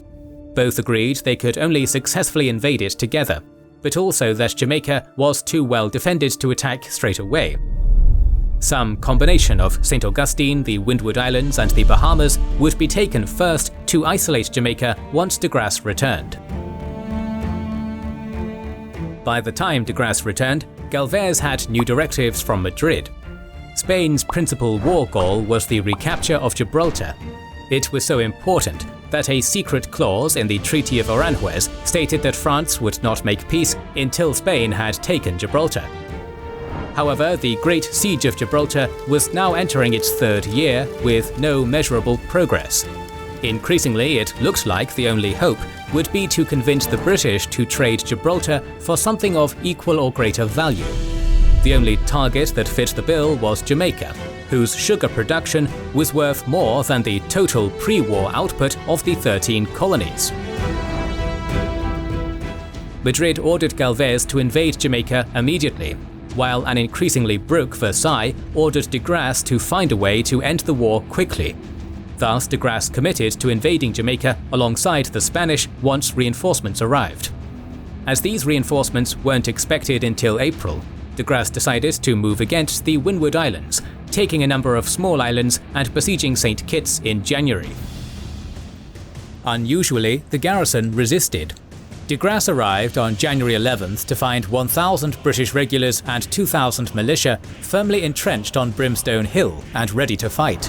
What the French didn't know was that Rear Admiral Samuel Hood had recently returned to the Caribbean following the disaster at Yorktown. While waiting for the theatre commander, George Rodney, to return from leave, he'd informed St. Kitts that he'd be in the area to oppose French activity, giving the garrison hope for relief. By January 19th, 7,000 French troops had disembarked and were digging siege lines around Brimstone Hill. Word reached Hood on Antigua shortly thereafter, and he sailed with 22 capital ships on January 22nd. Arriving off Nevis Island on the 24th, Hood learned from a captured French supply cutter that de Grasse had 29 capital ships in the Basse-Terre anchorage. The notoriously aggressive Hood was undeterred, but was smart enough to know that an open battle was out of the question. Instead, he'd tricked de Grasse into giving him the advantage. Hood sailed out at dawn on the 25th to find the French in a loose formation extending from the anchorage into the open bay to the southeast. Hood ordered his ships to charge towards the French, forcing them to sail from the anchorage into open water to regroup, ceding the landward bearing to Hood. This was exactly what he wanted, and instead of engaging, Hood sailed into Frigate Bay and anchored in an L formation. This would force the French to engage on his terms, and limit the number of ships his outnumbered fleet would face. Beginning at 0700 on the 26th, de Grasse attacked. The French sailed parallel to Hood's stationary line, firing as they passed, hoping to inflict enough damage to force Hood to withdraw or face entrapment. Hood's formation was intended to concentrate his fire on the lead French ships, hoping to disable or sink enough to force the French to give up the island. Instead, what followed was 12 hours of pounding cannonades, as the French took and gave heavy fire as they passed, before looping around to attack again. By 1830, having done the same damage as he'd received in 3 such attacks, de Grasse conceded the bay and withdrew to the other side of the island. Hood had won a tactical victory, but it was a strategic defeat, and he knew it. With de Grasse still on station, the siege would go on, and he still lacked the numbers to risk a direct attack. The only option to save the garrison was a land assault, but he couldn't match the besieging army's numbers. Hood hoped that an attack on Basse-Terre would encourage a garrison sally, and the combined attack would break the siege. Unbeknownst to Hood, tropical diseases had reduced the garrison to under 1,500 able-bodied men, barely holding the fortifications and unable to help. The attack went ahead on January 28th. The British vanguard successfully pushed the French defenders from the town, only to be repulsed once French reinforcements arrived. It was clear that the relief had failed. The garrison finally surrendered on February 12th, and Hood retreated on the 14th to link up with the returning Rodney. De Grasse returned to Martinique for repairs and to await his reinforcements. Meanwhile, the Spanish Havana fleet prepared to invade the Bahamas. By April 3rd, de Grasse's reinforcements arrived, and repairs were complete. Thus, on April 8th, he set sail with 35 capital ships. Admiral George Rodney had 36 at nearby St. Lucia, and immediately moved to intercept de Grasse. Facing personal and financial ruin back home, Rodney needed a glorious victory to save himself. The British were able to catch the French rearguard on April 9th, thanks to having been recently upgraded with copper hull plating, which prevented marine growth from slowing ships. De Grasse detached the troop convoy with escorts and turned to engage. The British vanguard engaged de Grasse around 1000. The breeze picked up around 1200, enabling half the British and most of the French fleet to engage. By 1400, de Grasse realized that he was poorly positioned against the approaching British centre and rearguard and broke off, retreating to the Saint Islands. For the next 2 days, the two fleets tried to tempt the other to attack at a disadvantage unsuccessfully. On April 12th, as the French sailed north through the Salt Passage, several damaged ships fell behind. Rodney seized the opportunity to attack, prompting de Grasse to turn around through the easterly wind to engage. The battle commenced at 0800, with the two battle lines exchanging broadsides as they sailed past each other. At 0900, the wind shifted to the southeast, forcing the French line to turn toward the British to maintain its speed and loosen the formation. Rodney recognized the opening and, at 9:20, ordered his ships to turn into the disorganized French, cutting their line into 3. De Grasse's flagship was cut off from the fleet and surrounded, and the French began fleeing to the west as the wind shifted again. 5 French ships were captured, with de Grasse among the prisoners, and many surviving French ships were severely damaged. Damage to his fleet convinced Rodney not to pursue the French fleet as it fled. He didn't need to, as Jamaica was saved. French survivors trickled into Saint-Domingue and linked up with the Spanish in May. However, Galvez cancelled the invasion. He believed the combined fleet wouldn't match Rodney without de Grasse's leadership. Worse, while the fleet underwent repairs, disease ravaged the invasion force, leaving it combat ineffective. Thus, despite the successful capture of the Bahamas on May 6th, further offensive action in the Caribbean was cancelled and the Allies switched to defence. Meanwhile, the British were lurching towards peace. When news of Yorktown reached London on November 25, 1781, Prime Minister Frederick North exclaimed, "Oh God, it's all over."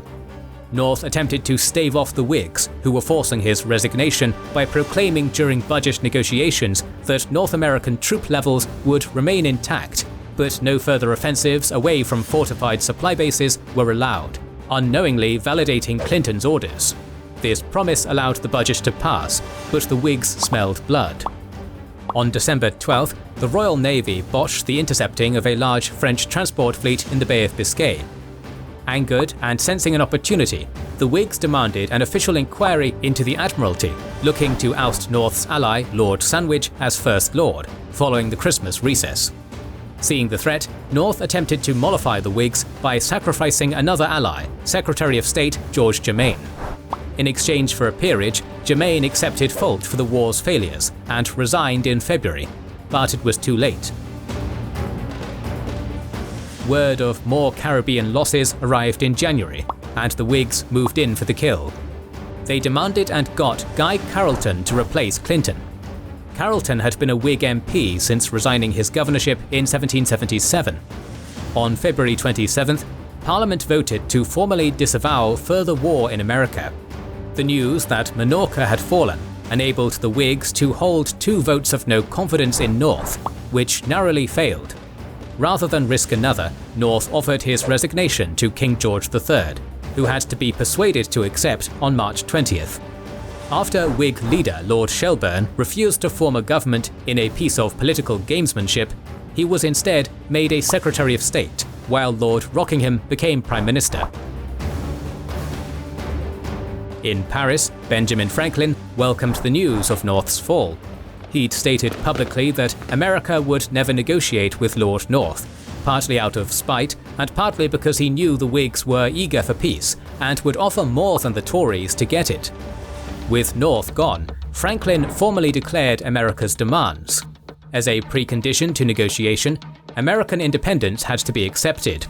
Franklin then demanded that all of British North America, including what is now Canada, should be included in the new American nation. However, negotiations could not begin without the French. To learn America's negotiation stance, the British had been floating peace proposals to Henry Laurens, a captured American envoy, for over a year. After releasing Laurens to meet with Franklin, Britain stated that American independence was a negotiation point, not a precondition. On April 23rd, after keeping Franklin's proposal secret even to Parliament, Shelburne offered America independence, but no territorial concessions. He then approached the French and offered them American independence, their stated war goal, in exchange for the return of British Caribbean islands. French Foreign Minister Comte de Vergennes angrily rejected the proposal, stating that victorious nations may demand more than their stated goals, as the British had done in 1763, and that the French demands were separate from the Americans. The Americans would negotiate their independence, not France. While Vergennes probably intended this as an arrogant dismissal, both Shelburne and Franklin understood that he had abrogated the Treaty of Paris's joint negotiation clause. Though they were now free to pursue peace separately from France, the negotiations only grew more complex. On April 19th, the Dutch Republic formally accepted John Adams as America's ambassador, something not even the French had done, effectively accepting American independence. Then, on May 18th, news of the Battle of the Somme arrived, strengthening Britain's hand and weakening France's. However, when new diplomats arrived in Paris and were confronted about the silence on Franklin's proposal, Shelburne's exposed duplicity caused an uproar in Parliament. This was made worse when Rockingham died on July 1st and Shelburne became Prime Minister, causing the Whigs to split and a cabinet reshuffle, further delaying negotiations. Meanwhile, Shelburne secretly sent a letter to Washington, informing him that Britain would accept American independence as a precondition, using the communication delays to hide it from Franklin. Meanwhile, the French and Spanish were making their own moves. Both were concerned about American independence and wanted to limit America's potential to threaten their interests. France wanted to keep America away from the Newfoundland fisheries and the Gulf of Mexico, while Spain was afraid of revolutionaries on its colonial borders. The Spanish proposed to the French that America's borders be the Appalachian Mountains. Canada would retain the Ohio Country, while the rest of British Louisiana would be transferred to Spain as an Indian reserve, which would actually be a buffer zone. France would receive the fishing rights America had previously enjoyed as British citizens. Meanwhile, the French began sending separate envoys to Britain, while insisting the Americans continue negotiating alongside Vergennes in Paris. His suspicions about French loyalties and Spanish intentions confirmed, Franklin moved to rid himself of Vergennes. Diplomatic politeness and America's debt to France were now the only leverage the French had to include themselves in negotiations. Congress owed tens of millions of livres to France. However, neither Congress nor Versailles knew how many millions. neither treasury had kept especially accurate records, and what records existed conflicted. Somewhere between 18 and 50 million livres had crossed the Atlantic, but it was unclear how much of that money was gifts versus loans, and which loans were made from the king versus private entities.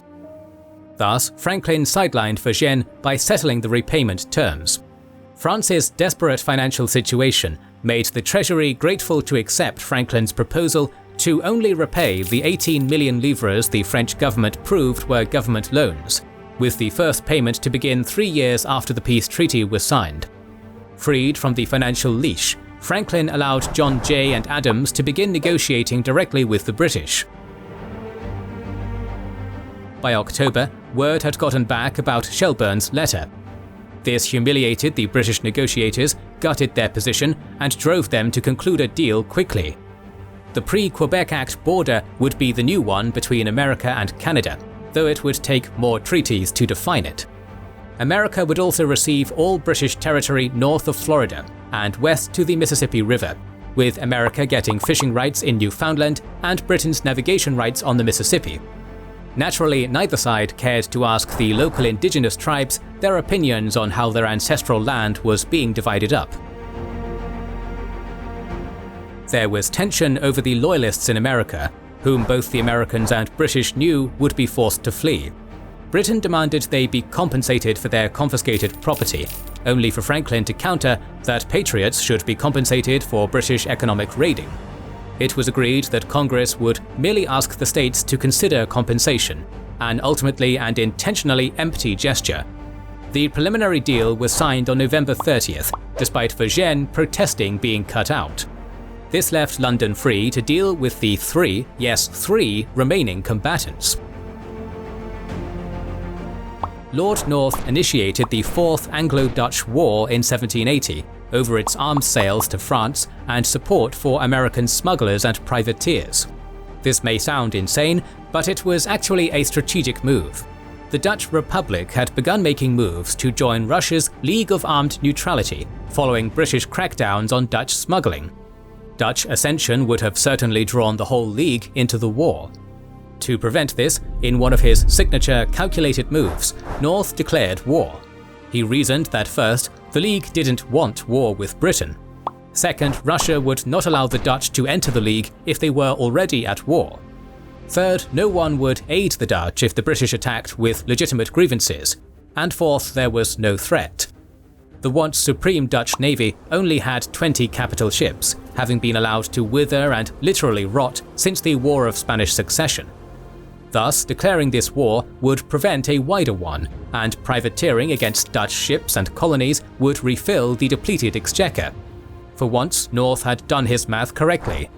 The League refused the Dutch, and while the French did rescue threatened Dutch colonies, there was no additional threat to British interests.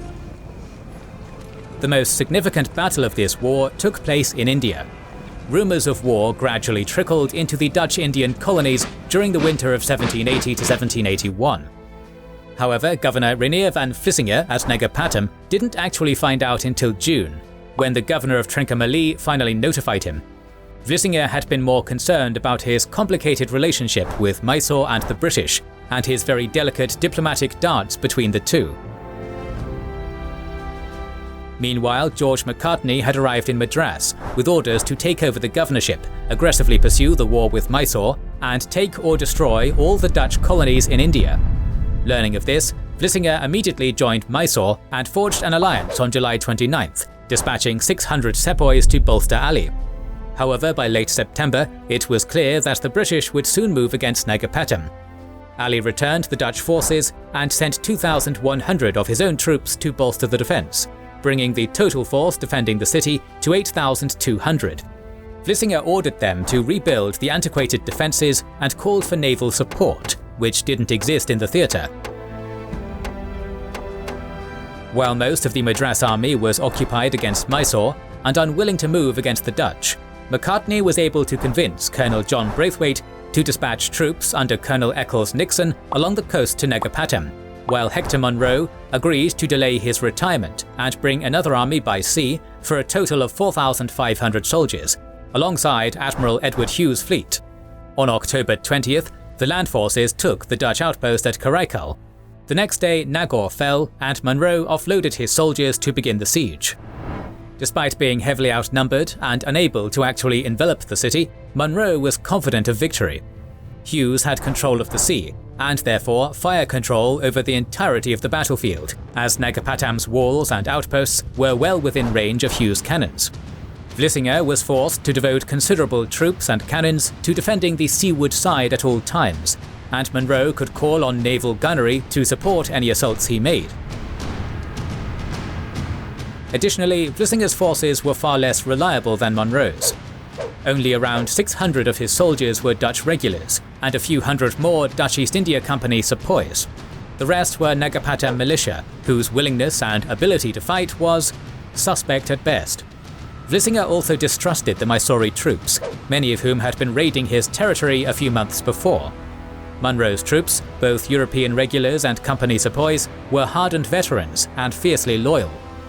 Despite this, the siege initially went well for the Dutch. As soon as Hughes' fleet had been sighted, Vlisinger had sent word to Hyder Ali, who'd promised a relief force. Monro's assaults against the western redoubts on October 27th and 28th were easily repulsed. However, Hughes scouted the eastern side and reported that the redoubts were weaker. Thus, on October 30th, Monro shifted to the eastern side and successfully stormed a redoubt. The Mysore cavalry took the opportunity to flee the field, forcing Vlisinger to withdraw into the city's defences. By November 1st, Monro had consolidated his position and began building siege trenches, with a forward battery being completed by November 5th. A Dutch sortie that night failed to destroy the battery, and the bombardment began on November 7th. Negapatam's antiquated walls quickly began to crumble. Ali's relief force arrived at Qatar, less than a day's march from Negapatam, on November 8th. However, despite pleas from Vlisinger, its commander refused to attack. The British army was too large for his liking, and with the siege camp inside the range of naval gunfire, victory was deemed impossible. Instead, he opted to call for additional reinforcements to overwhelm Monro. That opportunity never arrived, as on November 10th, Monro struck first against the relief force's unprepared camp, forcing it to retreat. That night, Vlisinger ordered another sortie, hoping to take advantage of Monro's absence. It didn't, and the Dutch were again repelled without inflicting significant damage. Following this failure, Vlisinger revealed to his war council that less than a day's worth of gunpowder remained. This was shocking given the fortress's extensive magazines, but the council confirmed Vlisinger's finding. With the relief force driven off, Negapatam surrendered on November 12th. The next day, another relief column arrived at Qatar, but retreated after discovering Negapatam was already lost. The disappearance of Negapatam's gunpowder stores is an enduring mystery. Investigations by the VOC, the States General, and historians have all fingered Vlisinger, whose strange behaviour aroused suspicion. He was frequently seen acting suspiciously in the supply stores, and often seemed disorientated during meetings. Accusations have run the gamut from him selling the powder on the black market to water damage and sabotage, but no evidence of any wrongdoing exists. It may have been simple but severe mismanagement. Meanwhile, defeat at Negapatam convinced Ali to abandon the coastal towns and fortresses he'd captured or placed under his protection. The reports from his cavalry gave a new appreciation for the power of the Royal Navy and brought an uncomfortable realization: he could not truly defeat the East India Company so long as the British continued to rule the waves. Thus, he was extremely relieved when a French fleet arrived in February 1782, and extremely disappointed when it spent more time driving the British from captured Dutch colonies than attacking British ports. France and Spain had been dragging their feet in the negotiations, hoping for a successful final assault on Gibraltar. Its failure, coupled with the Anglo-American peace agreement, forced Spain and France to begin negotiating in earnest in January 1783. The final deal gave Spain all of Florida and Minorca. France would keep Tobago and reclaimed Senegal, but the British retained all other lost Caribbean islands. The Dutch surrendered Negapatam in India, Britain's only gain. The Treaties of Paris were all formally signed on September 3, 1783. With peace approaching, Washington and Carleton met on May 6, 1783, to discuss the British evacuation. Savannah had been evacuated on July 11, 1782, and Charleston on December 14th. Only New York was left. Washington's priority was to arrange for both sides' prisoners to be released. More Americans had died in captivity than in all the battles combined, and Washington was desperate to rescue them. Once the release was agreed on, Washington pressed Carleton on the evacuation timeline. Carleton demurred, as he didn't know when transports would be available, nor how many more Loyalists would seek to flee America for the Caribbean or Canada. However, they agreed on the handover procedures. Finally, Washington asked for all American property, including slaves, to be returned. Carleton allowed the recovery of looted items, but not the 3,000 escaped slaves in New York. To send them back to slavery after officially promising freedom would be a national embarrassment. That settled, both men returned to their lines to wait for the end. In August, Carleton was formally ordered to begin evacuating New York. A sudden surge of expelled Loyalists delayed the departure until November. On November 16th, Washington marched into Manhattan, 7 years after being driven out. The last British soldiers departed on the 25th. On December 23rd, Washington resigned as Commander-in-Chief of the Continental Army and returned to civilian life. The American Revolution was over. However, the war continued in India. News about the peace negotiations didn't arrive in India until late June 1783. This disappointed Tipu Sultan, who'd become the ruler of Mysore following his father's death from cancer. Without French naval support, he'd struggle to maintain his gains, much less take the main British bases. However, that would prove irrelevant. While the British and French declared a ceasefire and prepared to restore war gains per the Treaty of Paris, there was no mention of peace with Mysore, and the Madras army refocused against Tipu Sultan. However, new orders arrived from London. Disappointed with the company's recent military performances, Parliament had decided to reorganize the company and deal with its corruption problem. This required peace, and so Madras was ordered to immediately make peace with Mysore, ending yet another expensive stalemate. Calcutta objected, as the company stood to make no gains for all its effort, but London wouldn't budge. Peace arrived on March 11, 1784, with the Treaty of Mangalore, which restored relations and territory to the status quo antebellum. However, Tipu would score a major political and diplomatic victory, as company officers had come to him and asked for peace. The Treaty of Mangalore was the last time an Indian power would dictate treaty terms to the East India Company. However, it did nothing to resolve either side's ambitions and set the stage for future conflict. As we can see, the conflict that started with a peaceful rally turned into a massacre, and a single musket shot heard around the world morphed into an early version of a world war. Britain lost one of its most important colonies, that in later years would first equal and then eclipse it. Despite all of its issues and original sins, the creation of the US showed that a new form of government is both possible and desirable for the people. Democratic republics became both the ideal to adhere to and one to imitate. Humanity is still struggling to fulfill its potential, but democracy makes many of us hopeful. Our next series on American history, covering the Civil War, has already started, and we're planning more than 15 episodes to explain it in detail. Other videos that you will hopefully enjoy are in the works too, so make sure you are subscribed and have pressed the bell button to see them. Please consider liking, subscribing, commenting and sharing, it helps immensely.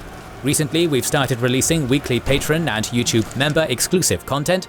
Consider joining their ranks via the link in the description or button under the video to watch these weekly videos, learn about our schedule, get early access to our videos, access our private Discord, and much more. This is the Kings and Generals channel, and we will catch you on the next one.